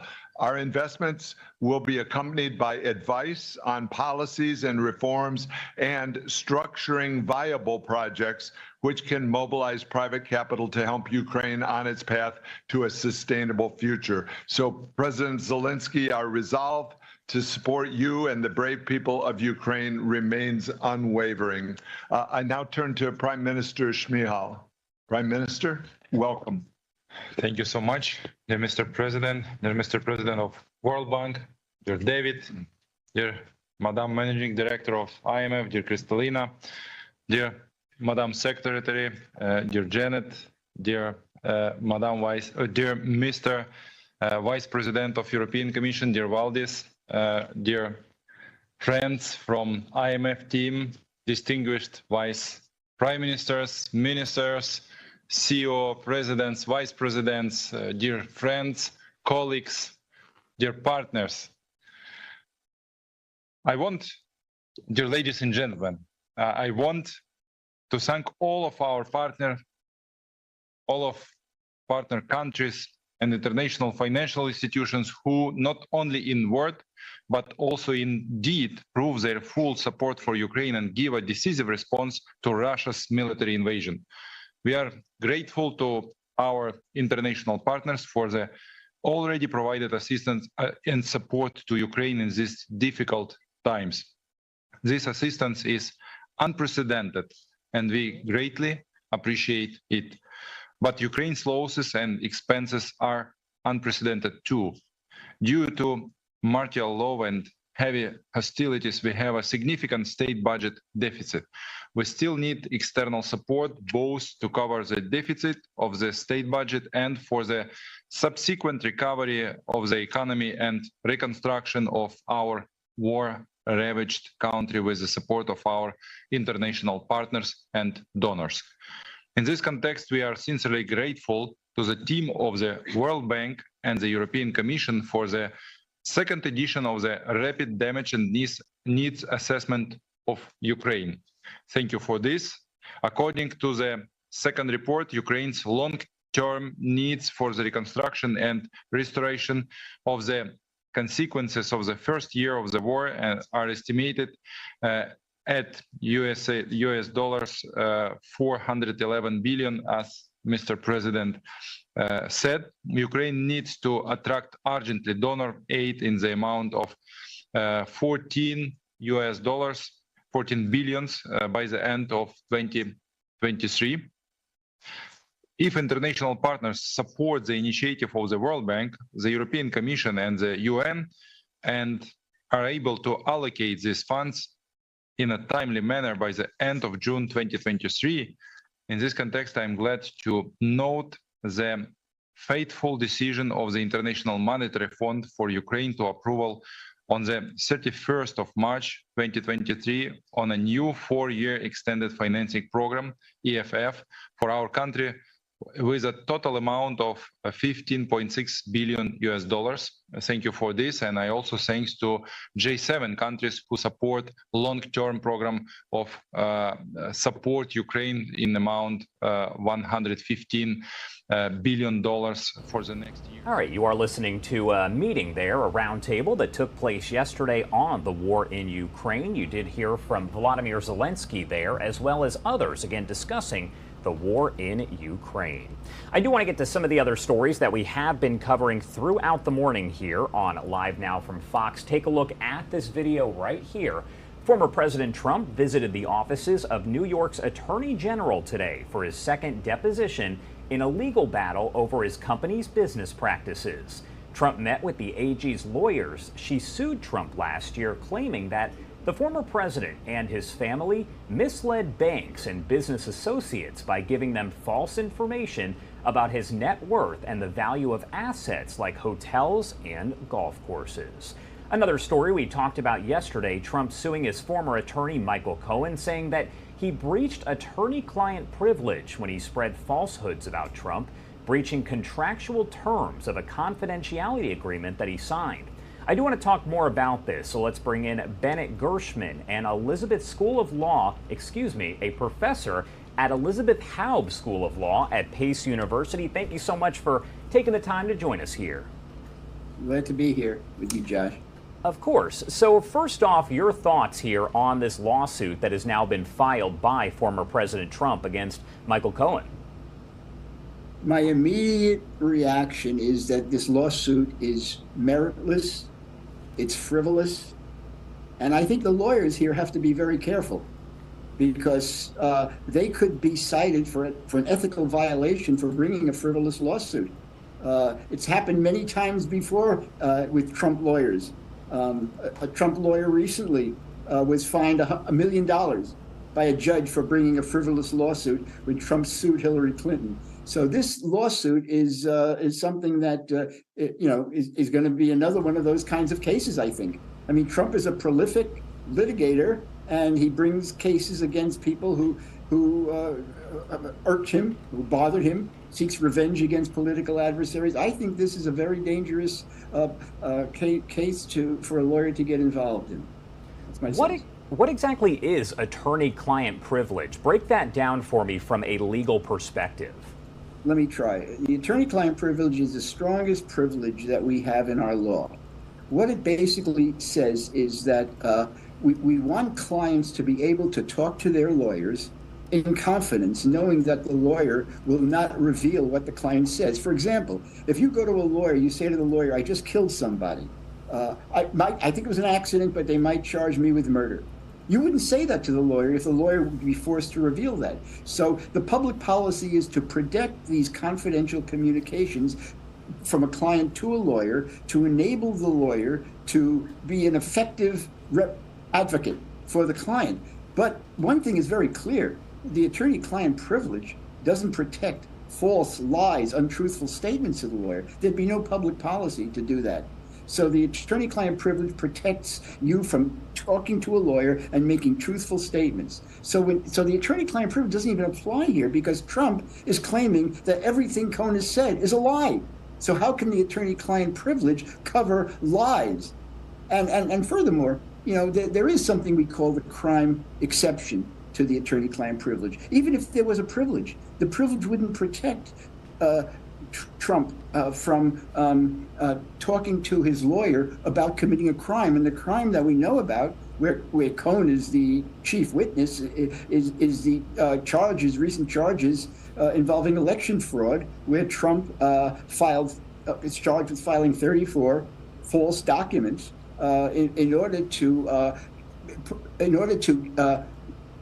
conceal the true hush money payment that he made in pursuit of the election. I mean, here you had the porn star Stormy Daniels, who was going to expose a liaison with Trump, and obviously that would be damaging to the campaign. So Trump and Cohn plotted to conceal those payments and make it seem as if they were legal fees for something innocent that Cohn did for Trump. So in other words, they were plotting to commit a crime together. There would be no attorney-client privilege that would protect that.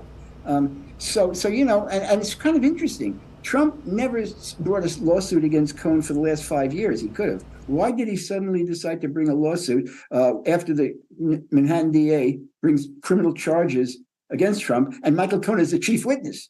This smacks of intimidation, harassment, maybe witness tampering.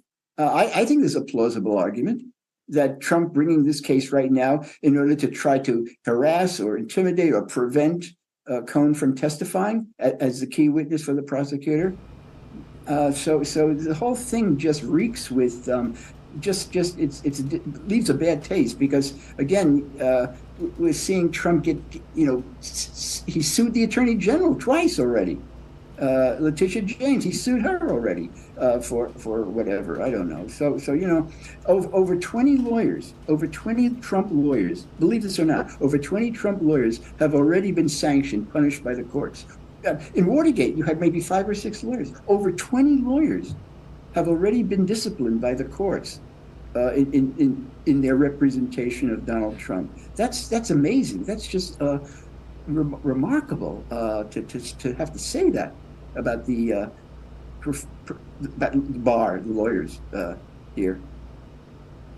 So do you think there's any world, just based from a legal perspective, is there any world here where Trump actually wins this lawsuit? And could it all have any sort of effect on the criminal case against him? Trump can't win the lawsuit. It's meritless. It's frivolous. Will it have any impact?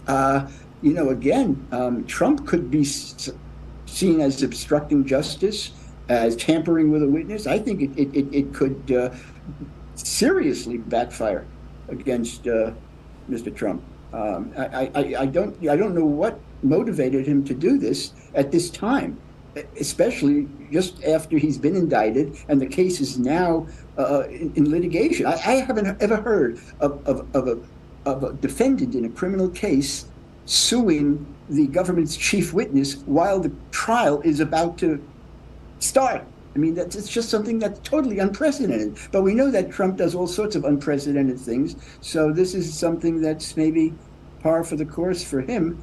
But it doesn't. I don't think it bodes well for his lawyers. Let's put it that way. If they want to bring this lawsuit, they're taking a risk. All right, Bennett Gershman, thank you so much for taking the time to join us here. I appreciate it. Thank you, Josh. All right, everyone, the time is now 11:37 over on the East Coast, and it is 8:37 on the West Coast. I do want to head to a quick 2-minute commercial break, and on the other side, we're actually about to get an update here in Fort Lauderdale, where that extreme flooding has closed the airport until at least tomorrow morning. We will have that update for you coming up here on Live Now from Fox.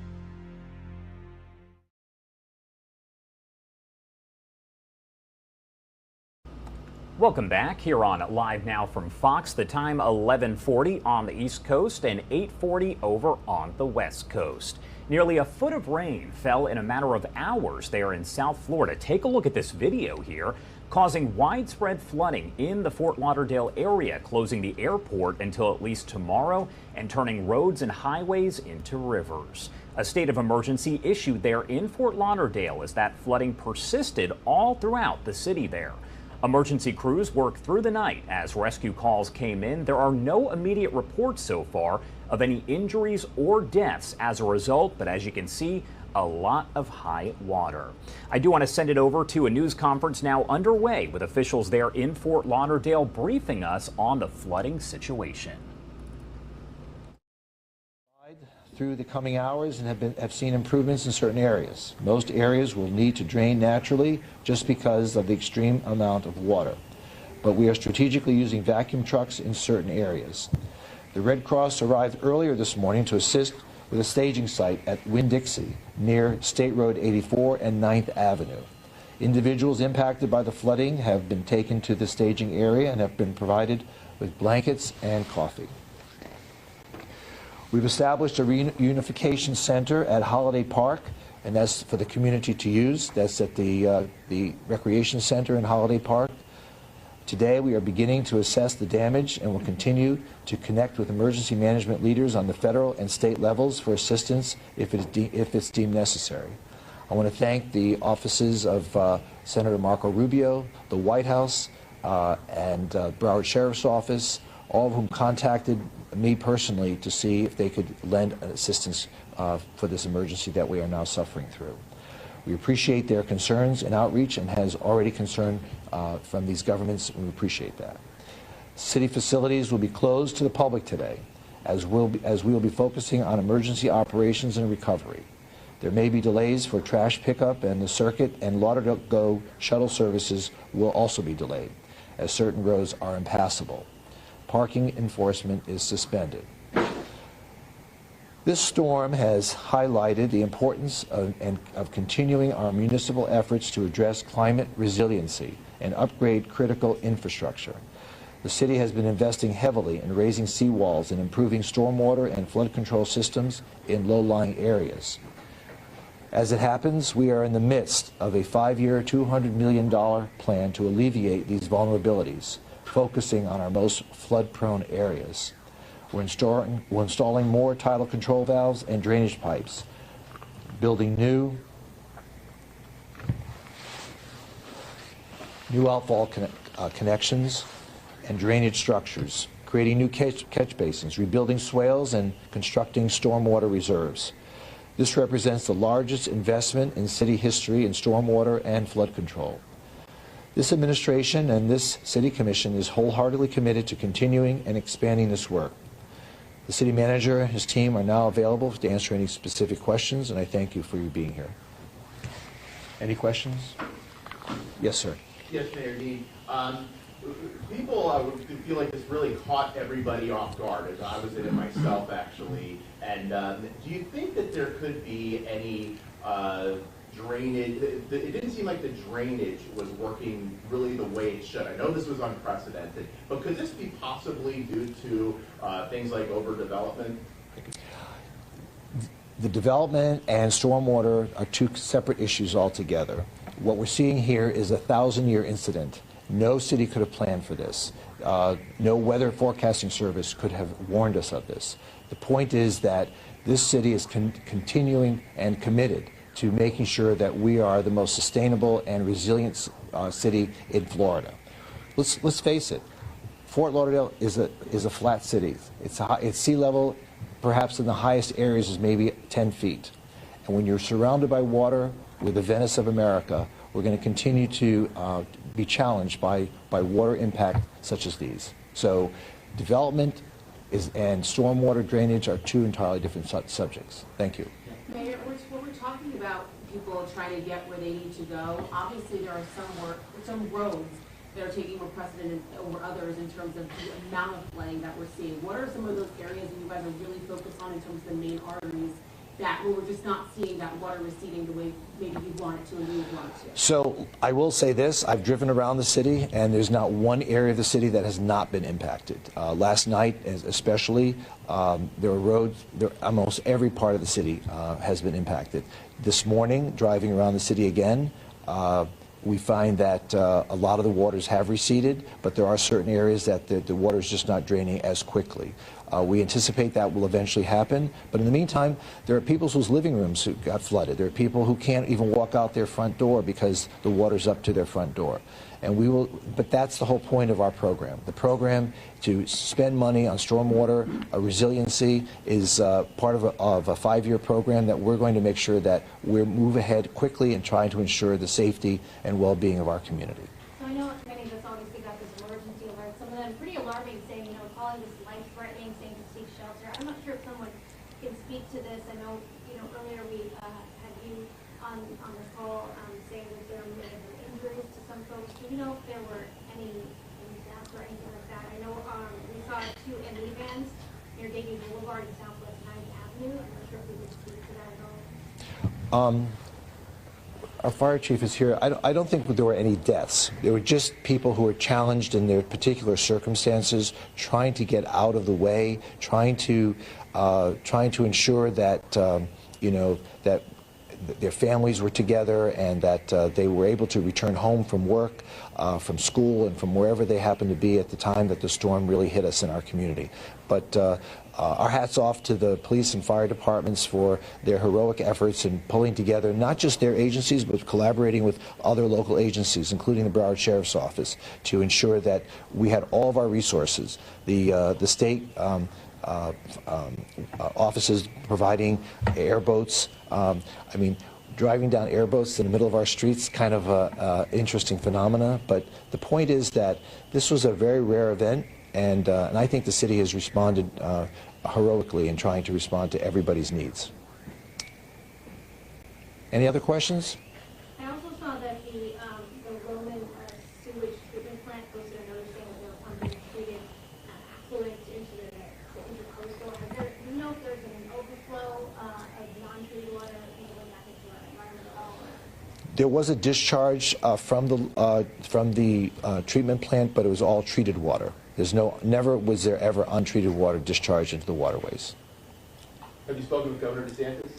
Governor DeSantis has not yet called. I'm not sure what's going on, but I'm sure he's very interested in what's going on here, and we're happy to work with his office. In the meantime, the state agencies we've been working with them. The Fish and Wildlife Office has been working with us, so we appreciate that. I'm not sure the governor himself needs to be involved, but the state agencies have been very helpful in working with us to take on this challenge. And you said so far there have been over 900 rescue calls.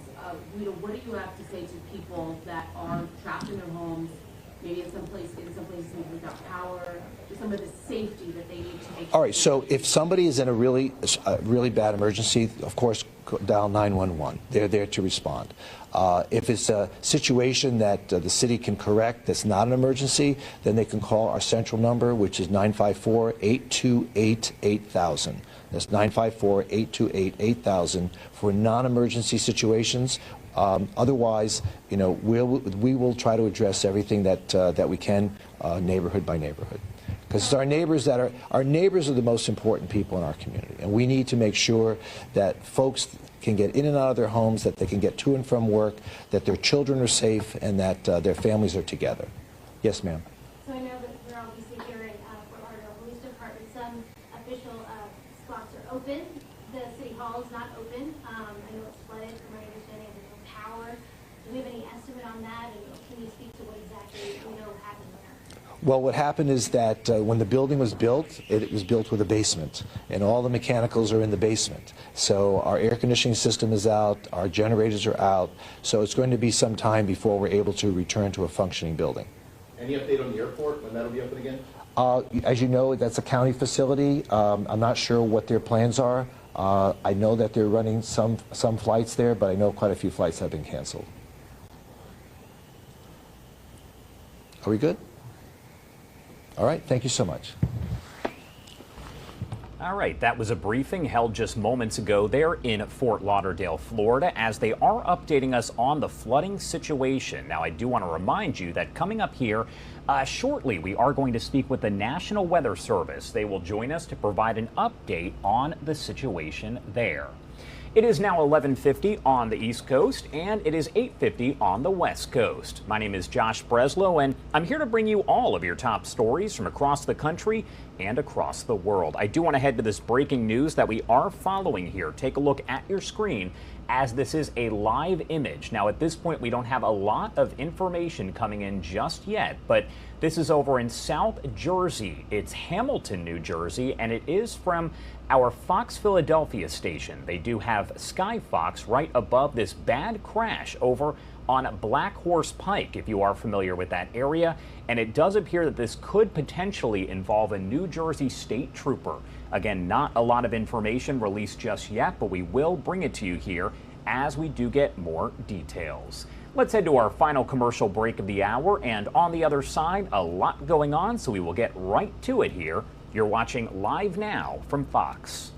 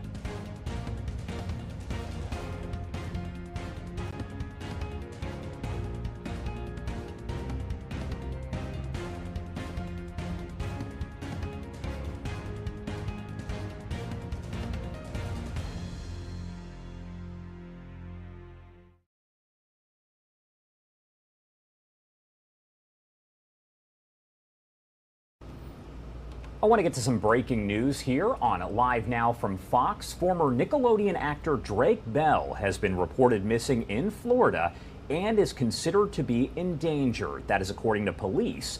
Daytona Beach police said in a Facebook post a short time ago that the 36-year-old actor and musician, whose legal name is Jared Bell, was possibly last seen last night near Mainland High School, that is in Daytona Beach. Officials said he should be traveling in a 2022 gray BMW. No other details about the circumstances of Bell's disappearance were immediately released by police. This, of course, is an active investigation. Bell is best known for starring in popular Nickelodeon TV show Drake and Josh, and of course, his music career. Quote, for those asking, this is a legitimate post from the Daytona Beach Police Department. That is what officials there in Daytona Beach said when they posted that photo.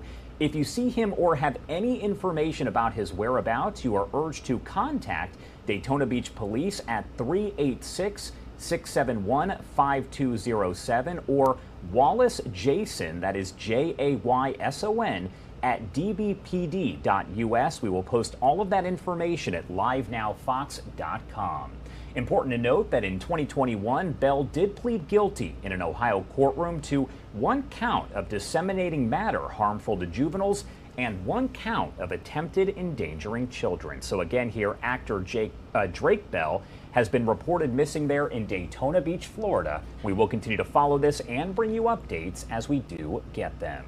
I do want to head to a live event that is underway right now with Vice President Kamala Harris. I want to dip in for a few minutes as she is here with the second gentleman welcoming wounded warriors, their caregivers, and families to the White House as part of the annual Soldier Ride to recognize the service, sacrifice, and recovery journey for those wounded, ill, and injured service members and veterans.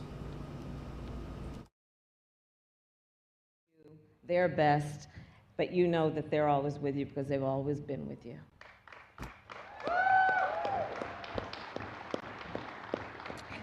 To the leaders of the Wounded Warrior Project who are sitting in the front row over here, I want to thank you for all that you do. You have long days where you just are tireless in terms of stepping up to make sure that we as a nation do everything that we have a responsibility and a duty to do on behalf of our wounded warriors. I thank you for your service and for your leadership. Thank you.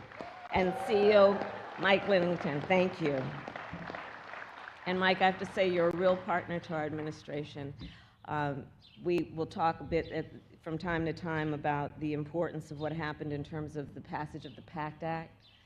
And it is the families who are here, our wounded warriors, our leaders who are the fuel and were the push and the inspiration behind getting that done. So I thank you for that as a most recent example of your leadership. Thank you.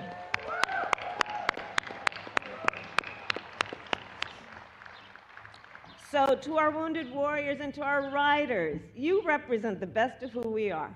You know, I have traveled, I've been to the DMZ in Korea, I was aboard ships in the Indo-Pacific, at SOCOM, at CENTCOM in Florida, at NATO's Eastern Flank, and I've met with our troops there. And you all represent, again, the best of what we do. You inspire Americans and you inspire people around the world. And today you continue being a source of inspiration with this ride. You know, everyone here understands that when we look at our veterans, we thank them always for their service and their sacrifice. But their service doesn't end when they leave the field, when they come home, because that's the nature of who they are as individuals. They're very special people as individuals that then becomes somebody who chooses to serve and then becomes a veteran. They're people who understand the importance of internal fortitude and strength and self-determination. You show that in every way. And when you come back, you show it even more. For people, anyone who has faced a difficult time or hardship, who have suffered wounds that are physical and those that are emotional, we often look to and point out as an example our veterans. of how people can overcome in a way that puts them back out there to compete and to fight and to stand tall and strong, whatever might be some of the physical limitations that they experience. This is who you all are. And so we have with us today, for example, a veteran who returned from her deployment and found healing through sports and who will soon compete in the Air Force Warrior Games. We have with us an active duty service member whose battle with mental health challenges inspires him to serve as a mentor for young children. We have with us a veteran who, after 30 years of service, founded and now runs a nonprofit that works to bring home those missing in action. This ride is a reminder of how far you've come and how far you're going. And we are so inspired to watch it all. So with that, I will say that the President and I believe that we collectively have a sacred obligation to care for our veterans and their families and all those who care for them. And that is why we are so proud to have done what we are doing together, including, as I said, the PACT Act. And let us continue on this journey, knowing that we're all in it together. And with that, I will say that it's time for us to begin our ride. There we are.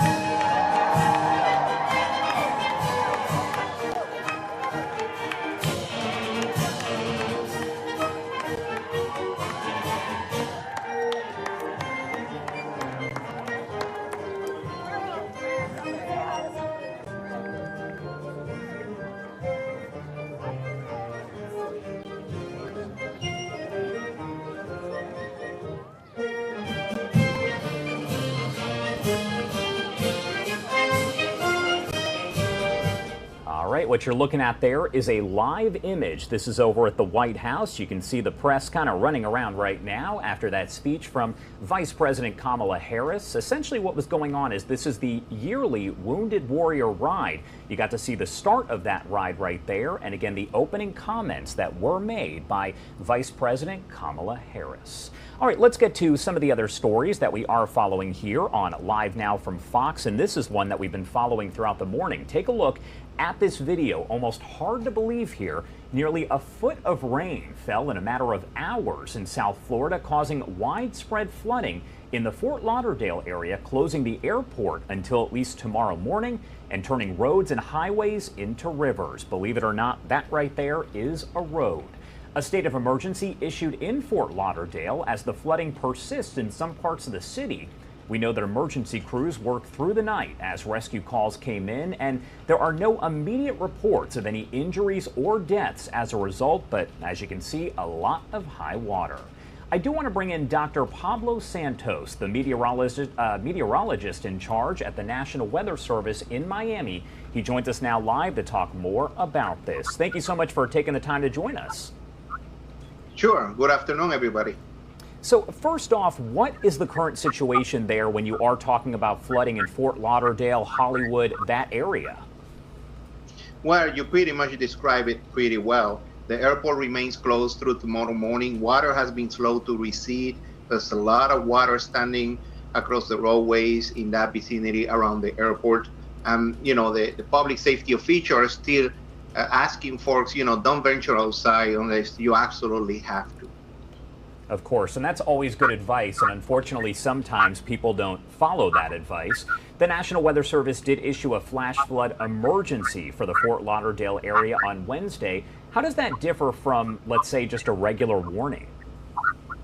Well, regular warning normally when we have excessive rainfall amounts or there is a concern for a threat to life, roads getting impacted and having to be closed, or water entering buildings, we issue a flood warning or a flash flood warning. An emergency is a whole different level. A flash flood emergency is issued for an event that is very rare, extraordinarily rare, that represents a severe threat to life and also the potential for catastrophic damage. And that's what we were facing last night. Even when the area had already been under a flood warning for hours, it got to a point that we really needed to elevate it to the level of an emergency. So at this point, is more rain expected? Kind of walk me through the next 24-hour forecast here.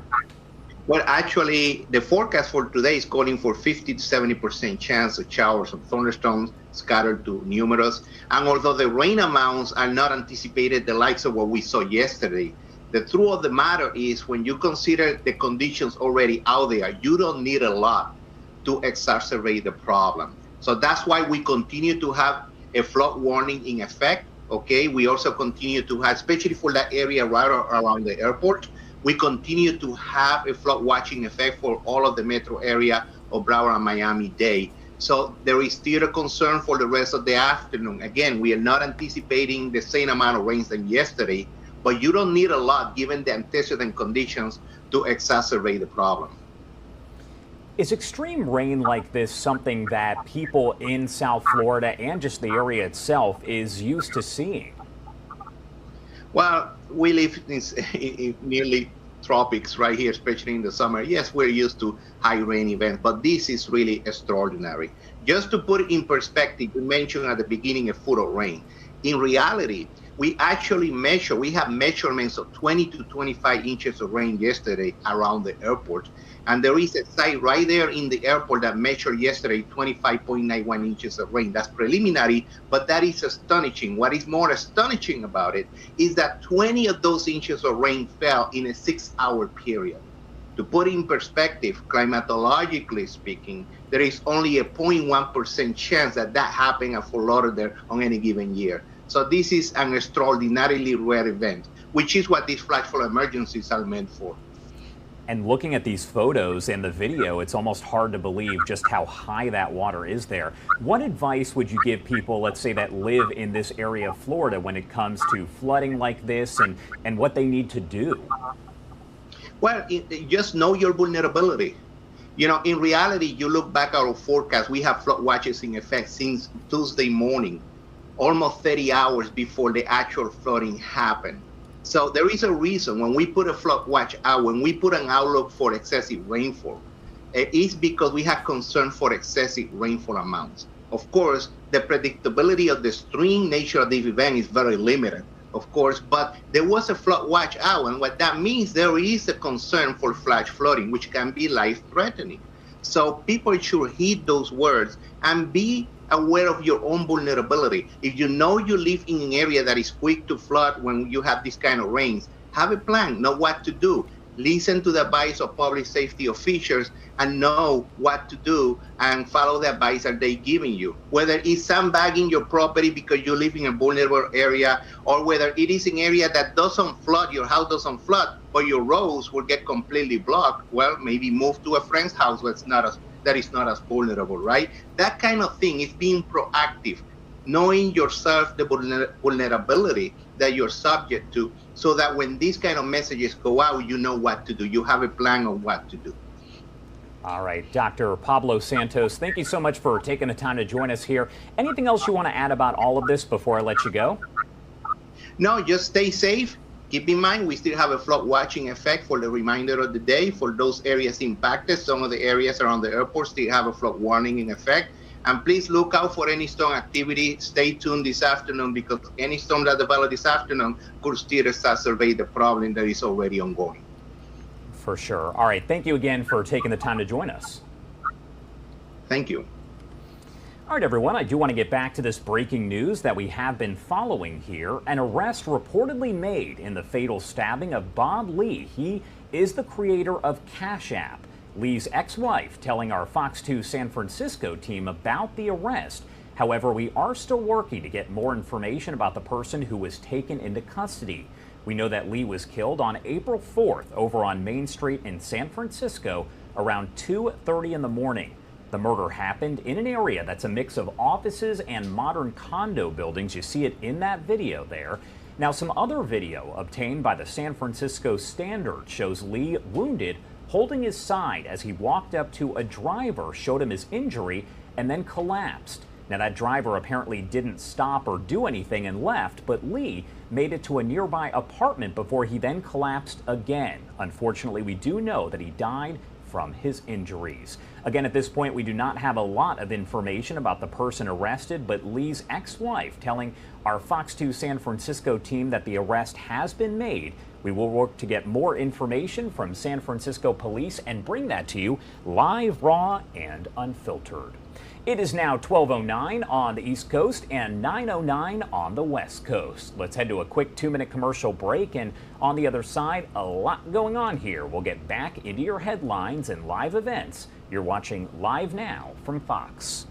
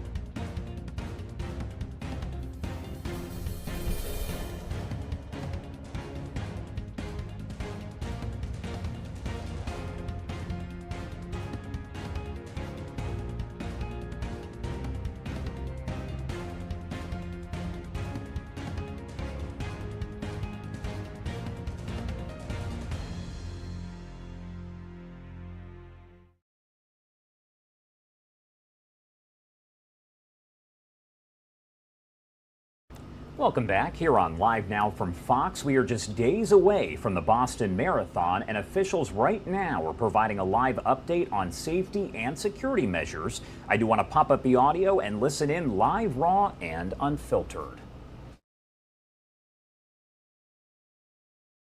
Part of this race. You always have been. We're now just 4 days away from the start of the 127th Boston Marathon. But race weekend is already here. We are ready thanks to everyone here today.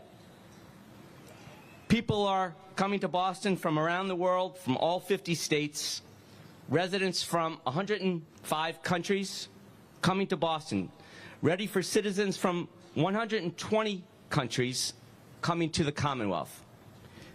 30,365 in the marathon alone, 22,837 from the United States, 7,528 who are from outside of the U.S., and 4,707 from Massachusetts.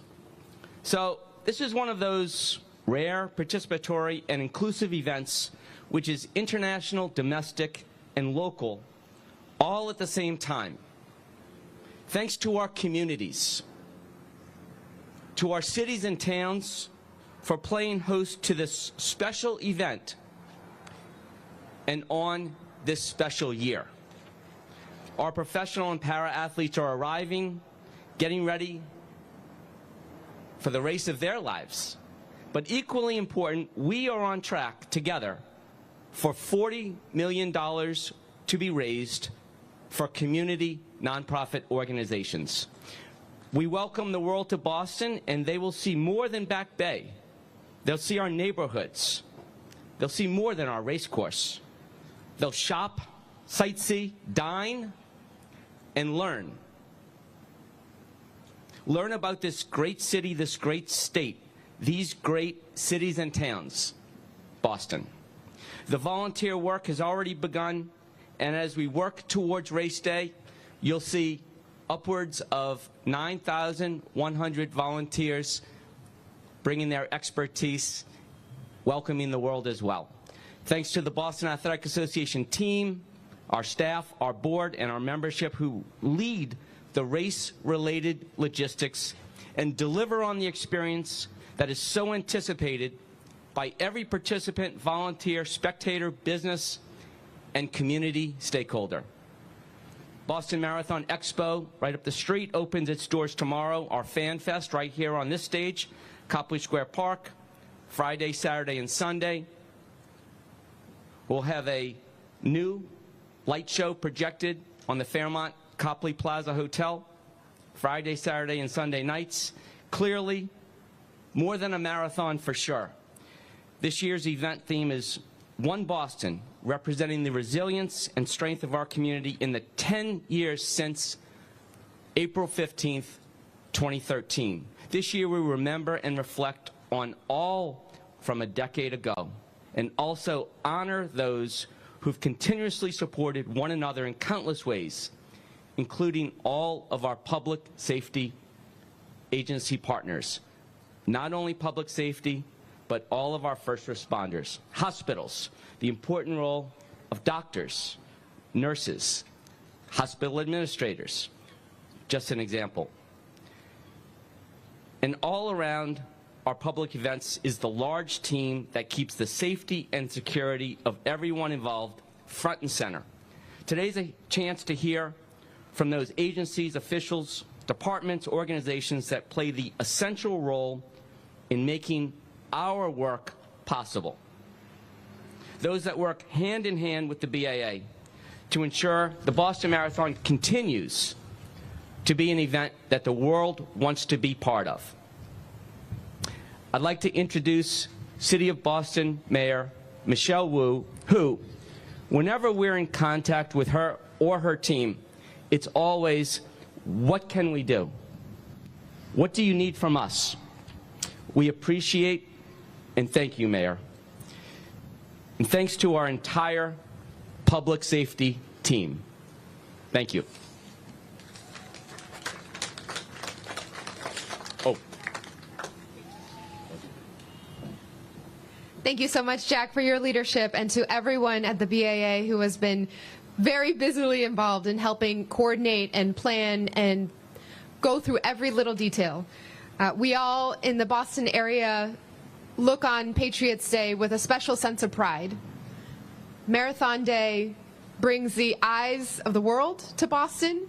It brings the world's top athletes, spectators, visitors from all over to appreciate what we know every day in the city of Boston, that this is a community whose determination and pride and connection to each other, bar none, is always changing the course of history. This year's 10-year anniversary, the marking of a decade since the horrific attacks, brings with it another set of emotions and reflections. I want to thank everyone who has been involved in ensuring that we could plan and mark this occasion with the solemnity and respect, in close coordination with the survivor community, the many, many families who have been impacted, with the spirit of looking to reflect on what we all experienced and what some families have forever been changed by, the loss that they continue to bear, and also what is ahead for us, what these 10 years have meant in the growth of our community and our commitment to each other in charting a course for our future that includes everyone. This annual event brings many, many people out with excitement, and you might just have your regular spot along the course that you go to every year. You might have the experience of bringing new family members into it. I remember bringing my kids to the race for the very first time, and to have them just bouncing up and down with the excitement of the crowd connecting with each and every runner as they caught sight of the finish line and had that final burst of energy. We each have special memories and traditions associated with this day, and it is only possible for so many people to feel so connected to the world's greatest race because of the painstakingly detailed preparation that goes into planning for its safety and coordination. As you can see, many, many agencies, many, many leaders here have spent a tremendous amount of time going over every logistical line item. I am so grateful and so blessed to be part of this team that is going to ensure we have a great weekend, a great marathon day, and throughout the year, who always put the safety and health of our residents very, very first. I want to name some of the leaders who are joining us here today, our colleagues in public service and from across the Commonwealth and beyond. Boston Police Commissioner Michael Cox, Chief Shumaine Bedford of the Office of Emergency Management at the city, Chief Paul Burke of the Boston Fire Department, Chief Jim Hooley of EMS in Boston, Chief Kenneth Green of the MBTA Transit Police, Lieutenant Colonel Mark Sear from the Massachusetts State Police, Special Agent in Charge Joseph Bonavolanta from the FBI's Boston Field Office, Don Brantley, Acting Director of Massachusetts Emergency Management Agency, and Undersecretary Gina Kwan of the Massachusetts Executive Office of Public Safety and Security. Each of these individuals and their departments and teams they represent have played an essential role in making sure that Marathon Day will be fun and safe for everyone. I also want to take a moment to recognize that there are many others not represented up here who we know are just as critical to the safety of our marathon each and every year. Boston's Inspectional Services Department, our hospital and healthcare workers, as you heard, the tens of thousands of volunteers and community members who take part every single year. And as we reflect on a decade ago, we remember the role that each of these communities and each of these community members played in the aftermath, from checking and ensuring the safety of our buildings to treating those who were injured and being part of that journey of recovery for many, many months to come. So, whether on Monday you'll be wearing running shorts or a volunteer t-shirt, scrubs, or a uniform, I want to thank everyone who steps up each and every year to make the world's oldest and greatest marathon part of the fabric of our community. We are prepared and deeply excited to welcome the world to Boston on Monday. And now I'd like to turn this over to Undersecretary Kwan from the Massachusetts Executive Office of Public Safety and Security.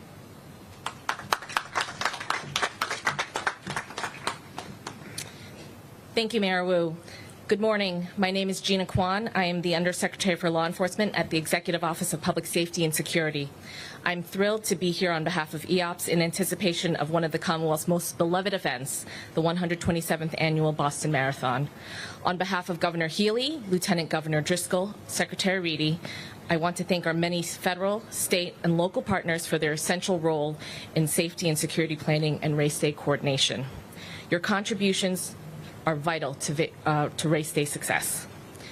As we are all profoundly aware, events of this magnitude present unique challenges and security concerns.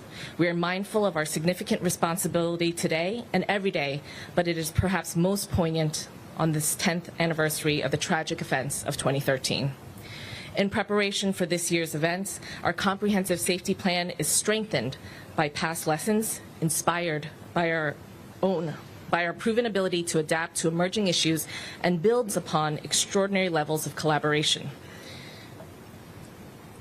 As public safety officials, we are fortunate to have many great and supportive partners, including the BAA and many non-governmental and private sector stakeholders who've worked together for many months to make this a great event. Massachusetts has a proud history of strong relationships among federal, state, and local law enforcement partners. Our unified approach and combination of resources support our collective ability to prepare, prevent, and respond as needed. We are grateful for the contributions from all local municipalities along the race route, including police, fire, EMS, public works, and public health, all of whom have been deeply involved for many months of public safety planning for Monday's race. Our federal partners are integral to our comprehensive safety and security plan. I want to acknowledge the FBI, who you will hear from shortly, and our partners at the Department of Homeland Security, FEMA, ATF, and the FAA. I also want to highlight the contributions of our partners in state government, including the dedicated team of professionals at MEMA, the State Police, National Guard, the Department of Fire Services, MassDOT, and the Department of Public Health. They are critical to planning and a successful race day operation. I ask everyone to remember that safety and security are a shared responsibility. Please remain aware of your surroundings, and if you see something, say something. Call 911 or approach an officer along the race route. As we all cheer on our runners, vigilant attention to your surroundings will support what we anticipate to be an exciting and joyous race day. And now I would like to introduce Acting MEMA Director Don Brantley, who will provide more information about security planning and what spectators should expect on race day. Thank you.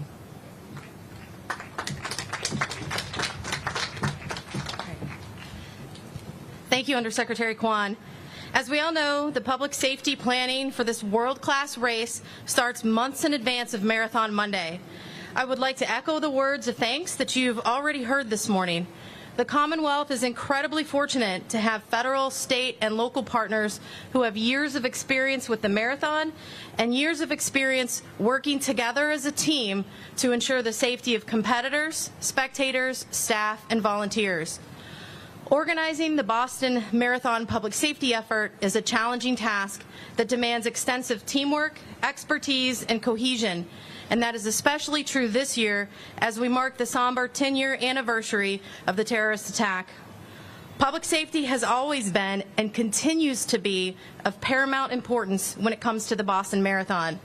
The months of planning, preparing, and coordination with the BAA, the 8 cities and towns along the race, the Executive Office of Public Safety and Security, the Massachusetts National Guard, Department of Fire Services, State Police, Department of Public Health, the FBI, the Department of Homeland Security, Salvation Army, Red Cross, and many others, all brings us to where we are today, fully prepared to carry out our mission to ensure a safe Boston Marathon.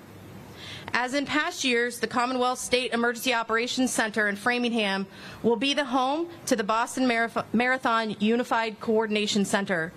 The UCC will stand up at 6 a.m. on Monday morning and serve as the central coordination hub for all the organizations working to maintain public safety and security.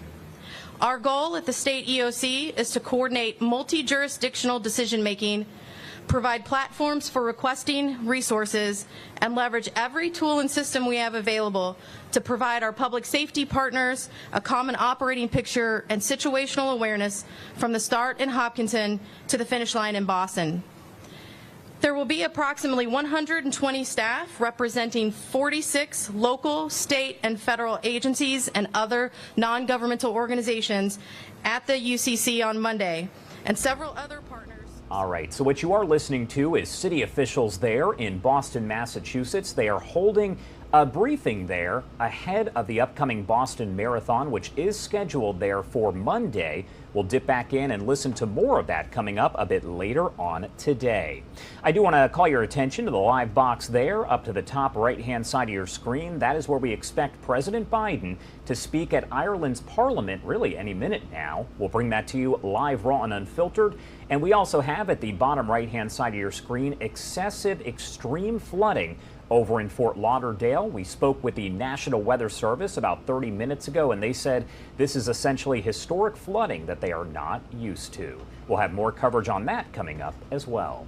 For now, let's head to a quick 2-minute commercial break, and on the other side, it's right back into your headlines. You're watching Live Now from Fox.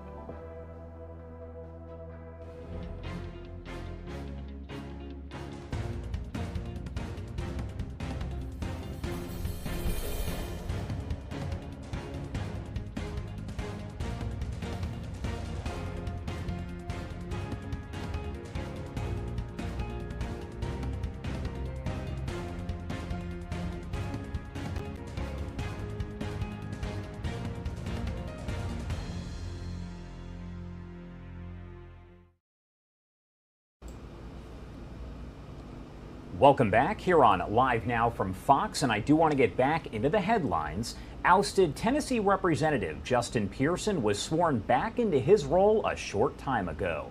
That comes after he and Representative Justin Jones, both Democrats, were voted out by Republicans in the House for their role in a gun control protest on the House floor, Republicans saying they violated House rules. Pearson was voted back in by the Shelby County Council yesterday, and Jones has already been sworn back in as well.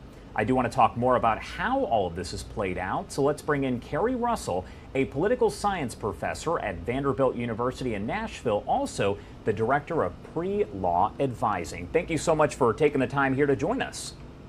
Happy to be here. So first off, this is an extremely loaded question, but what are your thoughts on how all of this has played out over the last week or so? Well, I think here in Tennessee, the focus has certainly been on the power differential in our state legislative house. And I think it's played out to the benefit of the Democratic Party in Tennessee. We have a supermajority Republican presence in our state house. 75 of the 99 House seats, and I believe it's 25 of the 33 Senate seats all belong to Republican Party officials. And so bringing attention to this disproportionate ability of one party to control the political dialogue in our state has been a result of these expulsion hearings, and I think it's drawn attention to all kinds of different dynamics of what happens in the Tennessee State House and how business is conducted there. So the big question here, is it any surprise that both representatives were voted back into office? And I believe, if I'm correct here, they were both voted back in unanimously. I don't think that voters in Memphis or Nashville were surprised that their elected city government officials would vote to send both of these individuals back to their seats. These individuals were both elected.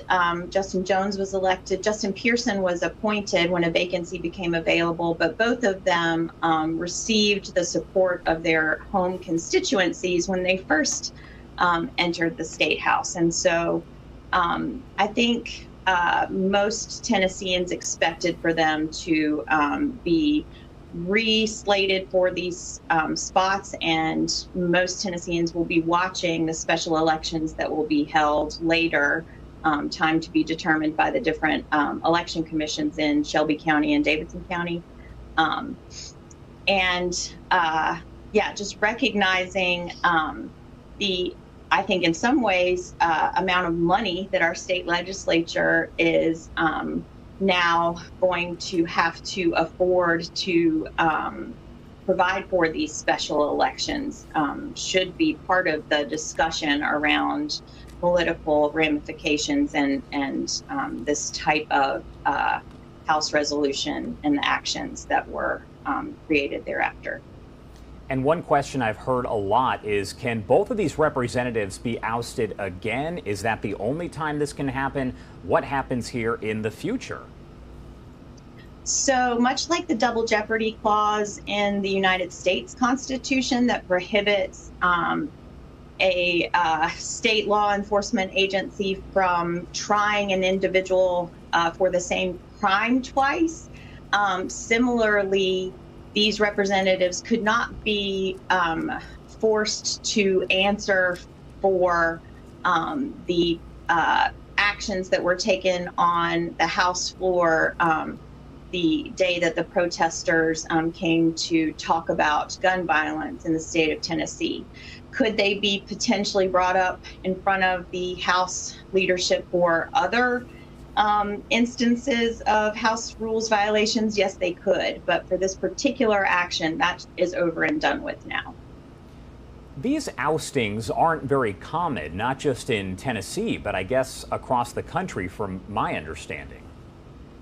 That's correct. I believe that it's fewer than 50 across the country, examples of state legislators that were expelled from their legislative seats by their representative bodies. And in most of those situations, the expulsion was coming on the heels of some type of actual law breaking on behalf of the individuals who were expelled.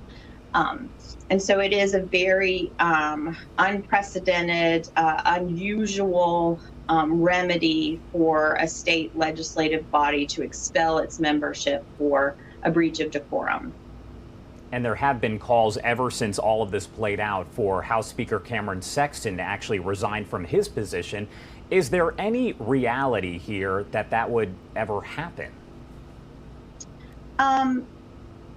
I don't think that as a ramification per se of the House resolution and the attention that was placed on the Tennessee House as a result of these expulsion hearings would lead to Speaker Sexton being removed from his position as Speaker of the House.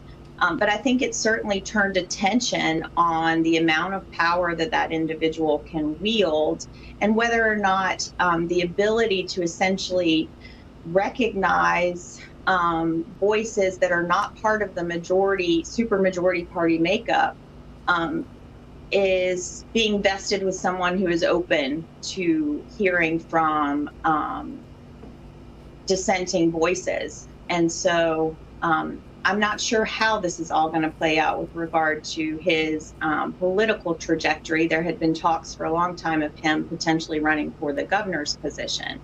But recognizing the power that the Speaker of the House legislature has, I think is an important step towards a deliberative democracy and making sure that all voices are heard and all constituencies' petitions to their government are recognized in our state government. Does this distract from the work that the House is supposed to be doing there, having something that is so high profile, not just in Tennessee, but people across the country have been watching this so closely? I would argue that that this has been a profound distraction with regard to the work of the state legislature. We the people pay for them to gather together and pass legislation that is for the safety, health, and welfare of we the people. And when our representatives refuse to acknowledge the voices of constituencies that are petitioning them for grievances and would rather distract the public with political theater, it doesn't bode well for the ability of thoughtful, reasonable policy to get placed on the agenda or move forward into law. And so, yes, I think that many Americans, many citizens are frustrated, not just with the Tennessee State House, but with the United States Congress too, that so much of what could be done with our taxpayer dollars is being diverted to just grandstanding and making no progress for the people. All right, Carrie Russell there with Vanderbilt University. Thank you so much for taking the time to join us here. A lot of great perspective. We appreciate it. Thank you so much for having me. Of course. All right, everyone, I do want to take you out live to Ireland right now as we are waiting for President Biden to address the Irish Parliament. Once he starts speaking, we will bring that to you live, raw, and unfiltered. That is what we do here on Live Now from Fox. In the meantime, let's head to a quick 2-minute commercial break, and on the other side, we're going to get right back into your headlines. You're watching Live Now from Fox.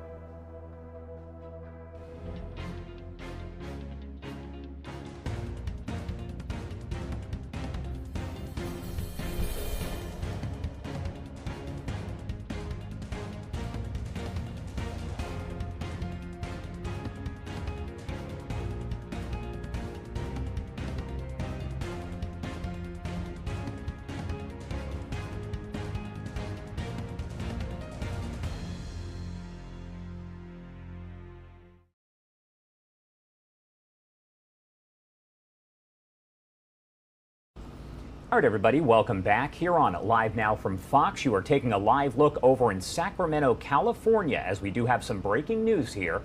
California's state capitol evacuated after the California Highway Patrol warned of a, quote, credible threat. The Senate delaying a floor session, and lawmakers have been told to check in for a session in a separate building. We've also been told from several different affiliates there in Sacramento that security is turning people away at the door there at the Capitol. We don't have any more information on that, but we will bring it to you as we do get it. This is a developing story here with the state capitol in California evacuated after California Highway Patrol does warn of a, quote, credible threat.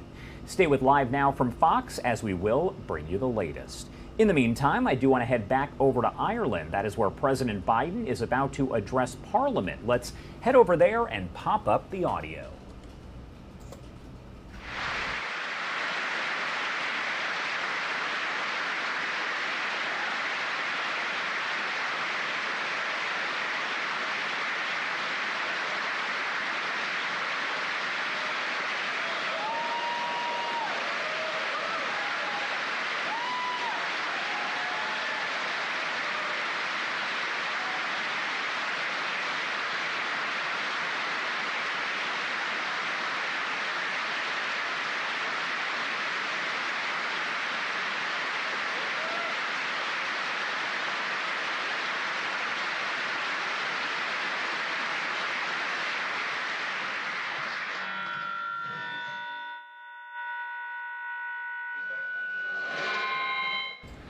All right, so obviously the microphone fairly loud there. You're getting some feedback, but it looks like he is about to address Parliament. So again, let's pop that audio up and listen in live, raw, and unfiltered. I wasn't looking at you, Deputy Healy-Rae. President Biden, Taoiseach, Taoiseach, Mr. Ryan, opposition party and group leaders, secretaries of state, Lincoln and Sack, members of Congress, ambassadors, members of both houses, MEPs, MLAs, MPs, members of the Biden family and distinguished guests. And I think I must mention somebody else, Mr. President, because it's just come to my attention that a very young observer is in attendance here today, and that is the daughter of Senator Rebecca Moynihan, her infant daughter Margot.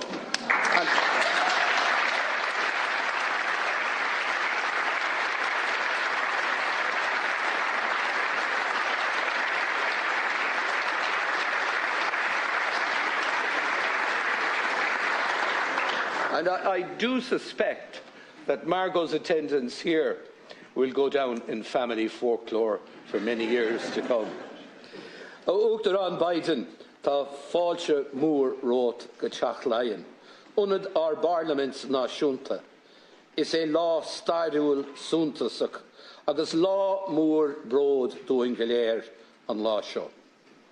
President Biden, you are most welcome to Leinster House, the home of our national parliament. This is a very proud and historic day for us all. It is a day we have looked forward to since your election as the 46th President of the United States just over 2 years ago. Today, you do us the honour of addressing our joint sitting. It's the 4th time the Houses have been addressed by a US President.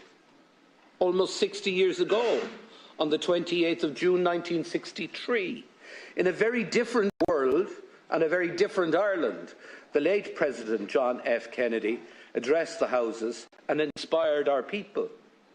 It is particularly fitting, therefore, that you should address us so close to that important anniversary. Today we acknowledge the presence in Ireland of his grandnephew, Joseph Kennedy III, the new US economic envoy to Northern Ireland, and we wish him every success in the important role of supporting peace and prosperity that you have assigned to him.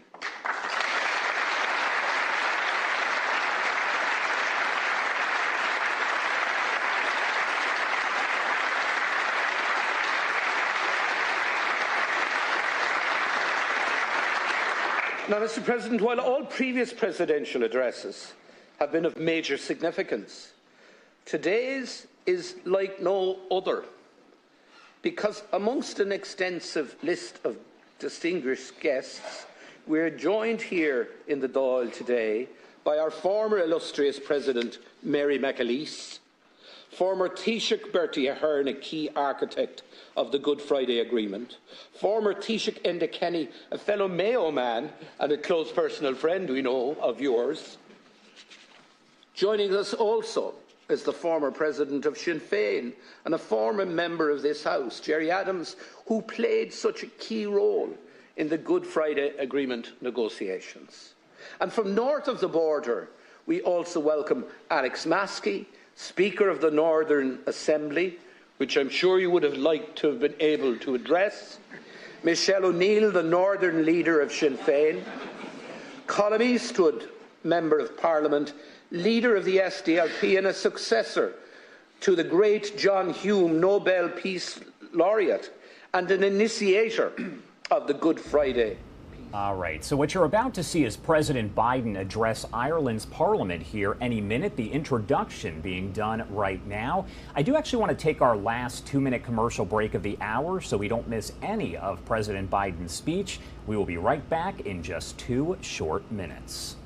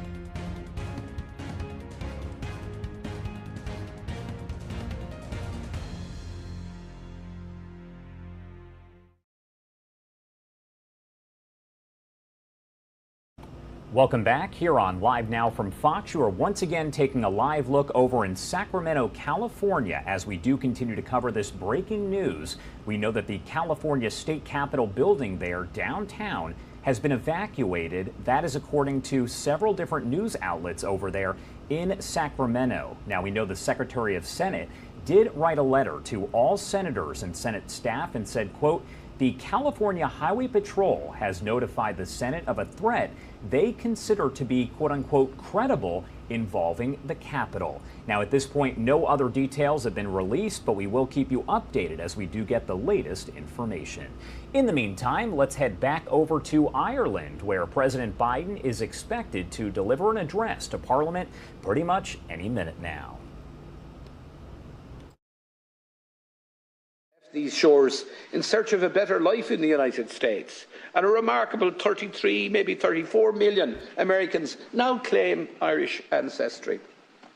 The signatories of the 1916 proclamation said that this very republic came into being with the support, and I quote, of its exiled children in America. And how true that was. Down through the years, our exiles supported Ireland economically and politically and never forgot the families they left behind. All through your political career, sir, you too have been a faithful and supportive friend of Ireland. You have been there, to quote the well-known song, "In sunshine or in shadow." So on this historic occasion, your homecoming, we warmly welcome you back to your roots. From the bottom of our hearts, we thank you for all you have done and continue to do for us here in Ireland. The Ireland you are visiting this week is a multicultural, progressive nation, benefiting enormously from an inflow of immigrants who have arrived on our shores from across the world. They enrich our society and help us grow our economy.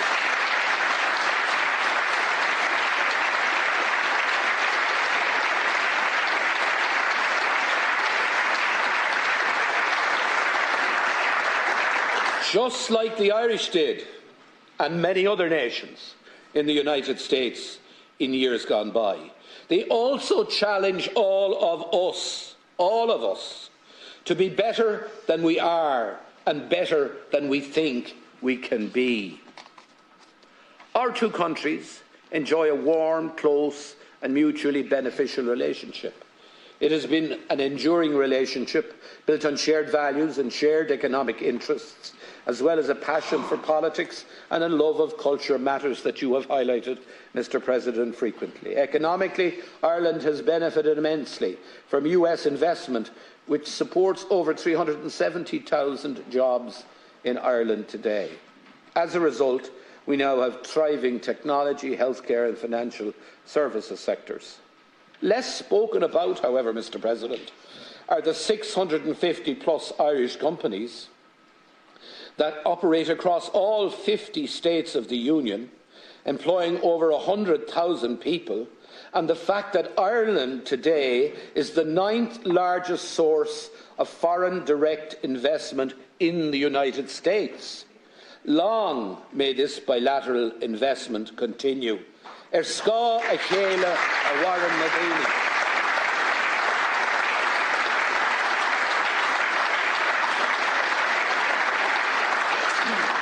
Mr. President, 2 years ago on a cold January day in Washington, D.C., you spoke of the importance of unity and hope. And as we gather in this Easter week, we recognise that the world is in need of hope. Hope for those affected by war, hope for those suffering from hunger, and hope for... All right, so we are expected to hear from President Biden any moment now. We will bring that to you live, raw, and unfiltered, but I do want to get to some of the other stories that we are covering right now, as there is quite a bit in the way of breaking news here. The Associated Press reporting here that the FBI wants to question a 21-year-old member of the Massachusetts Air National Guard in connection with the disclosure of classified military documents. Two people familiar with that matter said that to the Associated Press, revealing that information. The two people who discussed the development and were not authorized to discuss an ongoing investigation publicly spoke on the condition that they did remain anonymous. The New York Times earlier reported the FBI's interest in that person, but again, we do now know from the Associated Press that the FBI does want to question a 21-year-old member of the Massachusetts Air National Guard in connection with those classified military documents. As we get more details, we'll bring that to you live, raw, and unfiltered. I also do want to take you out to this other breaking news that we have been tracking right here. This is actually an image that does show the California State House. This is over in Sacramento. We know that the State House there has been evacuated. This is downtown, and the evacuation happening due to a quote-unquote credible threat.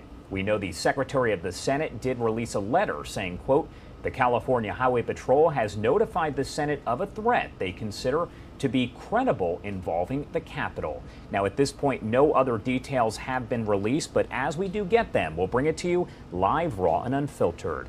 President Biden now speaking over in Ireland. Let's pop up the audio and listen in live, raw, and unfiltered. It is as bad as all my children have been put through. Speaking to my children, my son Hunter's with me, and my best friend in the world, my sister Valerie's with me today, and I want them to.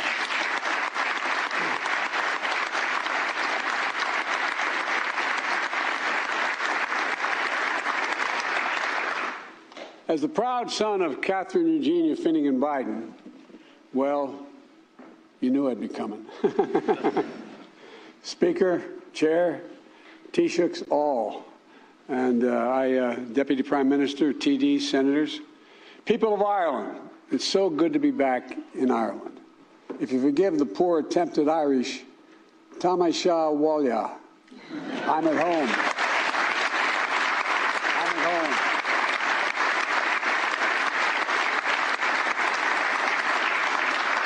I only wish I could stay longer.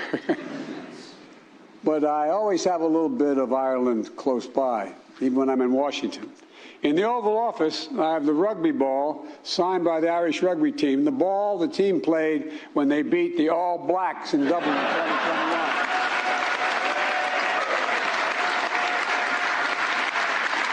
By the way,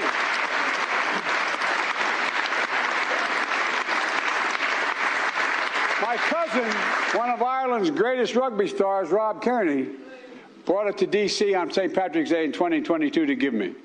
And I didn't play rugby except when I was out of law school, and I didn't play it very well. We played in a rugby club, but I did play American football and a few other sports, but I realized that, you know, you guys are all nuts.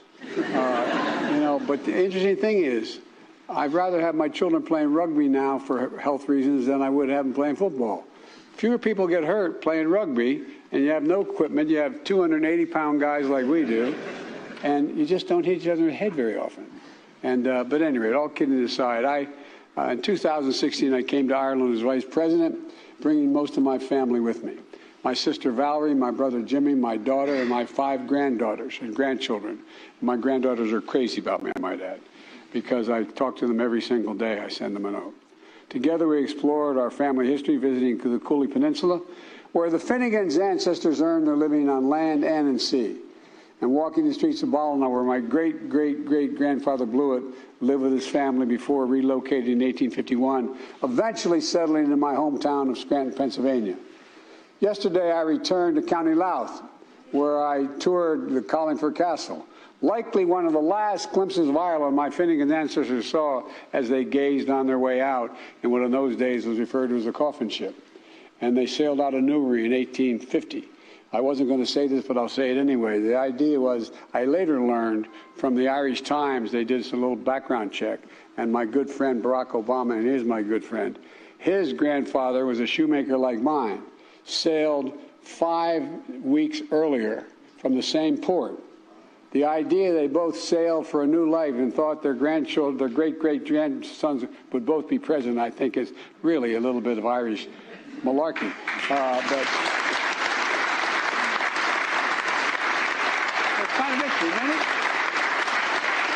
Tomorrow, I'll also revisit County Mayo and remember the history and hope and the heartbreak my Blue ancestors must have felt leaving their beloved homeland to begin their new lives in America. I say all this not to wax poetic about bygone days, but because of the story of my family's journey and those who left and those who stayed is emblematic of the stories of so many Irish and American families, not just Irish-American families. And these stories are the very heart of what binds Ireland and America together. They speak to a history defined by our dreams. They speak to a present written by our shared responsibility. And they speak to a future poised for unlimited shared possibilities. So today, I'd like to reflect on the enduring strength of the connections between Ireland and the United States, a partnership for the ages. It begins in our shared history, dating back to the very founding of the United States. The Irish hearts that helped kindle the torch of liberty in my country and fire its revolutionary spirit. The Irish blood from across this island that was willingly given for my country's independence. The Irish hands that laid the foundations of a new kind of future, one from the bottom up and the middle out, one built on freedom. You know, the great waves of immigration that brought our ancestors to the United States in succeeding decades carried millions more Irishmen across the sea. Most of them arrived a little more than with hope in their hearts and strength in their dreams and beautiful memories of an emerald green isle, a home they would never fully leave behind. I've never met an Irishman in America who doesn't think he will hope he could see Ireland someday. You know, their sweat is soaked with the foundations of communities across the nation, all across America. You can't go anywhere and not find it. By the way, Tip O'Neill, the former Speaker of the House, used to say that he'd have a reception for all the Irish in the Congress, the House and the Senate, and all those who wish they were Irish. And everybody showed up. Look, the journeys of our ancestors expanded our horizons and literally excited our imaginations. They became the untiring backbone of America's progress as a nation, even as they endured discrimination and they were denied opportunity. I'll tell you a story. I was campaigning for president, and I was out in Colorado, and I was with a man whose family had been, he was a former senator, a man whose family had been in the United States since the conquistadors for generations. And and there were a whole lot of people standing across a refurbished rail station in eastern Colorado. And there was literally 10,000 people on the other side of the track waiting to hear me speak.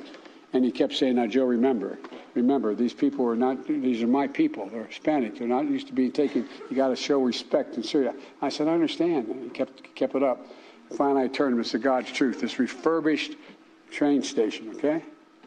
It had like linen kind of wallpaper on it. And about every 20 feet, there was a brass plaque that's saying, no Irish allowed. I said, I get it. I get it. But it's history that speaks above all to the values that sustain these people throughout their hardships in their lives. Freedom, equality, dignity, family, courage. My mom used to have an expression, say, Joey, courage is the greatest virtue of all. For without courage, you can't love with abandon. Without courage, you cannot love with abandon. These are the values that were handed down generation to generation in my family, grafted onto the American character, tended as they transformed an entire nation. Like so many countries around the world, though perhaps more than most, the United States was shaped by Ireland, and that's not hyperbole. That's a fact. And the values we share remain to this day the core of our historic partnership between our people and our governments. As nations, we've known hardship and division, but we've also found solace and sympathy in one another. And just 4 years before we issued our Declaration of Independence, Benjamin Franklin came to the Irish Parliament and declared and described it as, I quote, disposed to be friends of America, end of quote. And turn to the text of Ireland's 1916 proclamation, displayed mainly in the main foyer of this building, draws on the support of Ireland's exiled children in America, the quote, draws on the support of exiled children in America. We're nations that know what it means to persevere for freedom, to brave a civil war, to toil in the vineyards of democracy. And that's, again, not hyperbole. It's a fact. It's a fact. It's not just the hope, but the conviction that better days lie ahead that has brought us along. We have the power to build a better future. 60 years ago, as referenced, the first Irish Catholic president of the United States made a historic trip here, speaking to this assembly and capturing the imaginations of Irish and Irish-American families alike. When John Kennedy addressed Parliament, he honored the more than 150,000 Irish immigrants who joined the Army of the North during America's Civil War. And among them, one or two of them were my relatives as well. They signed up in a new land to stand for old values, to defend freedom and the dignity of all people. Think about this. Name another country, and whatever their language is, that use the word dignity as much as we Irish use the word dignity. It matters.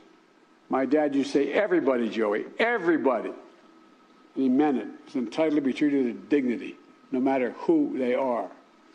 President Kennedy honored their courage and sacrifice by presenting to this body the flag of the Irish Brigade, which hangs out here to this very day.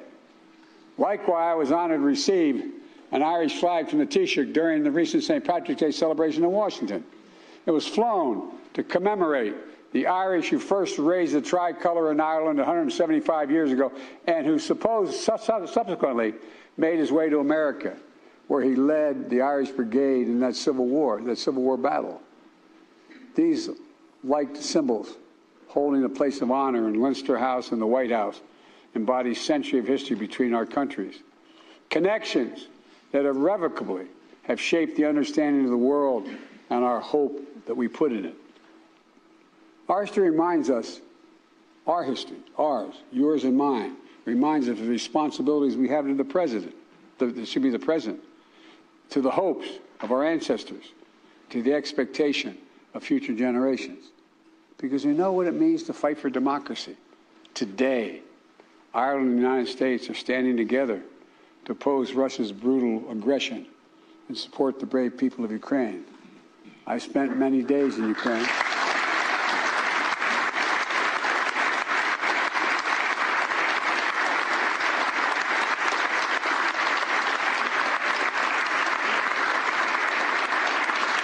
President Kennedy said 60 years ago, and I quote, "Ireland pursues an independent course in foreign policy, but it is not neutral between liberty and tyranny, and it never will be." Thank you for that.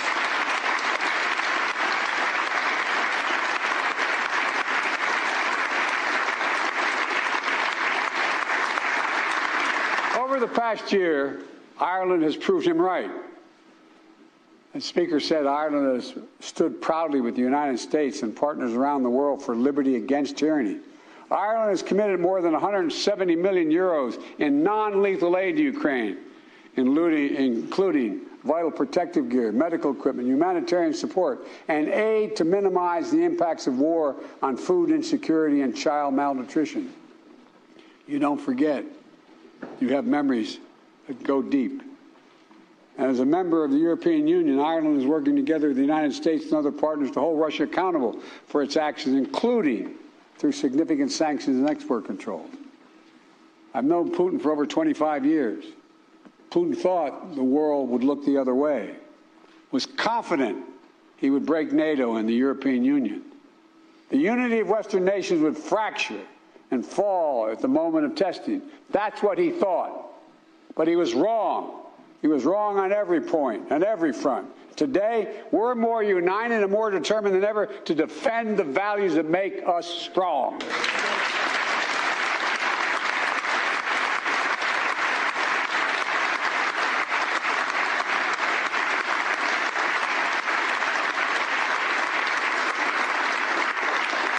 And I want to sincerely thank you for Ireland's vital leadership last year in the UN Security Council. Working together, Ireland and the United States helped change the way the UN sanctions are implemented to ensure they do not hamper humanitarian efforts.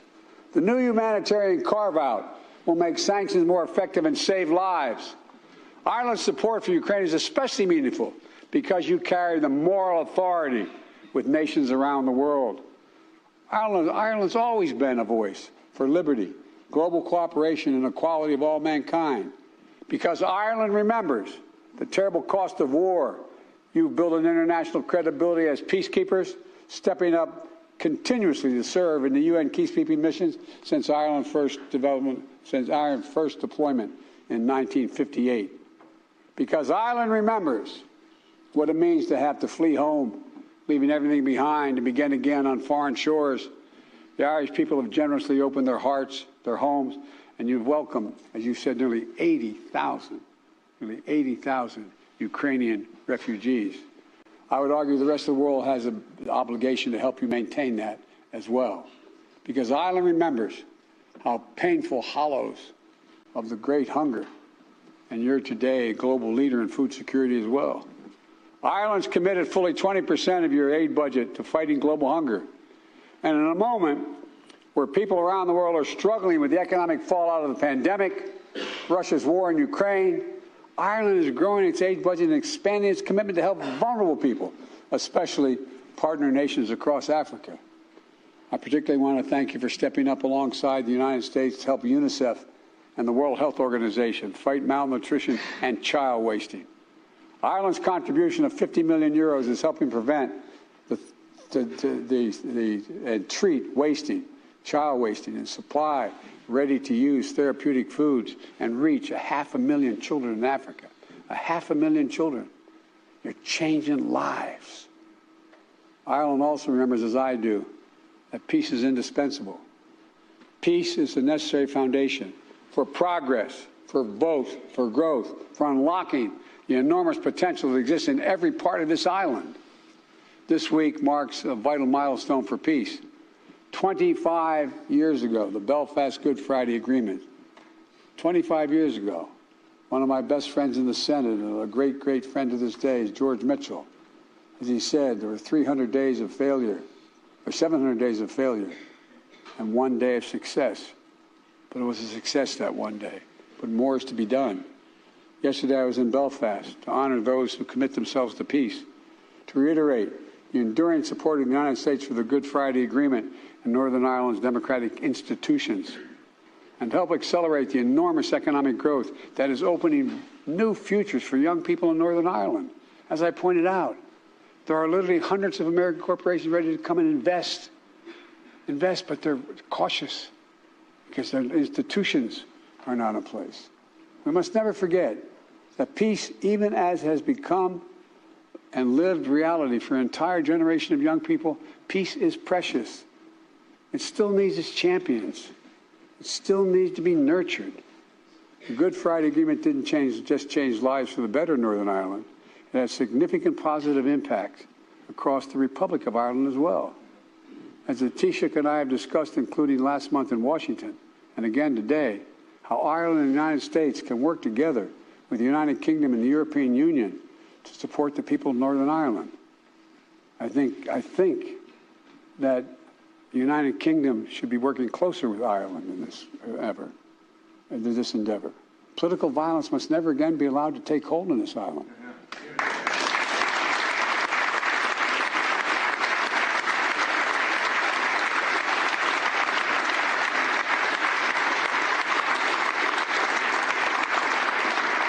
Presumption me to say from the United States, but that must be the goal which guides us in all our efforts. Because the greatest peace dividend of the Good Friday Agreement is an entire generation of young people, whose hearts have been shaped not by grievances of the past, but by confidence that there are no checkpoints on their dreams. They're writing a new future, a future of unlimited possibilities. For too long, Ireland has talked about in the past tense. We tell old stories of days gone by because it's good to remember. Stories of Irish grit and genius, saints and scholars, poets and politicians. And in the face of it, they're good stories on its face. Let's face it. But, as the poet Bolan wrote in her poem, Mother Ireland, she said, I've learned my name, I rose up. I remembered it. Now I could tell my story.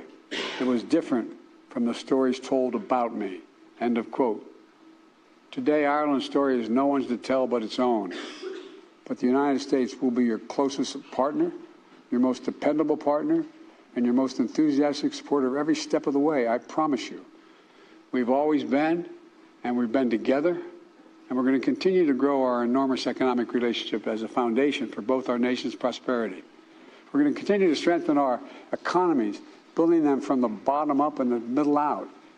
Yesterday and already Ireland draws a disproportionate amount of foreign direct investment from the United States of America.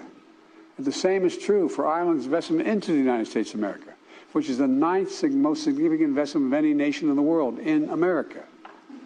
You know, we share more than $1 trillion in bilateral trade and investment in 2021. More than 950 American companies, international companies, have international headquarters in Ireland, supporting hundreds of thousands of jobs. 700 Irish companies located in 50 states employ more than 100,000 people in the United States of America.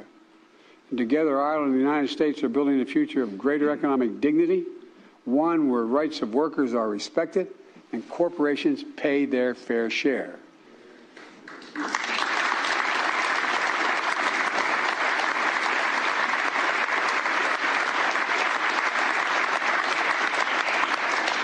The global minimum tax will continue fair competition for investing while creating benefits for all our people. And I have no doubt that the thriving economic relationship between our countries is going to continue to grow. I'm grateful for Ireland's partnership in delivering this game-changing international agreement. Similarly, the deep connection that has always existed between our people and the land has translated into a commitment to fight climate crisis, to preserve our planet for future generations. The single existential threat to the world is climate change. We don't have a lot of time, and that's a fact. They're even recognizing, finally, everyone's recognizing America. I've flown over more territory in the United States since I've been president in a helicopter that has been burned to the ground than comprises the entire state of Maryland, equal to the entire state of Maryland. Ireland's famous 40 shades of green are being supplemented by green energy, green agriculture, green jobs. Make no mistake, the entire world sees and is drawn to the opportunities that exist on this island. The skilled workers, the high-tech infrastructure, the innovators who are breaking barriers, the connection and kinship you share, not just in the United States, but the countries around the globe. I know you all know it, but maybe sometimes we forget it. Ireland is a hotbed of cutting-edge science, research, and emerging technologies that's going to influence so much of our shared future, for real. Working in partnership with Ireland, the United States, together the European Union and like-minded parties around the world are going to ensure that those technologies are grounded in the same core values we have championed for so long. Democracy, human rights, freedom of opportunity for everyone, not just for some, for everyone. You know, I hadn't planned on running for president again in 2020. My son, Bo, had just died of stage 4 glioblastoma after coming back from Iraq after a year. He was the Attorney General of Delaware. As a matter of fact, he should be the one standing here giving this speech to you. But, you know, I started to write a book talking about how technology has always changed the world, and we were at an inflection point in the world. And the technology was changing so rapidly and things were changing so significantly that it wasn't so much who led any country, it was the changes that are just happening at incredible speed, incredible speed. Look what's happening with artificial intelligence right now. It holds enormous promise and enormous concern. Our world stands at an inflection point where the choices we make today are literally going to determine the future or the history of this world for the next 4 to 5 decades. Literally, not figuratively. We're at one of those points. I had a professor at school who said an inflection point is when you're riding down the highway at 60 miles an hour and you make a radical turn 6 degrees in one direction. You can never get back in the course you're on. That's who we are as a world. And as we meet these ageless struggles, they continue to cast a shadow on our world. Struggle between the rights of many and the desires of a few, between liberty and oppression. And I know I get criticized for saying this around the world, but between democracy and autocracy. It is a competition that's real. And we're called to this work just as every generation before us has been. In this moment, the world needs Ireland and the United States and our limitless imaginations. I've met more with Xi Jinping than any world leader has over the last 10 years.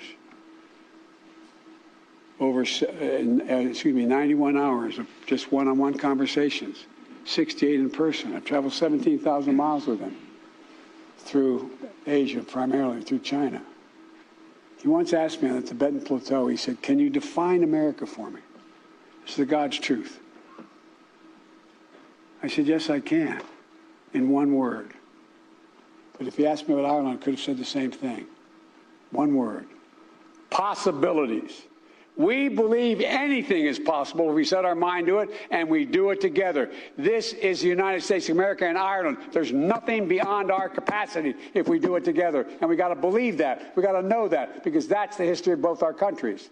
This is about defending the values handed down to us by our ancestors, keeping the flame of freedom we inherited, the beacon that's going to guide our children and grandchildren. It's a struggle we're fit to fight together. Now, how is Ireland and the United States? Now is their time to meet every challenge together. I really mean this.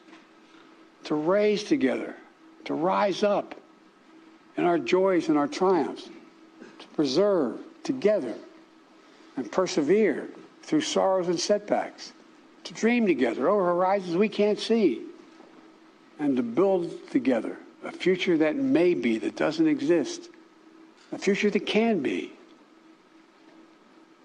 You know, as was mentioned, today's Seamus Heaney's birthday.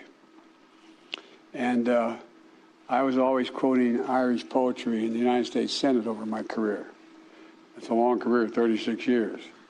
And my colleagues always thought I did it because I was Irish. That's not the reason. They're the best poets in the world. That's the reason I did it. And one of the best among them. All right, President Biden there addressing Ireland's parliament. You are listening in live, raw, and unfiltered. It is now 1:23 on the East Coast and 10:23 on the West Coast. Let's head to a quick 2-minute commercial break. On the other side, we are following several breaking news stories. We'll be right back with a look at all of those and other headlines here across the country and the world.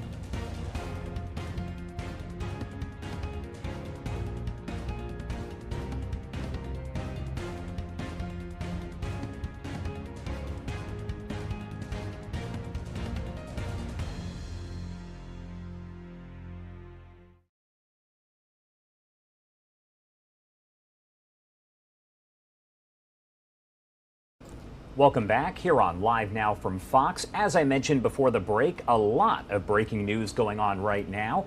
The Associated Press reporting the FBI wants to question a 21-year-old member of the Massachusetts Air National Guard in connection with the leak of classified military documents.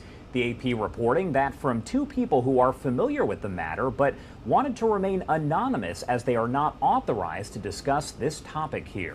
The New York Times earlier reported the FBI's interest in that person, and we told you earlier that the Justice Department and FBI had narrowed down the pool of potential suspects believed to be responsible for the disclosure of those highly classified military documents on the Ukraine war.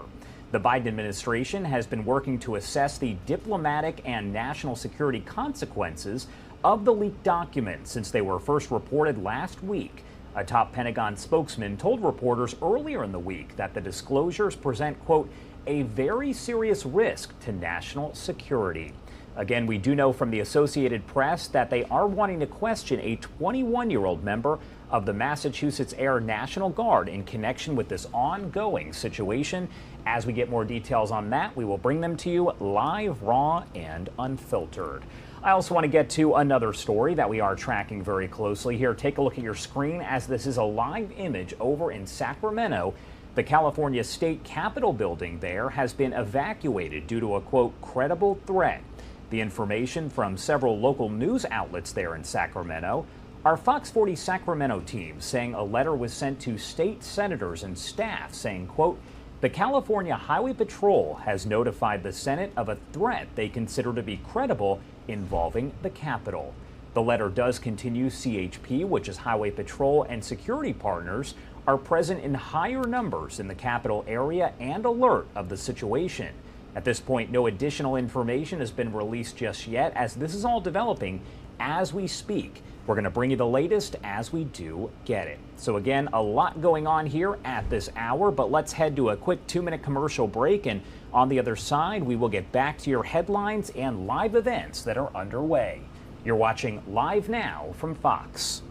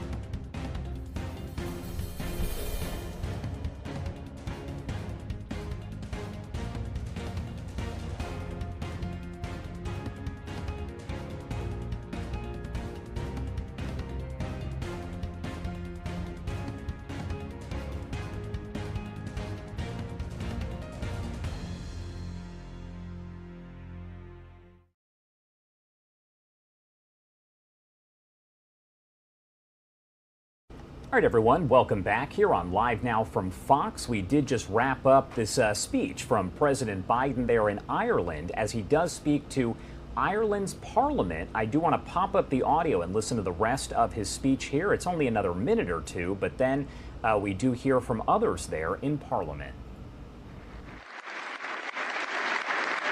But, folks, I really mean it. We can do so much. We really got, we can't. And it doesn't even break down in ideology. It breaks down in faith in ourselves, our values. Because no matter what party we belong to, our values are the same. It's about honesty, dignity, justice. And you all have every ingredient to make it work. It's an honor to be here. Thank you very much.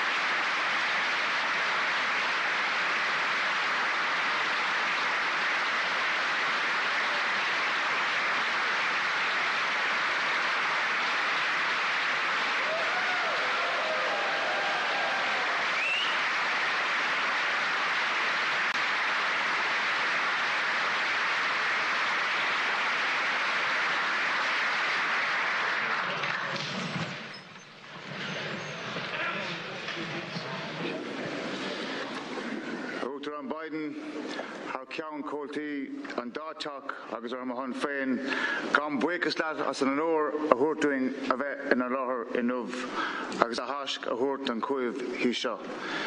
We might say 4 more years, Mr. President, but we can't be political here, but thank you for your wonderful address.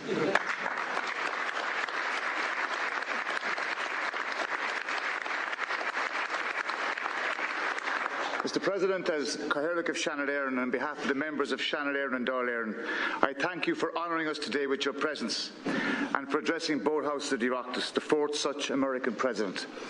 And can I sincerely thank Ambassador Cronin, who in her tenure here, Mr. President, has served your country with distinction, and we thank you most sincerely.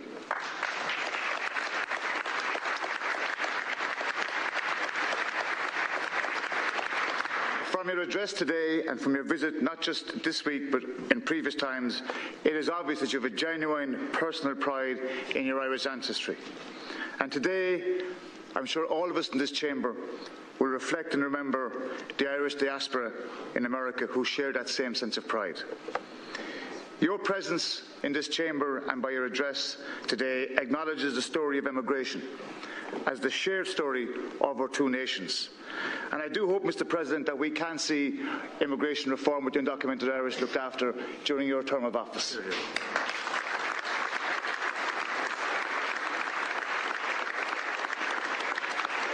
This week, we as a nation turn another page of history together, Lauderdale, by commemorating the 25th anniversary of the Good Friday Agreement. And it's important that we salute the architects of that Good Friday Agreement and we thank them today. We welcome your visit, Mr. President, as a reminder of the role your country has played and continues to play as a broker of peace. Too many of us still remember the terrible violence that devastated our communities for decades. As you said today and yesterday, we must persist in our work of peace and reconciliation to ensure the positive legacy of the Good Friday Agreement and that it can be fully realised for all those young people you spoke about in your speech. Mr. President, you said recently about the United States, and I quote, "Our diversity is and always has been our greatest strength as a nation." And you've shown that value and respect for diversity, Mr. President, in your lifetime as a politician.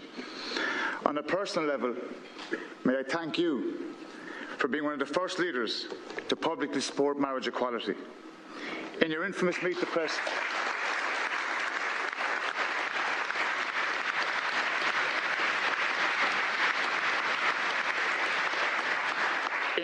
Meet the Press interview in 2012 with David Gregory, you framed the debate as a simple proposition. Who do you love, and will you be loyal to that person that you love? With this statement, Mr. President, you held aloft your respect for diversity, and others followed, including my very good friend Enda Kenny here, who, as part of his government, allowed us to have a referendum on marriage equality in our country.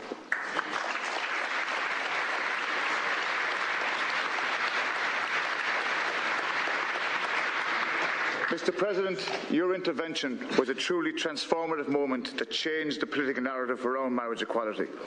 And like the architects of the Good Friday Agreement, who took a risk, you took a risk. And I thank you. Because of you and the generosity of the Irish people, I can wear this wedding ring as a symbol of my love for my husband, who's here today.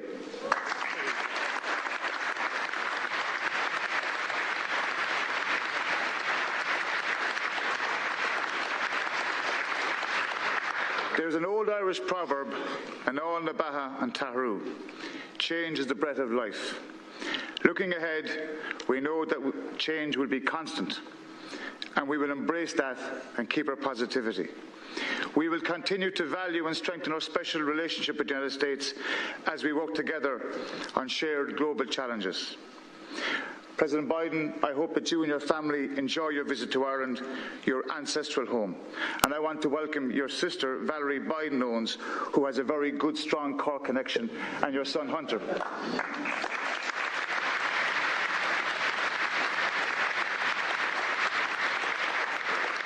And on your next visit to Ireland, I hope you'll come and visit Cork. And as you said, Mr. President, previously, Northeast Pennsylvania will be written on my heart, but Ireland will be written on my soul.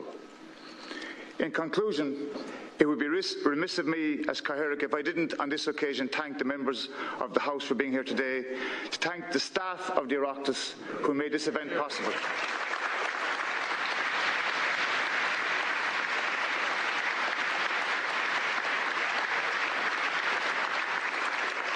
Oakron, thank you for addressing the House of the Oireachtas. Gurad Mila Mahagat, Slán agus Banat, Barbua, and Fly Eagles Fly.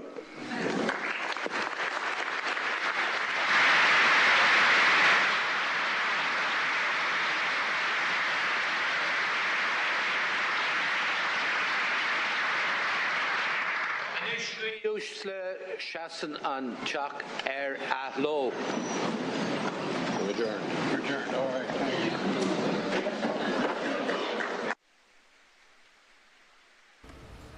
All right, everyone, so that was the rest of the speech by President Biden and members of Parliament there as they did honor him a bit earlier on today. It is now 1:38 on the East Coast and 10:38 on the West Coast. My name is Josh Breslow, and I'm here to bring you all of your top stories from across the country and across the world. No surprise, it has been a very busy day. Do want to take a live look here over in California. This is in Sacramento, and it's a story that we have been covering as breaking news here over the last hour or so, I would say. We know the California State Capitol building there in Sacramento has been evacuated due to a, quote, credible threat. The information from several local news outlets there. Our Fox 40 Sacramento team saying that a letter was sent to state senators and staff saying, quote, the California Highway Patrol has notified the Senate of a threat they consider to be credible involving the Capitol. The letter does continue, quote, CHP, which is Highway Patrol, and security partners are present in higher numbers in the Capitol area and are alert of that situation. No other details released, but that evacuation's still underway here. We will bring you updates as we do get them. Let's head to a quick 2-minute commercial break, and on the other side, we have more live events and headlines that are going on here. You're watching Live Now from Fox.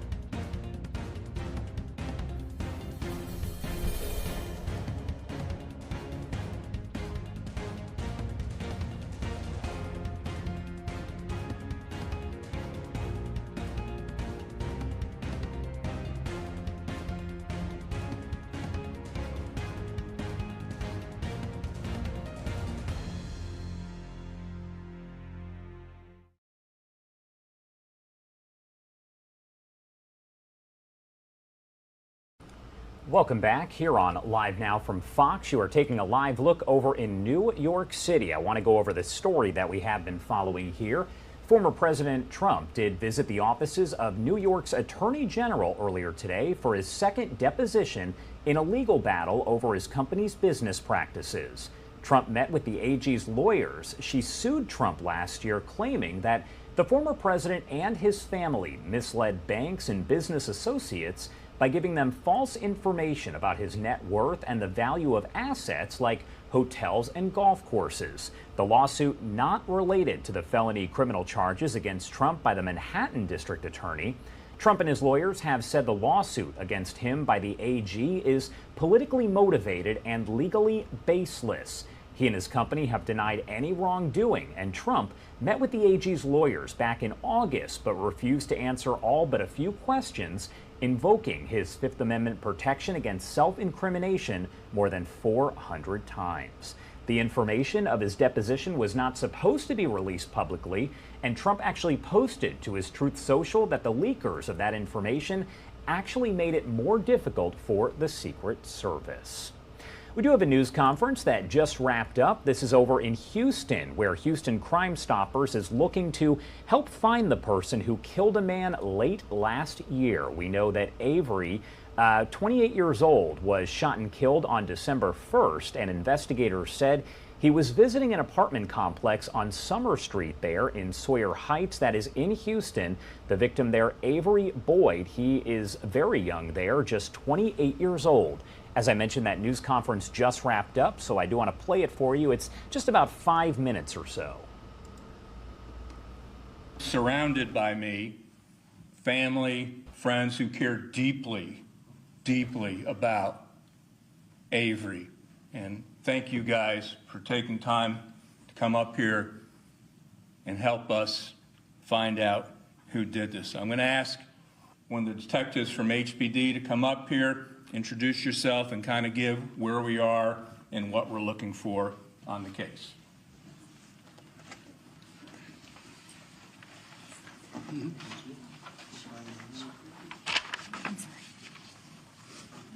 Hi, good morning, everyone. I want to thank everybody for being here this morning. I'm Detective Brooks. I'm with the Houston Police Department's Homicide Division. My partner, and Detective Gardner, and I are the ones investigating this case. On Thursday, December the 1st, 2022, around 3:35 in the afternoon, Avery Boyd, who was only 28 years old at that time, arrived at the 3000 block of Summer Street in Houston at the Bell Rock Summer Street Apartments, where he was there to meet up with a family friend. After he parked his vehicle and was walking towards the apartments to meet up with his friend, a vehicle pulled up. One suspect got out of the vehicle and shot him in cold blood multiple times, and he died on scene. The suspect vehicle that we're looking for is approximately a 2011 to 2014 year model Hyundai four-door sedan, silver or light colored.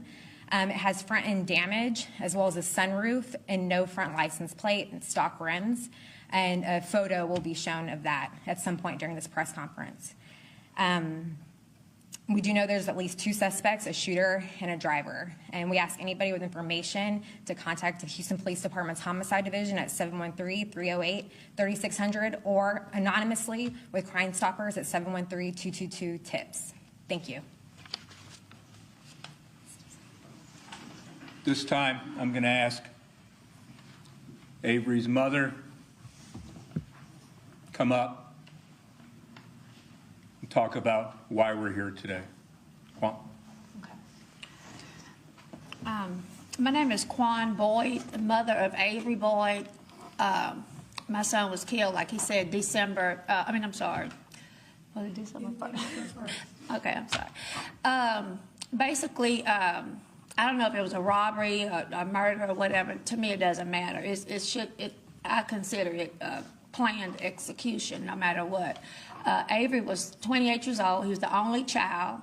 He's very giving, very trustworthy, generous person. Avery didn't have any kids, so therefore I'll never have any grandkids, which I wanted. He was just in a place in his life where he was basically you know, trying to settle down, purchase a home, get into a serious relationship, etc. He didn't deserve what he got. My son wasn't violent. My son wasn't aggressive. My son wasn't a thug. My son didn't have gold teeth, tattoos, nor did he wear his underwear showing. My son was a decent, very decent Catholic school boy. My son has been in Catholic school or private school pretty much his whole life, elementary, junior high, and high school. And basically, I'm literally, you know, begging for your help. You know, again, like I say, I don't know if he was robbed for the money or whatever, but I'm more than sure, I mean, someone needs more money. Okay, so we just ask basically that, I mean, we ask that you call in. Again, I don't really care who's giving a tip. I just want the tips. I want the something that leads to, if I'm not mistaken, it was 3 people at the crime scene, and I'm sure one that may have orchestrated it. But I want all of them. As far as I'm concerned, you know, you murdered the wrong person, because Avery's mother doesn't know the definition of ceased or desist. I won't stop. I have a team of people and a large family. We will not stop until I get my son justice. I appreciate y'all. Thanks.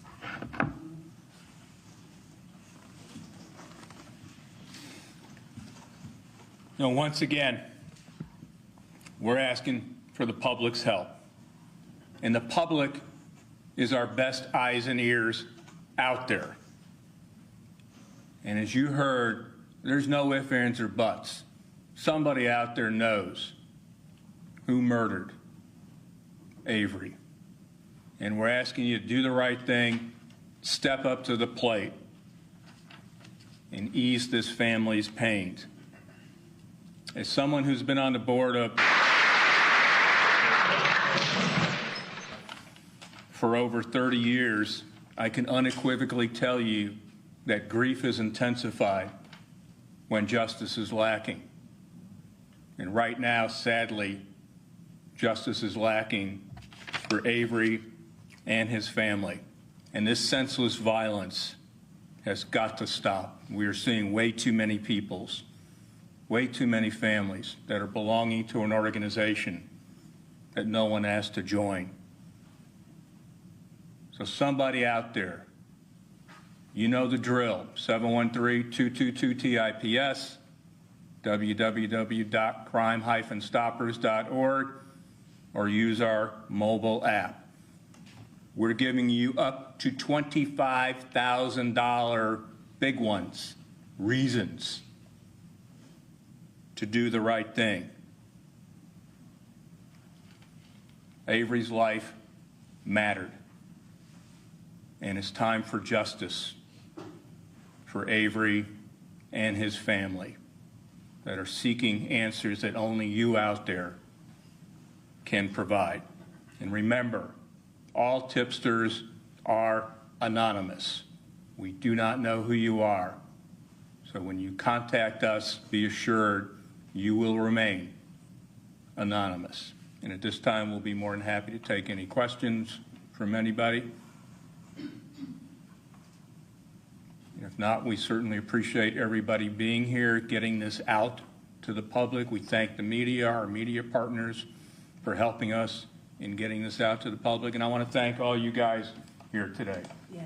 Because all of you here, to me, says a lot about the love that Avery has and will always have. And this family, as you heard, Avery's mom, they're not going to stop. And they are relentless. So if I were you, I would do the right thing now, because they're coming and they're not going to stop. So thank you, everybody.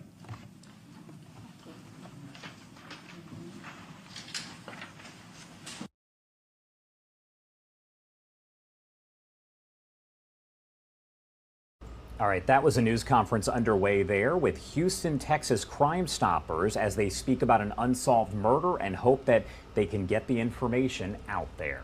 I do want to get back to a breaking story that we have been following here. Former Nickelodeon actor Drake Bell has been found safe hours after officials announced that he was reported missing and endangered in Daytona Beach, Florida. Quote, "At this time, we can confirm law enforcement officials are in contact and Mr. Bell is safe." That is according to a spokesperson for the Daytona Beach Police Department. They spoke to our Fox 35 Orlando team. Now, at this point, no other details about the circumstances of Bell's disappearance and where he was found have been released by authorities. Daytona Beach Police first announced the disappearance of the 36-year-old actor and musician whose legal name is Jared Bell in a Facebook post early this morning. Now, in the post, officials said that he was possibly last seen Wednesday night near Mainland High School in Daytona Beach and likely traveling in a 2022 gray BMW. Bell is best known for starring in the popular Nickelodeon TV show Drake and Josh, and of course, for his music career. It's important to note that in 2021, Bell did plead guilty in an Ohio courtroom to 1 count of disseminating matter harmful to juveniles and 1 count of attempted endangering children. So again, Drake Bell there has been found safe. We also do have an update to another story that we have been following. This involves the founder of Cash App. We have been covering his murder that did happen earlier on this month. We have now learned here that a news conference is scheduled with San Francisco police for about 3:30 p.m. Eastern time. We also know an arrest has reportedly been made in the fatal stabbing of Bob Lee. Lee's ex-wife telling our Fox 2 San Francisco team about the arrest. However, we are still working to get some more information about the person who was arrested. Lee was killed back on April 4th on Main Street in San Francisco around 2:30 in the morning. The murder happening in an area that's a mix of offices and modern condo buildings. You see it right there in the video. Let's head to our final 2-minute commercial break of the hour, and on the other side, we'll get right back to your headlines and live events right here on Live Now from Fox.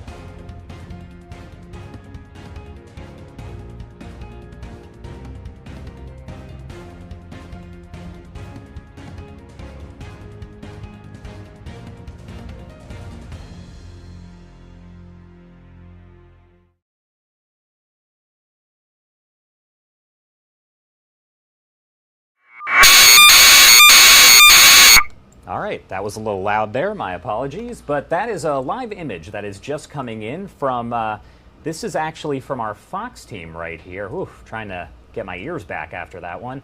These are actually tall ships that are over in Galveston. This is from our Fox Houston station. Looks like the ships are going to muster at the start line off of East Beach, and then there's going to be a parade here. We're going to keep this shot up for the next little while because it is pretty cool to look at. But again, that is going on right now in Galveston, Texas.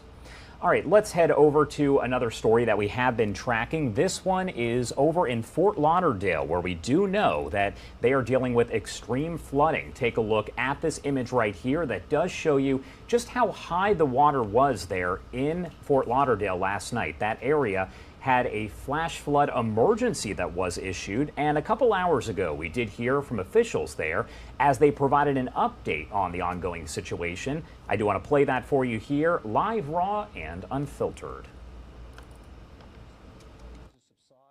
Through the coming hours and have seen improvements in certain areas. Most areas will need to drain naturally just because of the extreme amount of water. But we are strategically using vacuum trucks in certain areas. The Red Cross arrived earlier this morning to assist with a staging site at Winn-Dixie near State Road 84 and 9th Avenue.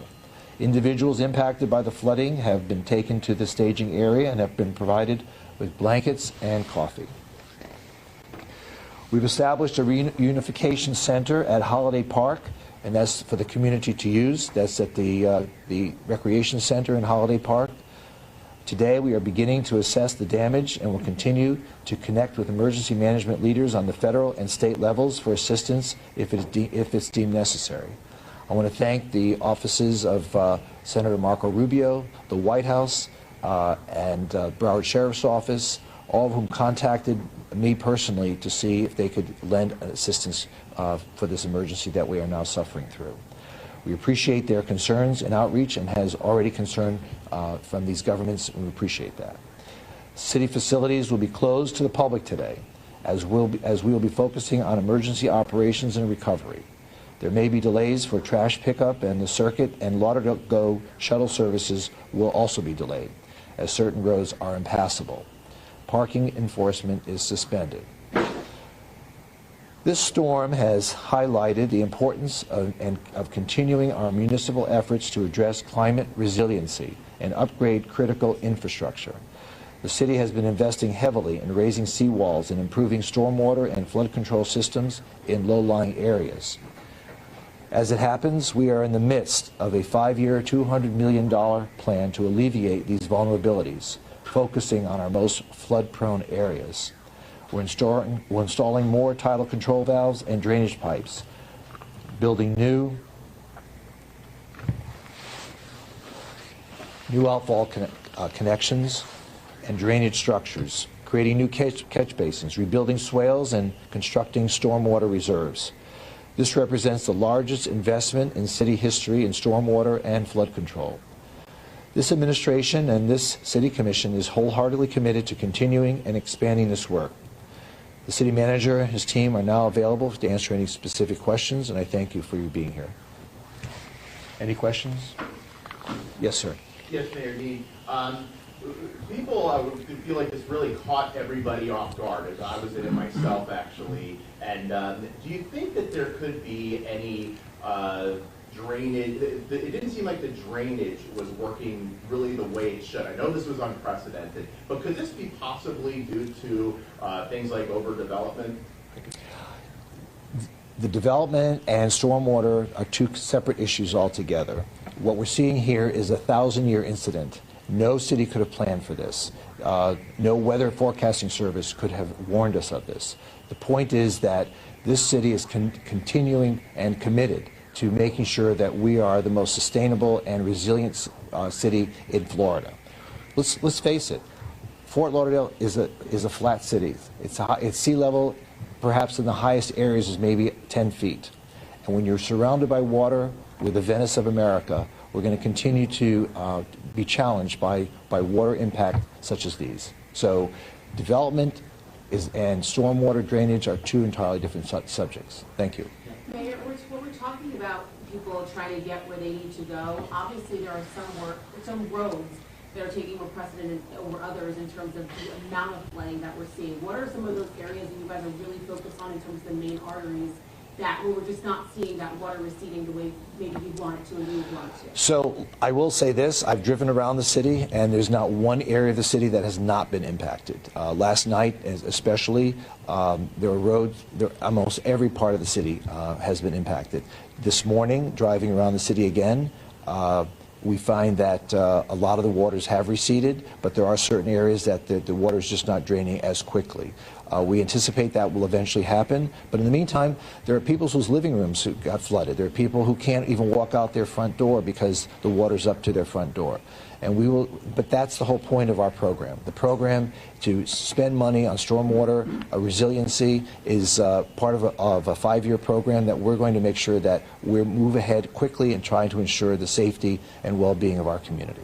So I know many of us always think about this emergency alert. Some of them pretty alarming, saying, you know, calling this life-threatening, saying to seek shelter. I'm not sure if someone can speak to this. I know, you know, earlier we had you on this call saying that there may have been injuries to some folks. Do you know if there were any deaths or anything like that? I know we saw 2 minivans near Davie Boulevard and Southwest 9th Avenue. I'm not sure if we could speak to that at all. Our fire chief is here. I don't think there were any deaths. There were just people who were challenged in their particular circumstances, trying to get out of the way, trying to ensure that you know, that their families were together and that they were able to return home from work, from school, and from wherever they happened to be at the time that the storm really hit us in our community. But our hats off to the police and fire departments for their heroic efforts in pulling together not just their agencies, but collaborating with other local agencies, including the Broward Sheriff's Office, to ensure that we had all of our resources. The state offices providing airboats. I mean, driving down airboats in the middle of our streets, kind of an interesting phenomena. But the point is that this was a very rare event, and I think the city has responded heroically in trying to respond to everybody's needs. Any other questions? I also saw that the Roman sewage treatment plant posted a notice saying that they were pumping treated affluent into the intercoastal. Do you know if there's an overflow of non-treated water going back into our environment at all? There was a discharge from the treatment plant, but it was all treated water. Never was there ever untreated water discharged into the waterways. Have you spoken with Governor DeSantis? Governor DeSantis has not yet called. I'm not sure what's going on, but I'm sure he's very interested in what's going on here, and we're happy to work with his office. In the meantime, the state agencies we've been working with them. The Fish and Wildlife Office has been working with us, so we appreciate that. I'm not sure the governor himself needs to be involved, but the state agencies have been very helpful in working with us to take on this challenge. And you said there have been over 900 rescue calls. What do you have to say to people that are trapped in their homes, maybe in some places without power, some of the safety that they need to make? All right, so if somebody is in a really bad emergency, of course, dial 911. They're there to respond. If it's a situation that the city can correct that's not an emergency, then they can call our central number, which is 954-828-8000. That's 954-828-8000 for non-emergency situations.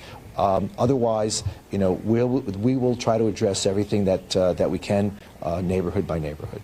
Because it's our neighbors are the most important people in our community, and we need to make sure that folks can get in and out of their homes, that they can get to and from work, that their children are safe, and that their families are together. Yes, ma'am. So I know that we're obviously here in Fort Lauderdale Police Department. Some official spots are open. The city hall is not open. I know it's flooded, from my understanding, and there's no power. Do we have any estimate on that? And can you speak to what exactly happened there? Well, what happened is that when the building was built, it was built with a basement, and all the mechanicals are in the basement. So our air conditioning system is out, our generators are out, so it's going to be some time before we're able to return to a functioning building. Any update on the airport, when that'll be open again? As you know, that's a county facility. I'm not sure what their plans are. I know that they're running some flights there, but I know quite a few flights have been canceled. Are we good? All right, thank you so much. That right there was a news conference held earlier by officials in Fort Lauderdale, Florida, talking about that extreme flooding where if you saw those images, you could see that the water was so high, basically cars were essentially submerged on streets there. I do want to remind you, coming up here at about 3:30, there is going to be a news conference with San Francisco police. They are going to provide an update after reports of an arrest having been made here in the murder of Bob Lee, the founder of Cash App. We do know that we've been covering this since April 4th when he was found stabbed to death there in San Francisco. So we will have that news conference coming up at 3:30. We also have this shot that we're taking a look at, a live image coming in. This is from the Pentagon, as we do expect to have that briefing coming up shortly. This all comes as we learn the Associated Press reported that the FBI wants to question a 21-year-old member of the Massachusetts Air National Guard in connection with the leak of classified military documents. The AP reporting that two people familiar with the matter wanted to remain anonymous because they were not authorized to discuss it. Let's pop up the audio and listen in here. Right to your questions. So first of all, we are aware of the press reports regarding a potential suspect in the Department of Justice's ongoing investigation into unauthorized disclosures of documents appearing to emanate from throughout the intelligence community. Because this is an ongoing criminal investigation, I will have to refer you to the DOJ for any questions. This is a law enforcement matter, and it would be inappropriate for me or any other DoD official to comment at this time. And certainly when we have more to provide from the Department of Defense, we will. In the meantime, as Secretary Austin has stated, the Department is taking the issue of this unauthorized disclosure very seriously. We continue to work around the clock, along with the interagency and the intelligence community, to better understand the scope, scale, and impact of these leaks. And just as we're limited in what we can say about the DOJ's ongoing investigation, we'll be also very limited in what we can say about any of the documents themselves. And while we certainly understand the media's interest in asking questions about the contents of these documents, I will highlight that as a matter of long-standing policy, just because classified information may be posted online or elsewhere does not mean it has been declassified by a classification authority.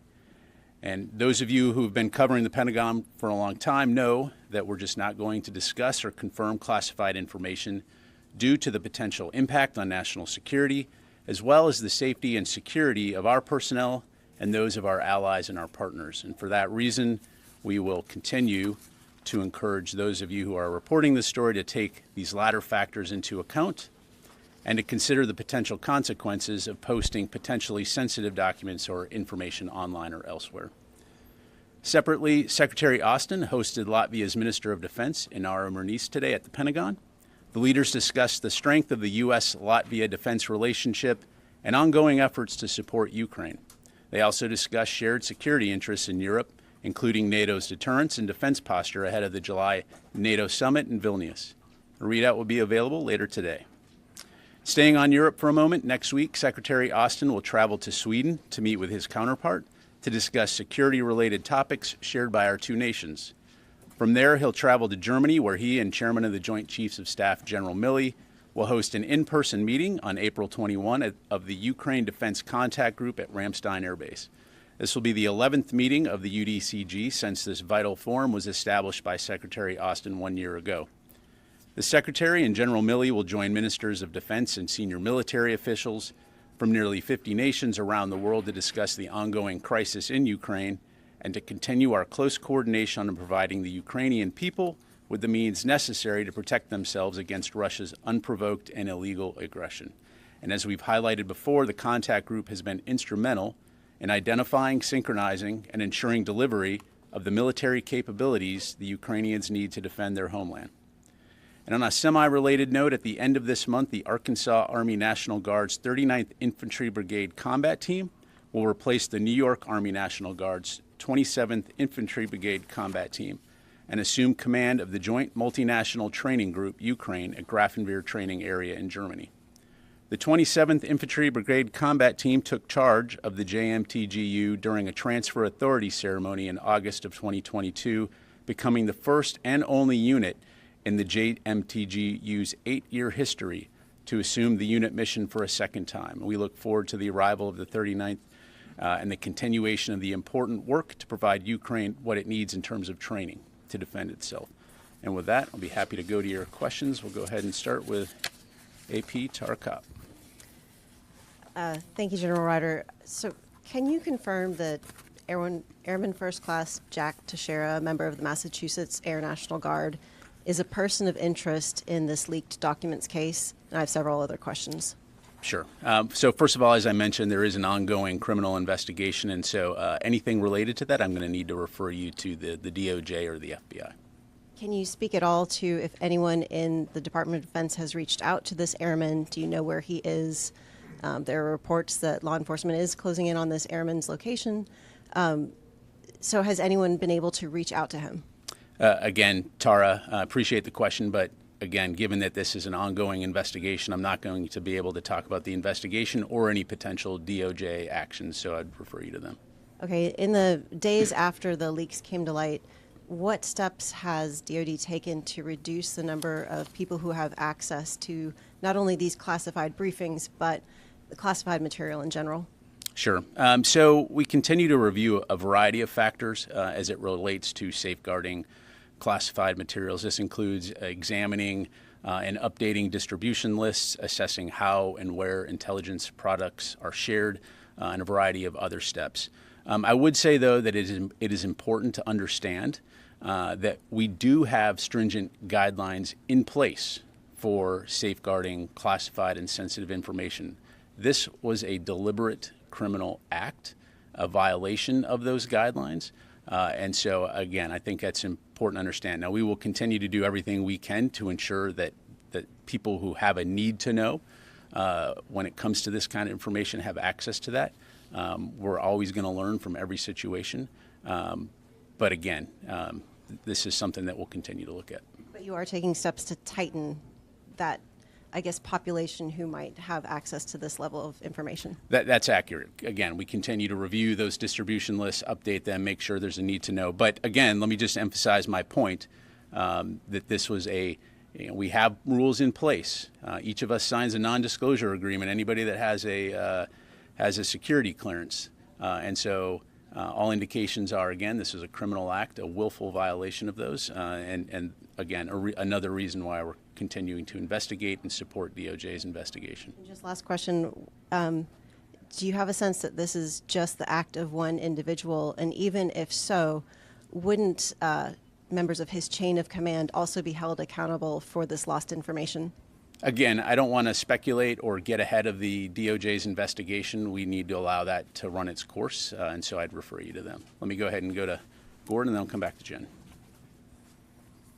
Yeah, Pat, there's two questions. One, just to clarify, in DOD's efforts to change the way you do business in terms of protecting classified information, apart from the stuff that you do already, is that DOD-led or is that joint staff-led?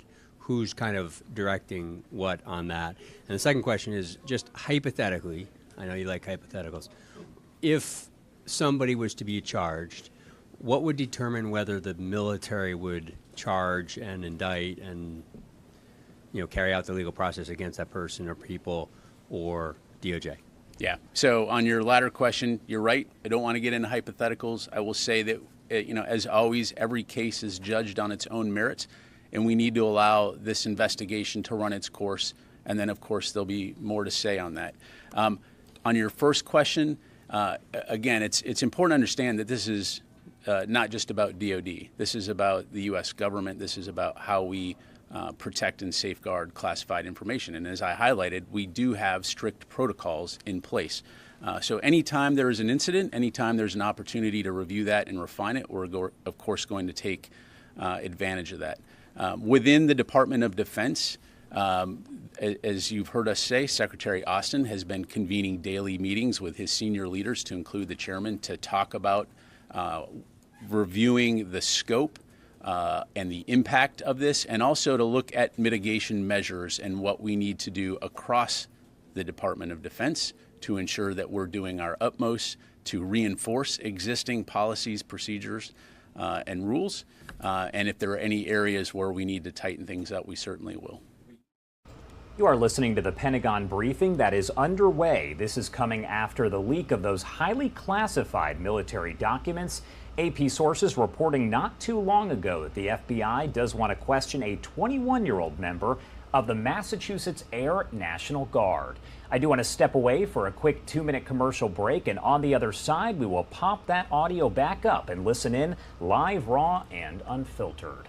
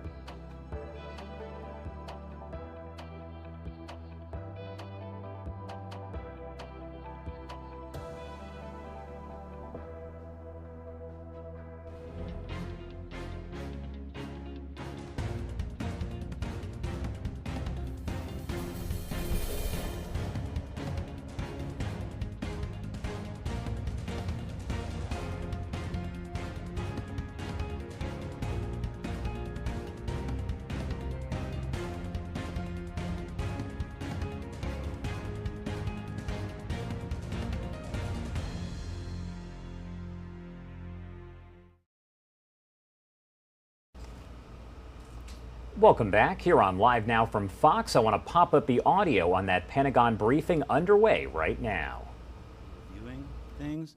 Can you tell us, are there less people who have access to this type of information today than there were a week ago? So Travis, again, I'm not gonna get down to numbers. Again, reviewing distribution lists, looking at who has a need to know, making sure those things are updated, doing due diligence in the wake of these unauthorized disclosures. Again, though, I want to emphasize that this was a deliberate criminal act to violate those guidelines and rules, in the same way that if you locked your front door and somebody came into your house and took something, you followed your procedures and you locked your door, but somebody went in your house and took something and put it out on the street. That's what we're talking about here. Let me go to Carla. Just a couple questions on this, and then I have a follow on something separate. Why did it take so long to brief the secretary about the leaks? He said that he was briefed on April the 6th. And would you classify that delay as a failure of the open source intelligence teams? Absolutely not. We were notified, the department became aware on the 5th. The secretary was briefed hours later in the morning of the 6th. I don't consider that a delay. Thanks. To follow on that, these documents were available long before April 5th and 6th. So what took so long for DOD and the intelligence communities to locate these documents?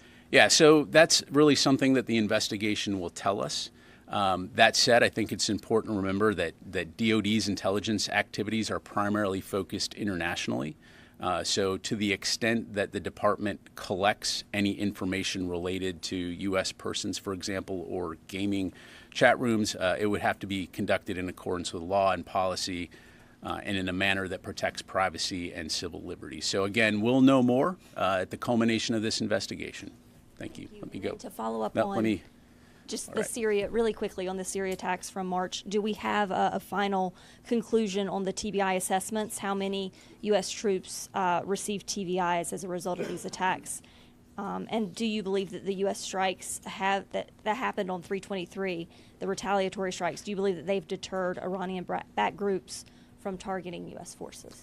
Yeah, so on the TBI, my understanding is CENTCOM has collected some additional information, so we'll get that to you and the press team here.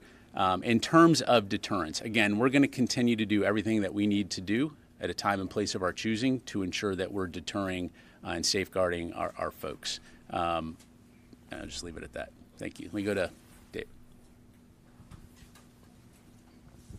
Can you just tell us what the mission of the 102nd Intelligence Wing for the Massachusetts Air National Guard was? And are you going to release this airman's service record in response to, I'm sure, the thousands of requests you've already gotten? Yeah. So David, on the service record, again, we'll take that and we'll provide an update when we're able to. In terms of the 102nd Intelligence Wing, I don't have that in front of me. I'm positive they have a website. We can quickly find the fact sheet up there.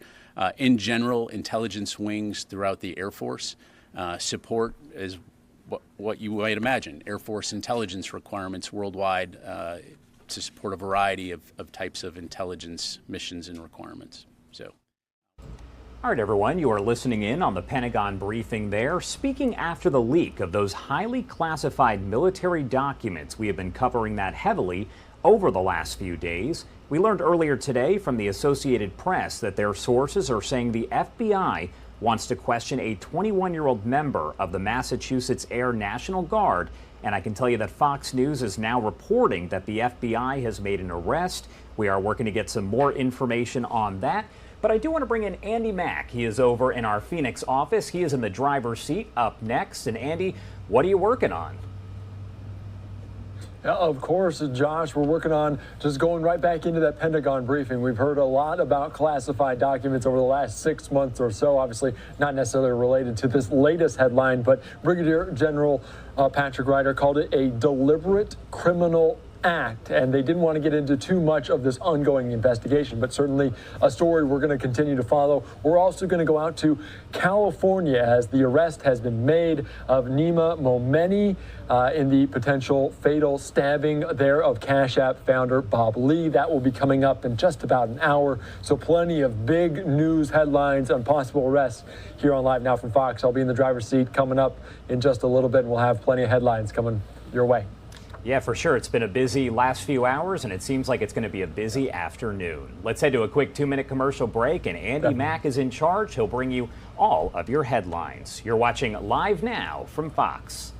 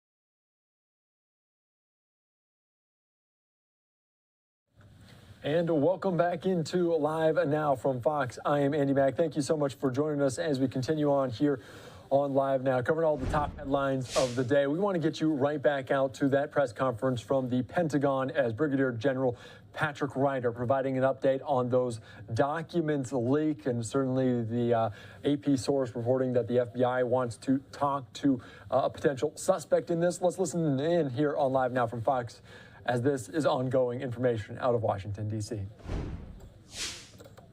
President-sized transit, which was consistent with longstanding U.S. policy, into something that it's not, or use it as a pretext to overreact. And so we'll continue to do everything we can to maintain open channels of communication with the PRC. We will not be deterred, the U.S. will not be deterred from operating safely and responsibly in the seas and the skies in the Western Pacific, consistent with international law. Just one quick follow-up. The Chinese military exercises simulated the blockade of Taiwan. Are you confident that the U.S. military is capable of breaking Chinese blockade around Taiwan? Well, again, I'm not going to get into hypotheticals, and I'm not going to talk about, or speculate on future scenarios. Again, we're going to work closely with our allies and our partners in the region to focus on our primary goal, which is peace, stability, and security in the region. And so that will continue to be our primary focus. Okay, let me go back over to here with Will and then Laura. Thank you. What is the scope of the leak as identified by DoD so far? Are we talking tens, hundreds, thousands of documents? And then second, the U.S. has been reviewing the authenticity of the documents for several days now. What has been found so far on that?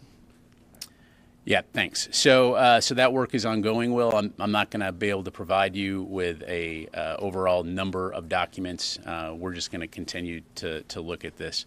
As you highlight, some of the initial indications were that some of those documents had been altered. Again, for obvious reasons, I'm not going to go into which ones were or weren't, but that is work that we continue to do. Take a look at. Laura? Thank you. Sort of as a follow-on to Carla and Brandy's questions, can you say whether DoD has anyone looking at chat rooms on Discord, for example, or other social media platforms right now for leaked information? And if not, should DoD have these people?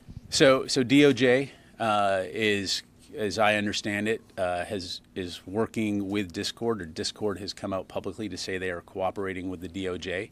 So that's really a question for DOJ to talk about. So is that a no, that DOD has I think no I already one? answered the question in terms of what our focus is on. It's primarily focused on international. I'm not going to get into the specifics of what intelligence activities we're conducting or not, other than to say when we do conduct those activities, they're in compliance with the law and with policy. Okay, you go to Jim and then I'll come back over here. Thanks, General. Every time something like this happens, there's a huge tendency to clamp down on everything, but that sort of ends up throwing the baby out with the bathwater, if you know what I mean.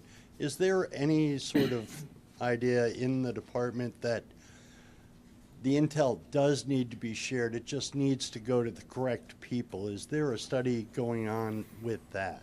Yeah, so thanks, Jim. So as I mentioned, there have been daily meetings with the Secretary and the senior DoD leadership team. We're taking this very seriously to look, again, at the scope, the impact, and importantly, the mitigation measures.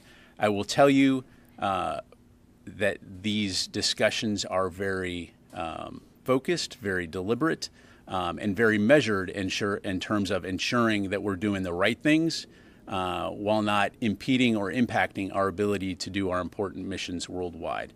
And so, just to put it frankly, we're continuing to conduct our operations and provide people with the information they need without missing a beat. Thanks. All right, let me come over here. I'll go here and then here. Yeah, thanks, Pat. Would a junior service member, like an airman in the Massachusetts Guard or any other junior service member, typically have the level of security clearances that would allow them access to such sensitive information like joint staff briefing documents? Yeah. So again, let me just preface what I'm about to tell you with I'm not going to talk about a particular individual. I'm not going to talk about the investigation. I'm not going to, again, have to refer you to DOJ for that. Let's take a step back for a second. Let's talk about security clearances. When you join the military, depending on your position, you may require a security clearance. And if you are working in the intelligence community, and you require a security clearance, you're going to go through the proper vetting. We entrust our members with a lot of responsibility at a very early age. Think about a young combat, platoon sergeant and the responsibility and trust that we put into those individuals to lead troops into combat. That's just one example across the board. So you receive training. And you will receive an understanding of the rules and requirements that come along with those responsibilities. And you're expected to abide by those rules, regulations, and responsibility. It's called military discipline. And in certain cases, especially when it comes to sensitive information, it also is about the law. So I'll just leave it at that. Qasim. Thank you very much. So, separate topic. Last week, CENTCOM confirmed that 3 U.S. service members were with YPG SDF ringleader Mazlum Abdi when he was apparently targeted in an airstrike in northern Iraq, Suleimania. My question is, what was the mission or engagements that the U.S. service members involved alongside Mazlum Abdi in Suleimania? And also, were these engagements authorized or permitted by the Iraqi central government or not? Yeah, so let me tell you what I've got on this, Qasim. So on April 7, convoy, including U.S. personnel, was fired upon while in transit within the Iraqi Kurdistan region in the area near Suleimania. U.S. forces are in Iraq and Syria, as you know, in support of local partner forces, in support of the Defeat ISIS mission, the enduring defeat of ISIS. And so in this particular incident, we can confirm that there were no casualties, that the strike was not a near miss. It struck more than 100 meters from the convoy, and CENTCOM is currently investigating the incident. So I'd refer you to CENTCOM. What was the mission of the U.S. service members, and was it somehow allowed? They are conducting in support of the Defeat ISIS mission. By the Iraqi government? Was it authorized by Iraqi government? Because Mazlum. Well, we're supporting the Iraqi security forces as part of the Defeat ISIS mission. As you know, we have forces in Iraq. They're not conducting combat operations. They're there advising and assisting the Iraqis.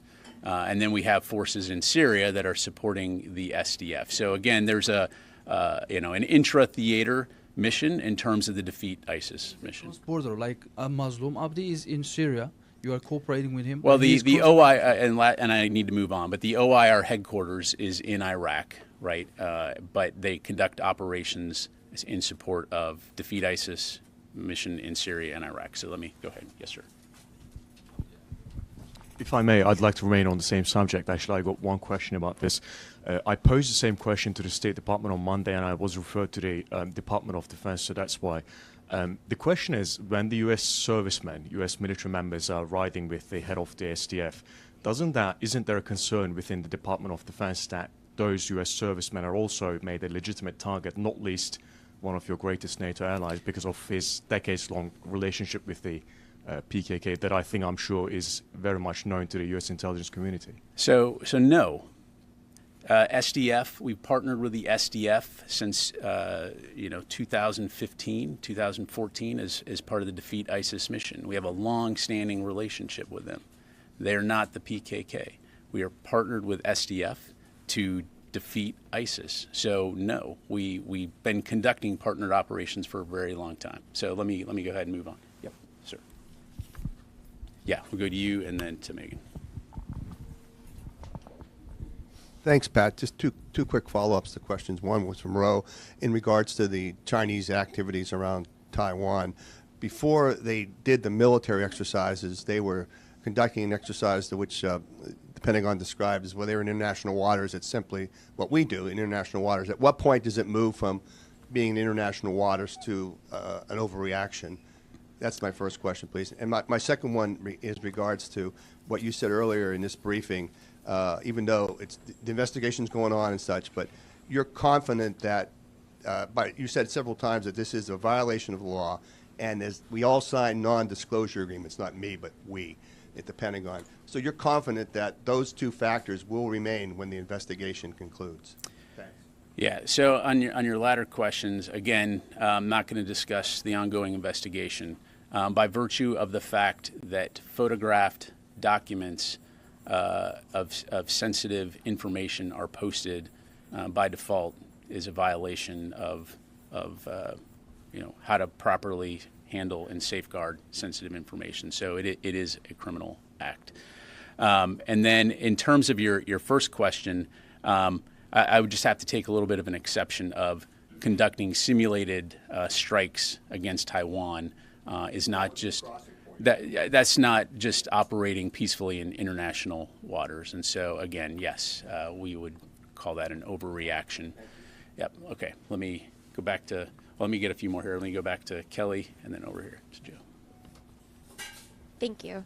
You mentioned taking steps to review the distribution lists and ensure that folks receiving information have a need to know, but this isn't the first time you've had that kind of crackdown on this to limit who's on these distribution lists. So my question is, how did this happen? How wasn't this solved before, and how did potentially a 21-year-old have a need to know? Again, we need to allow the investigation time to run its course. And so, again, I'd defer you to the Department of Justice when it comes to suspects, on that. And again, look, this is something that will continue to be important work to ensure that there's an understanding of the rules and regulations. Again, we have strict safeguards in place, and people are expected to abide by those. I'll just leave it at that. You go over here.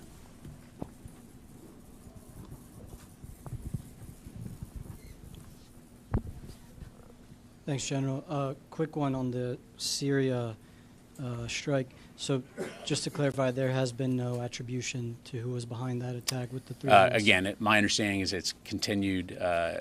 CENTCOM is investigating, so I'd refer you to them. And, secondly, yesterday, Reuters cited several sources, including intel officials, as saying that they've seen Iranian weapons being moved into Syria following certain sanctions waivers, following the earthquake. You're watching this update from the Pentagon. Certainly a lot of questions around that documents leak, as Brigadier General there, Patrick Ryder, called it a deliberate criminal act. You also see a picture courtesy of the Associated Press as the AP and their sources say the FBI wants to question an National Guard member potentially in Massachusetts. This is a live look right now. We're going to step away for a quick 2-minute break, though.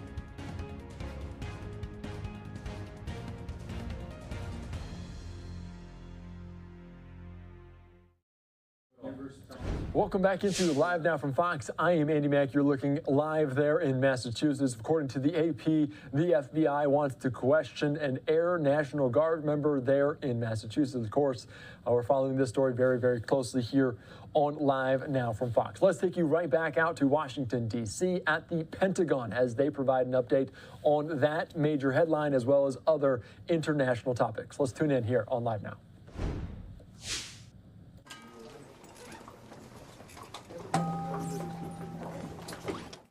And as you can see, perfect timing as they are just wrapping up this final Pentagon briefing here as we were just learning more information about that and that potential leak there as the Brigadier General Patrick Ryder called it a, quote, deliberate criminal act. Didn't have much more to say on that as it's an ongoing investigation. Also wanted to make sure some of the classified information remained classified and wasn't detailed too closely during that briefing. Of course, we're following it very closely here on Live Now from Fox. We have this picture up, a live picture out of Massachusetts. You can see police blocking off a road potentially to a potential suspect's house as the AP is reporting a suspect the FBI wants to question in connection to the disclosure of classified documents on the Ukraine war, reportedly lives in that area. Of course, we're following it all closely here on Live Now from Fox. To give you a little bit more context, we're learning more about the man who could be responsible for leaking dozens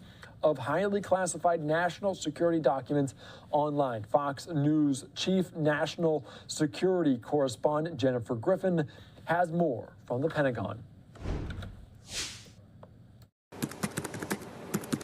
As the investigation into the recent high-profile intelligence leaks ramps up, the Washington Post spoke with a friend of the alleged leaker. The teenager, who is under 18 years old, says he met the man who he calls OG on the social media platform Discord. He's in his early 20s and worked or works on a U.S. military base, coinciding with our earlier reporting that the leak came from outside the Pentagon. OG's friend says he was motivated by frustration, not politics. Any claims that he is a Russian operative or pro-Russian is categorically false. As a sign of just anger, he just decided to post the full documents. The leaks began last year. OG first sharing transcripts, then photos of the documents. Lawmakers on Capitol Hill say the breach threatens national security. But President Biden claimed Thursday there was, quote, nothing of great consequence in the leaks. There's a full-blown investigation going on in here now with the intelligence and the Justice Department.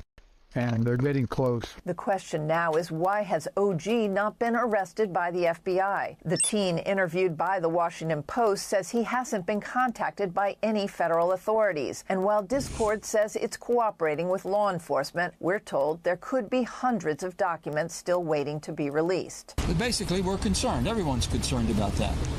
And it's a challenge, and it's a challenge that we have to overcome. The Senate will have a Senate-wide classified briefing on the leaked documents on April 19th. At the Pentagon, Jennifer Griffin, Fox News.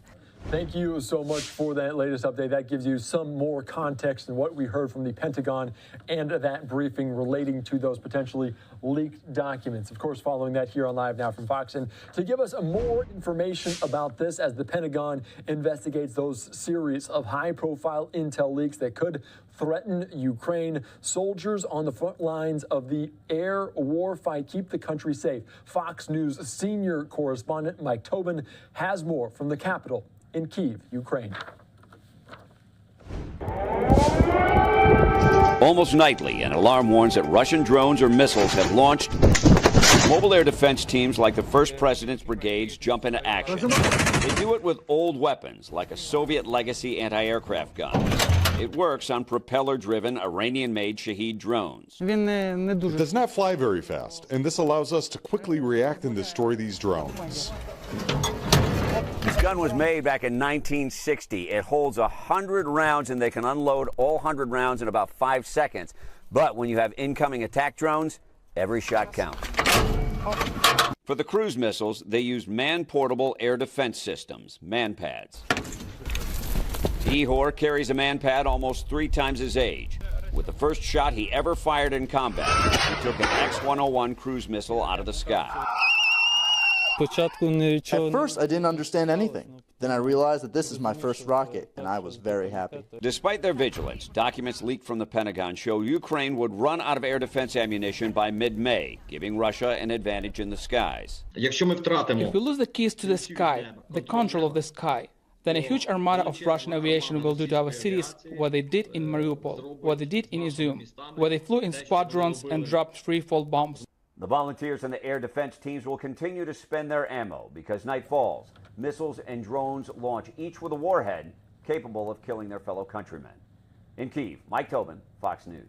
Thank you so much. And this leaked intel document certainly puts another strain on those tensions between Ukraine and Russia. I want to put up a tweet now from Mike Tobin from yesterday as they were visited in Ukraine by some U.S. lawmakers, legislators, including out of Arizona, out of West Virginia, Manchin, senators there. They also met Brad Paisley, the country music star.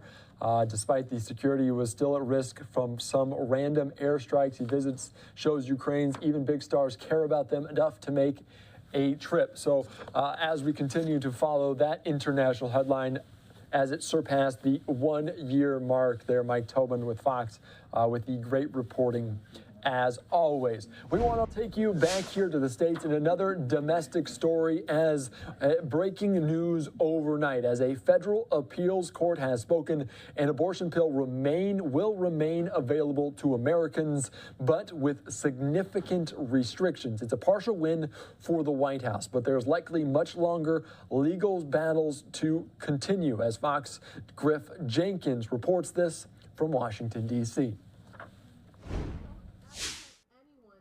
A small sigh of relief for abortion activists nationwide. A widely used abortion pill will still be available for now. Late Wednesday, a federal appeals court partially overruled a decision that would have pulled FDA approval of mifepristone this week. It was an outrageous ruling by the Texas judge, as is evident by the fact that it was overturned in a few days.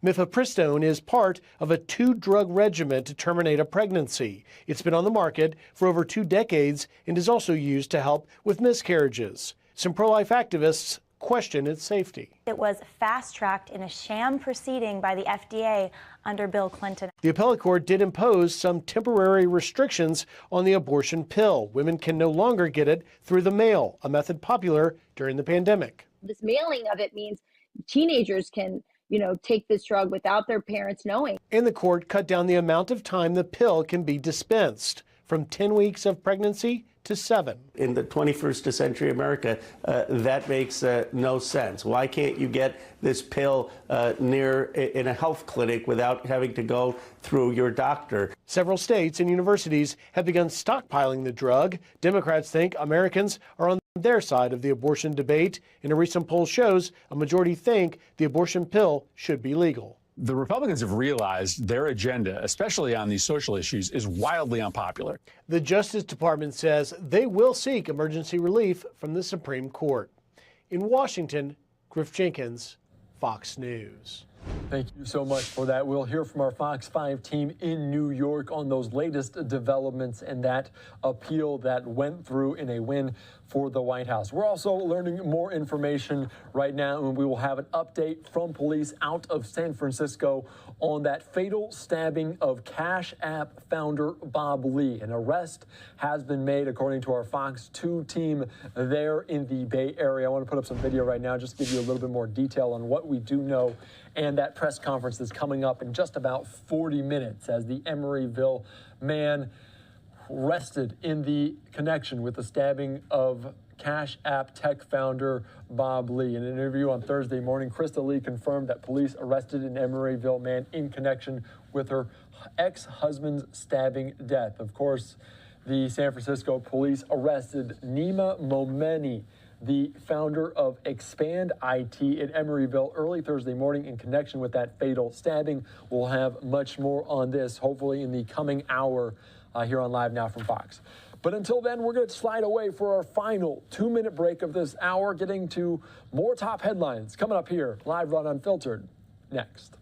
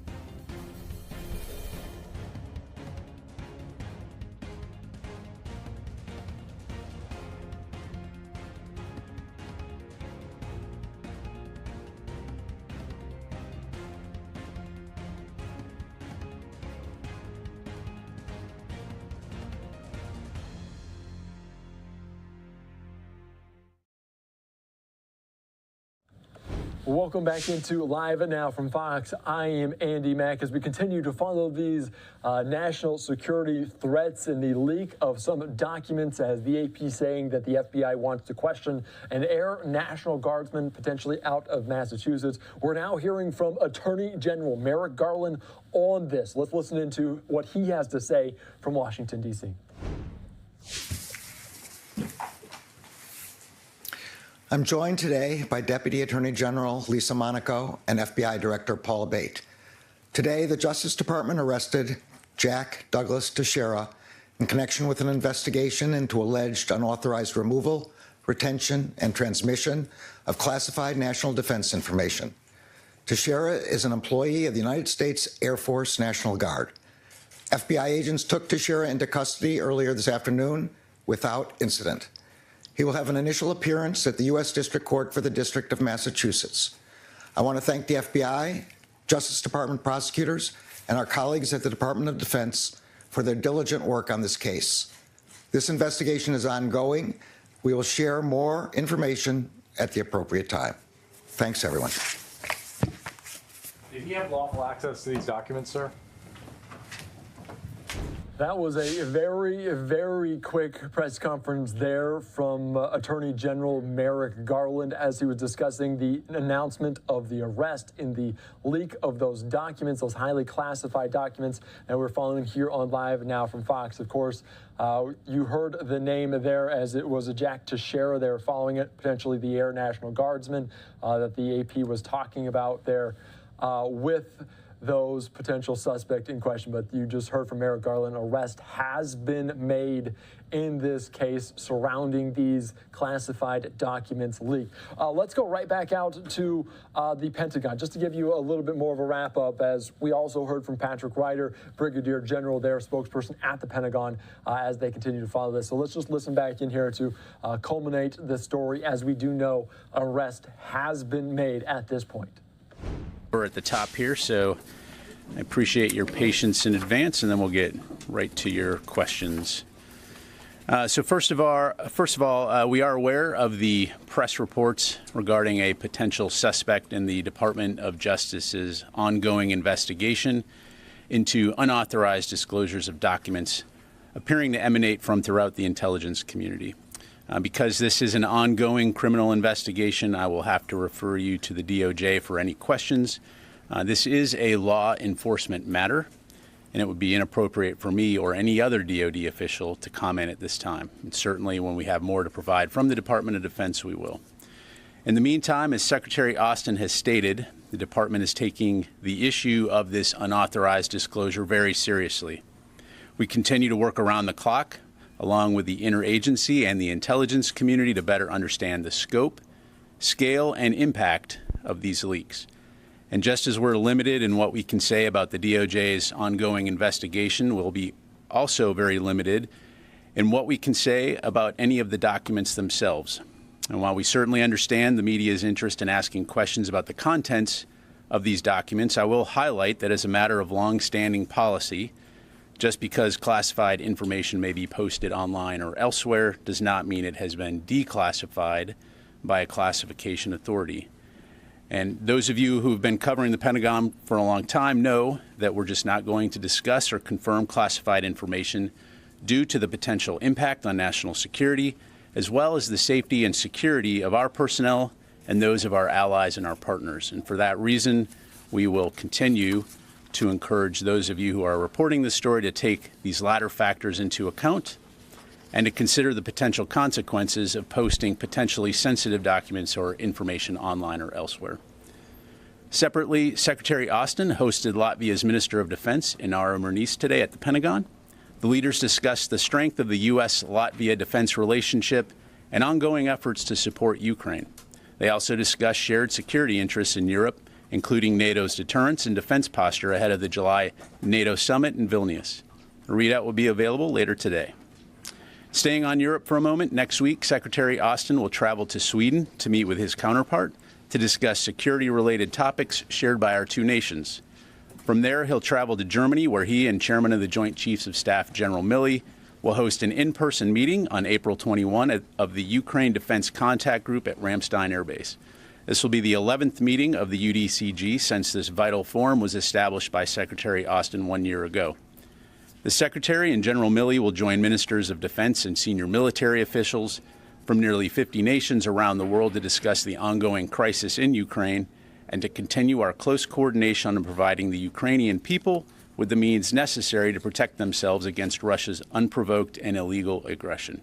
And as we've highlighted before, the contact group has been instrumental in identifying, synchronizing, and ensuring delivery of the military capabilities the Ukrainians need to defend their homeland.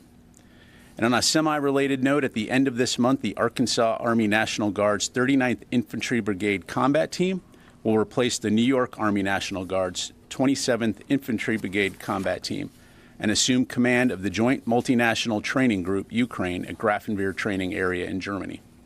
The 27th Infantry Brigade Combat Team took charge of the JMTGU during a transfer authority ceremony in August of 2022, becoming the first and only unit in the JMTGU's 8-year history to assume the unit mission for a second time. We look forward to the arrival of the 39th and the continuation of the important work to provide Ukraine what it needs in terms of training to defend itself. And with that, I'll be happy to go to your questions. We'll go ahead and start with AP Tarakap.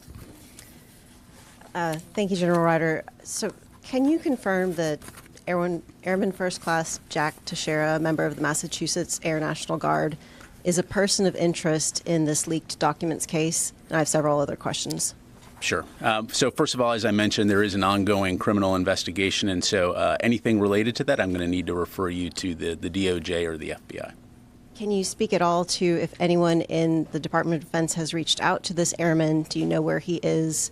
There are reports that law enforcement is closing in on this airman's location. So has anyone been able to reach out to him?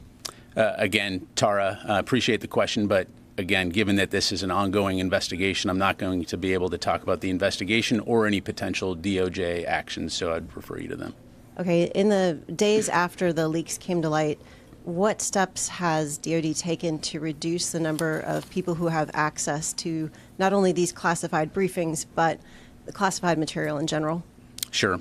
So we continue to review a variety of factors as it relates to safeguarding classified materials. This includes examining and updating distribution lists, assessing how and where intelligence products are shared, and a variety of other steps. I would say, though, that it is important to understand that we do have stringent guidelines in place for safeguarding classified and sensitive information. This was a deliberate criminal act, a violation of those guidelines. And so, again, I think that's important to understand. Now, we will continue to do everything we can to ensure that people who have a need to know when it comes to this kind of information have access to that. We're always going to learn from every situation. But again, this is something that we'll continue to look at. But you are taking steps to tighten that, I guess, population who might have access to this level of information. That's accurate. Again, we continue to review those distribution lists, update them, make sure there's a need to know. But again, let me just emphasize my point that this was we have rules in place. Each of us signs a non-disclosure agreement. Anybody that has a security clearance, and so all indications are, again, this is a criminal act, a willful violation of those, and again, another reason why we're continuing to investigate and support DOJ's investigation. And just last question, do you have a sense that this is just the act of one individual? And even if so, wouldn't members of his chain of command also be held accountable for this lost information? Again, I don't want to speculate or get ahead of the DOJ's investigation. We need to allow that to run its course, and so I'd refer you to them. Let me go ahead and go to Gordon, and then I'll come back to Jen. Yeah, Pat, there's two questions. One, just to clarify, in DOD's efforts to change the way you do business in terms of protecting classified information, apart from the stuff that you do already, is that DOD-led or is that joint staff-led? Who's kind of directing what on that? And the second question is just hypothetically, I know you like hypotheticals, if somebody was to be charged, what would determine whether the military would charge and indict and carry out the legal process against that person or people, or DOJ? Yeah. So on your latter question, you're right. I don't want to get into hypotheticals. I will say that, as always, every case is judged on its own merits, and we need to allow this investigation to run its course. And then, of course, there'll be more to say on that. On your first question, again, it's important to understand that this is not just about DOD. This is about the U.S. government. This is about how we protect and safeguard classified information. And as I highlighted, we do have strict protocols in place. So anytime there is an incident, anytime there's an opportunity to review that and refine it, we're of course going to take advantage of that.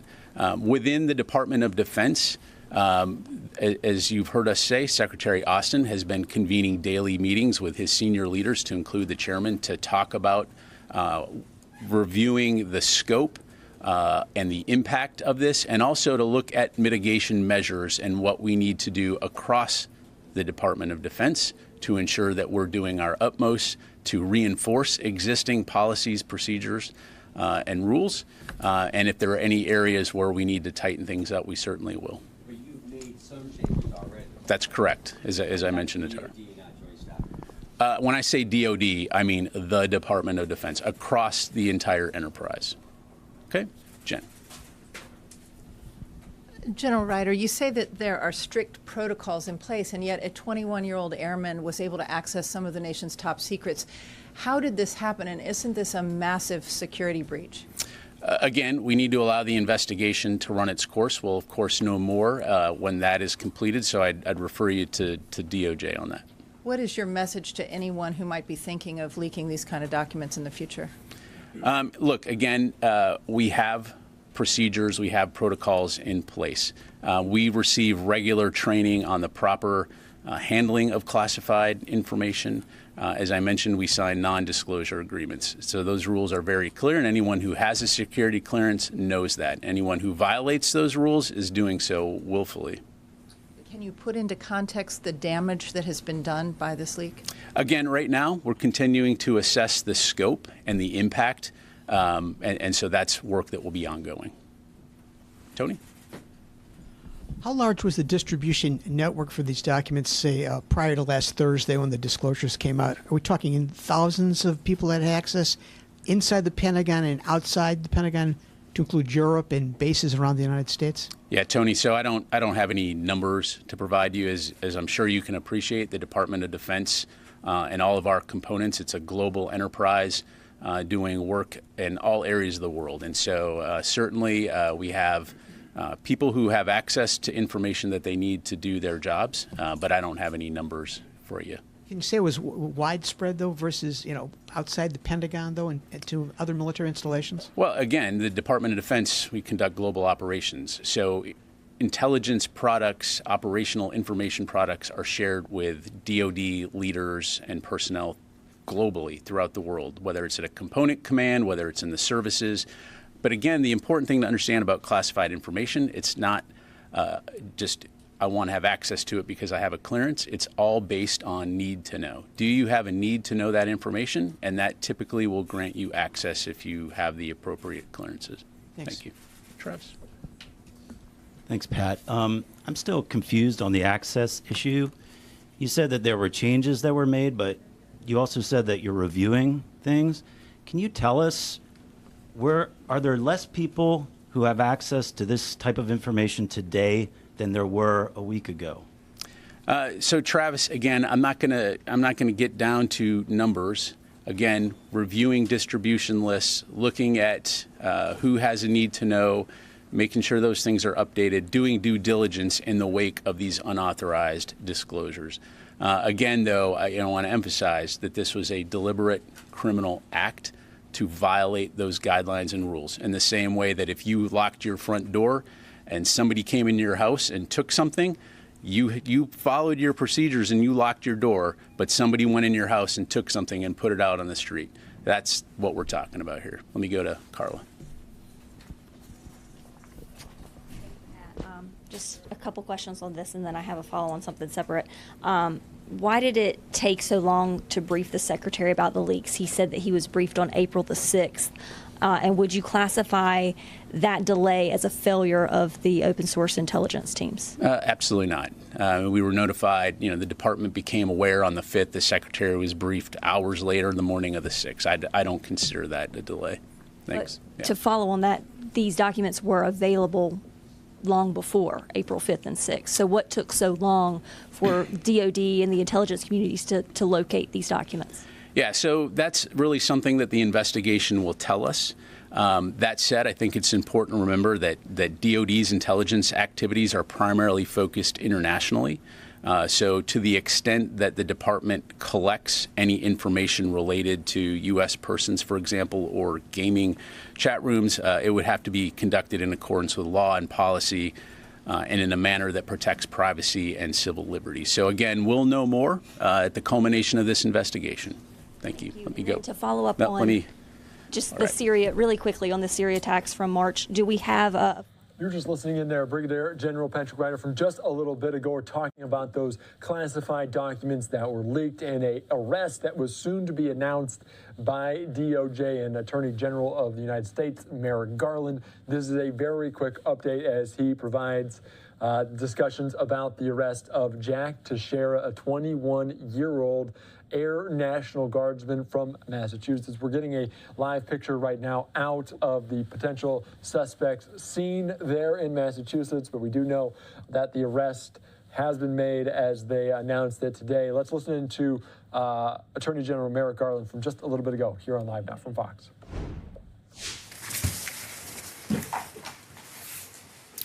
I'm joined today by Deputy Attorney General Lisa Monaco and FBI Director Paul Bate.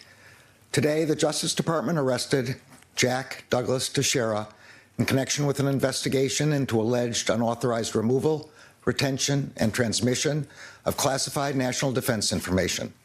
Teixeira is an employee of the United States Air Force National Guard. FBI agents took Teixeira into custody earlier this afternoon without incident. He will have an initial appearance at the U.S. District Court for the District of Massachusetts. I want to thank the FBI, Justice Department prosecutors, and our colleagues at the Department of Defense for their diligent work on this case. This investigation is ongoing. We will share more information at the appropriate time. Thanks, everyone. A very, very quick update there from Merrick Garland on this arrest and the announcement of it as we are continuing to follow this major headline as the Pentagon taking quite a few questions on these classified documents leaked by a young individual in the Air National Guard. I'm Andy Mack. Thank you so much for watching here on Live Now from Fox. We're going to take a quick 2-minute break and then get into other top headlines coming up next.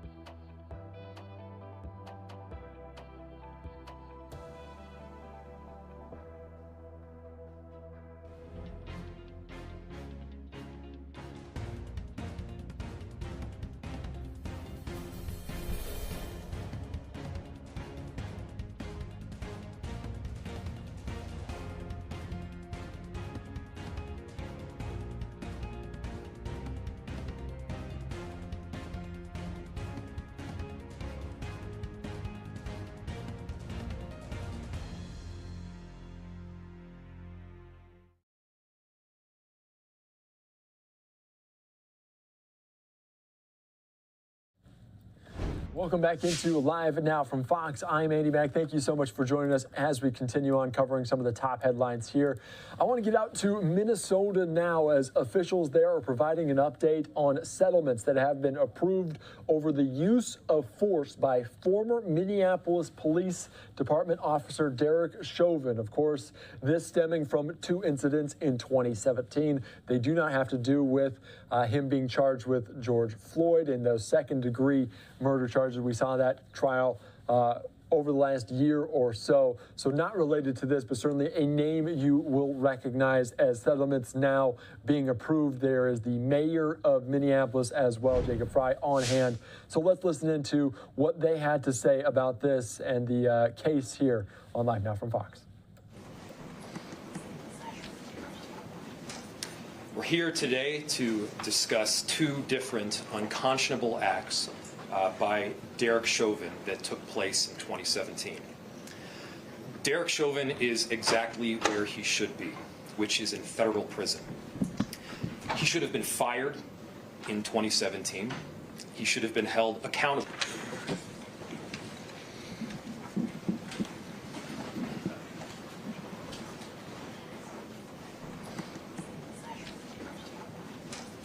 We're here today to discuss 2 different unconscionable acts by Derek Chauvin.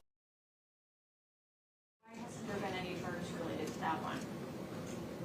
I'm sorry, I don't understand. In Zoya's case, I know Chauvin, there was something that was worked out with the other case, but why haven't we seen any criminal charges related to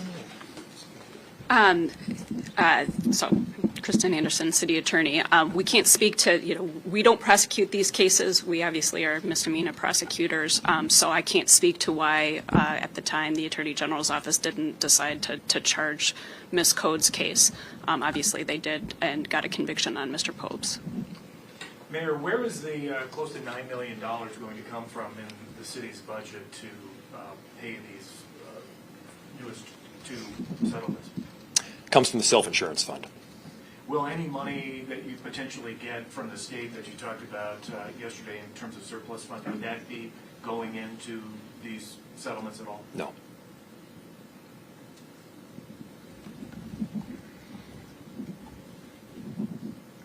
Does this mean overhanging with the DOJ looking the city into the police department?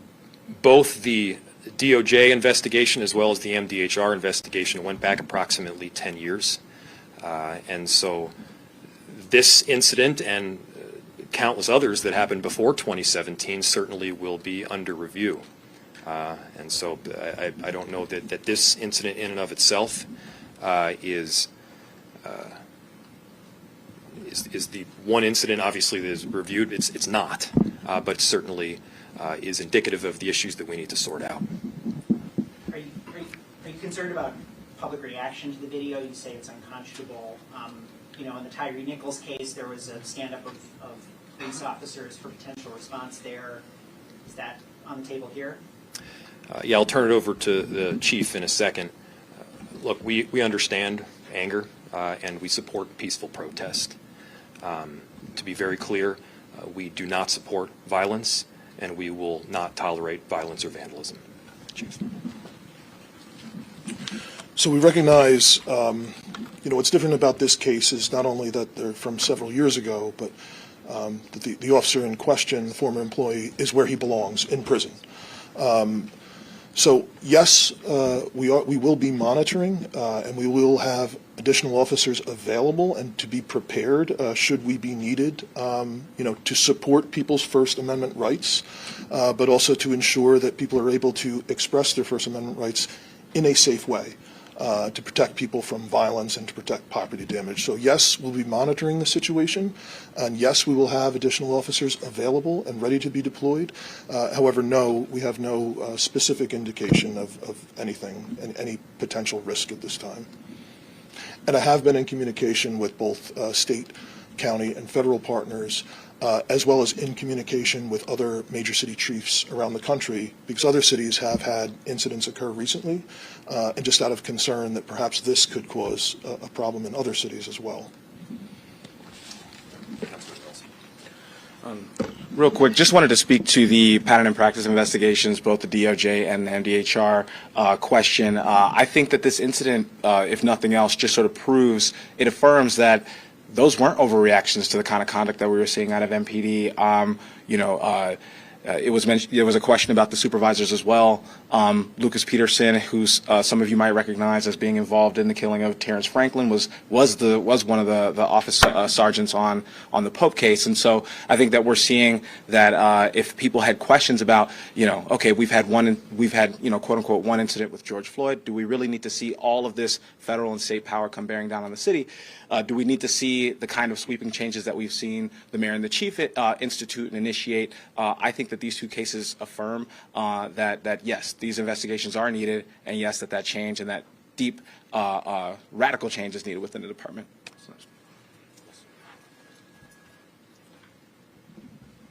Thank you, everybody.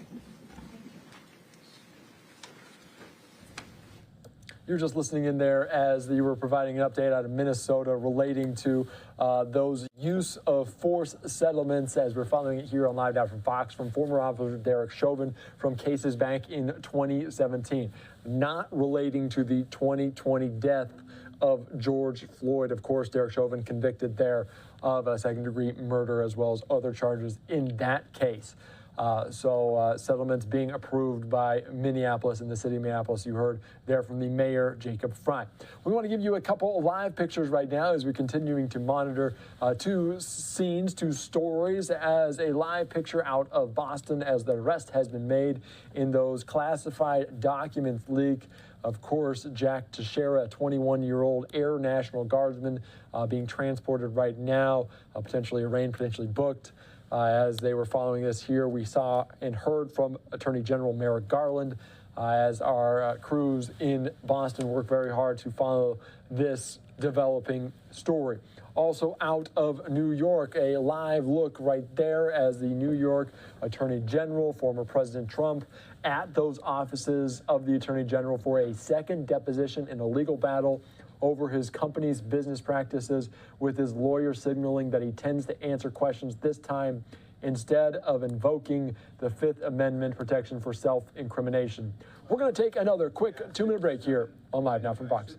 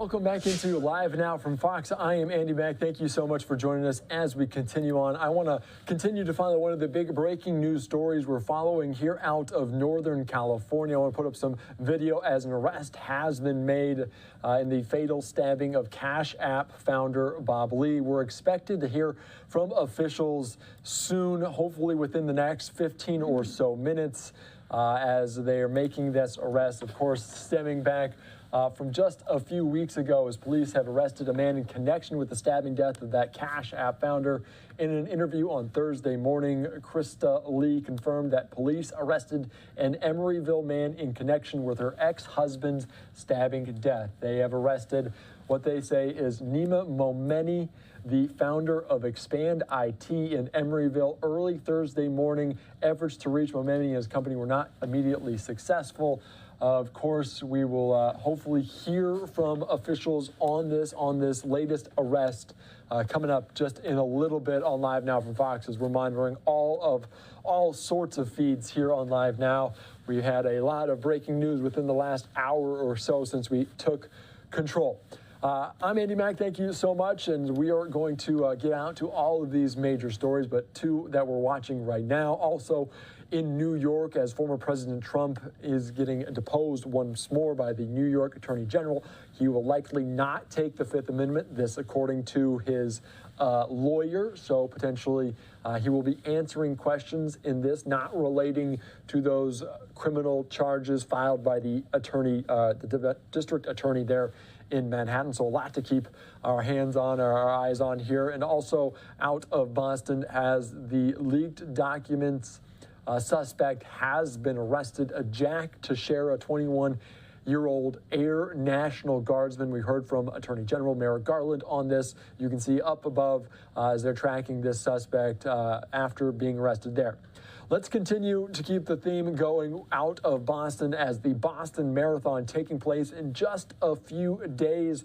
Let's go out to Boston as they discuss some security protocols that they're putting in place for this huge event every year in Boston. Hello, my name is Jack Fleming from the Boston Athletic Association. Good morning. Thanks for joining us today for this Boston Marathon Public Safety Press Conference. What an impressive gathering. Thank you. And thank you to the media, also a huge part of this race. You always have been. We're now just 4 days away from the start of the 127th Boston Marathon. But race weekend is already here. We are ready thanks to everyone here today. People are coming to Boston from around the world, from all 50 states, residents from 105 countries coming to Boston, ready for citizens from 120 countries coming to the Commonwealth. 30,365 in the marathon alone, 22,837 from the United States, 7,528 who are from outside of the U.S., and 4,707 from Massachusetts. So this is one of those rare, participatory, and inclusive events which is international, domestic, and local, all at the same time. Thanks to our communities, to our cities and towns for playing host to this special event and on this special year. Our professional and para-athletes are arriving, getting ready for the race of their lives. But equally important, we are on track together for $40 million to be raised for community nonprofit organizations. We welcome the world to Boston, and they will see more than Back Bay. They'll see our neighborhoods. They'll see more than our race course. They'll shop, sightsee, dine, and learn. Learn about this great city, this great state, these great cities and towns, Boston. The volunteer work has already begun, and as we work towards race day, you'll see upwards of 9,100 volunteers bringing their expertise welcoming the world as well. Thanks to the Boston Athletic Association team, our staff, our board, and our membership who lead the race-related logistics and deliver on the experience that is so anticipated by every participant, volunteer, spectator, business, and community stakeholder. Boston Marathon Expo, right up the street, opens its doors tomorrow. Our Fan Fest right here on this stage, Copley Square Park, Friday, Saturday, and Sunday. We'll have a new light show projected on the Fairmont Copley Plaza Hotel, Friday, Saturday, and Sunday nights. Clearly, more than a marathon for sure. This year's event theme is One Boston, representing the resilience and strength of our community in the 10 years since April 15th, 2013. This year we remember and reflect on all from a decade ago, and also honor those who've continuously supported one another in countless ways, including all of our public safety agency partners. Not only public safety, but all of our first responders, hospitals, the important role of doctors, nurses, hospital administrators, just an example. And all around our public events is the large team that keeps the safety and security of everyone involved front and center. Today's a chance to hear from those agencies, officials, departments, organizations that play the essential role in making our work possible. Those that work hand in hand with the BAA to ensure the Boston Marathon continues to be an event that the world wants to be part of. I'd like to introduce City of Boston Mayor Michelle Wu, who, whenever we're in contact with her or her team, it's always, what can we do? What do you need from us? We appreciate and thank you, Mayor. And thanks to our entire public safety team. Thank you.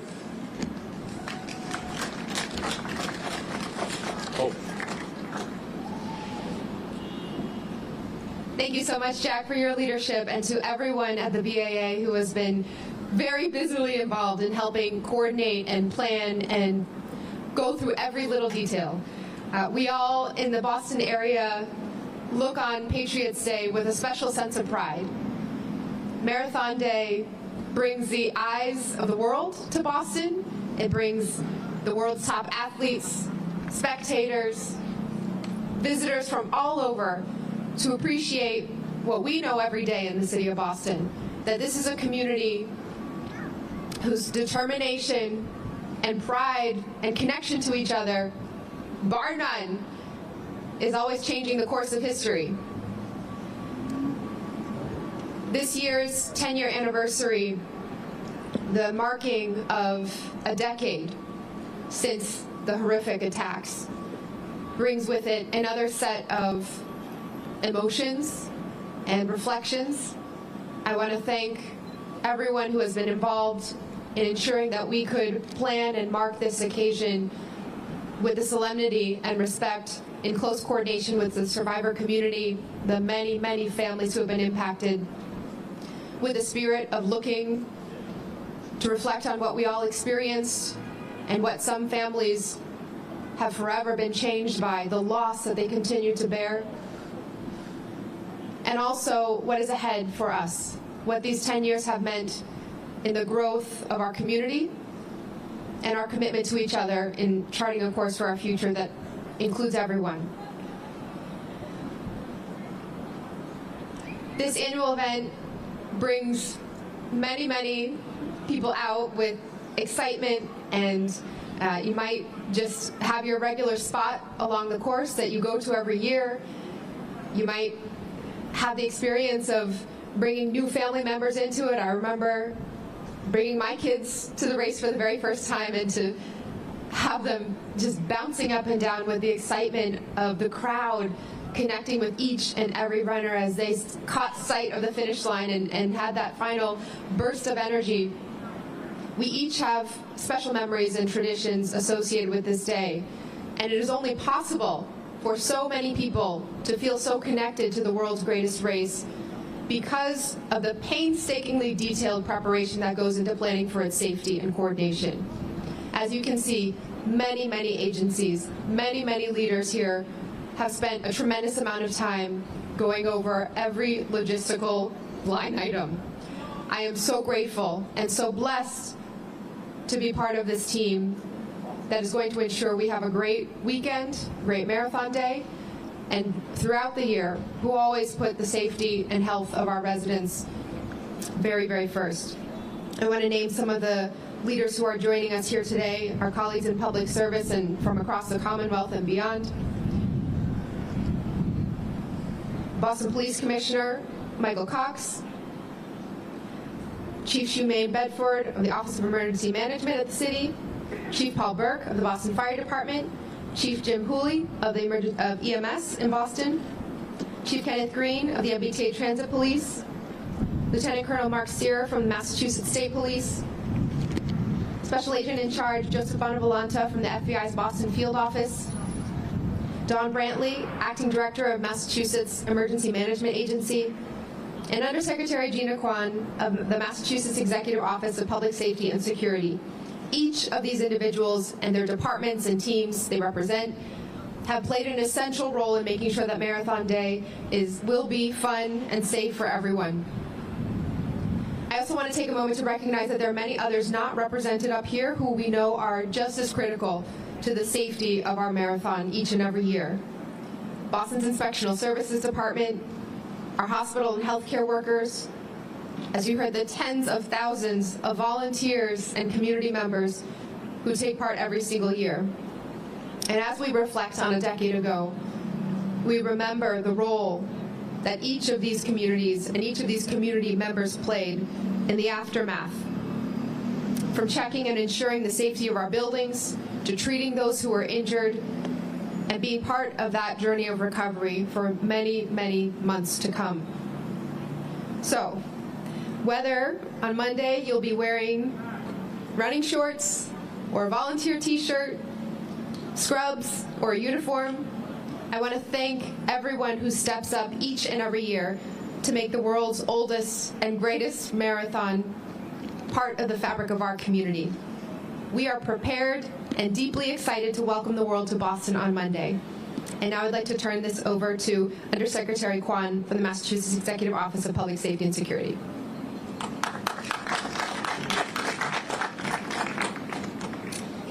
Thank you, Mayor Wu. Good morning. My name is Gina Kwan. I am the Undersecretary for Law Enforcement at the Executive Office of Public Safety and Security. I'm thrilled to be here on behalf of EOPS in anticipation of one of the Commonwealth's most beloved events, the 127th Annual Boston Marathon. On behalf of Governor Healy, Lieutenant Governor Driscoll, Secretary Reedy, I want to thank our many federal, state, and local partners for their essential role in safety and security planning and race day coordination. Your contributions are vital to race day success. As we are all profoundly aware, events of this magnitude present unique challenges and security concerns. We are mindful of our significant responsibility today and every day, but it is perhaps most poignant on this 10th anniversary of the tragic events of 2013. In preparation for this year's events, our comprehensive safety plan is strengthened by past lessons, inspired by our proven ability to adapt to emerging issues, and builds upon extraordinary levels of collaboration. As public safety officials, we are fortunate to have many great and supportive partners, including the BAA and many non-governmental and private sector stakeholders who've worked together for many months to make this a great event. Massachusetts has a proud history of strong relationships among federal, state, and local law enforcement partners. Our unified approach and combination of resources support our collective ability to prepare, prevent, and respond as needed. We are grateful for the contributions from all local municipalities along the race route, including police, fire, EMS, public works, and public health, all of whom have been deeply involved for many months of public safety planning for Monday's race. Our federal partners are integral to our comprehensive safety and security plan. I want to acknowledge the FBI, who you will hear from shortly, and our partners at the Department of Homeland Security, FEMA, ATF, and the FAA. I also want to highlight the contributions of our partners in state government, including the dedicated team of professionals at MEMA, the State Police, National Guard, the Department of Fire Services, MassDOT, and the Department of Public Health. They are critical to planning and a successful race day operation. I ask everyone to remember that safety and security are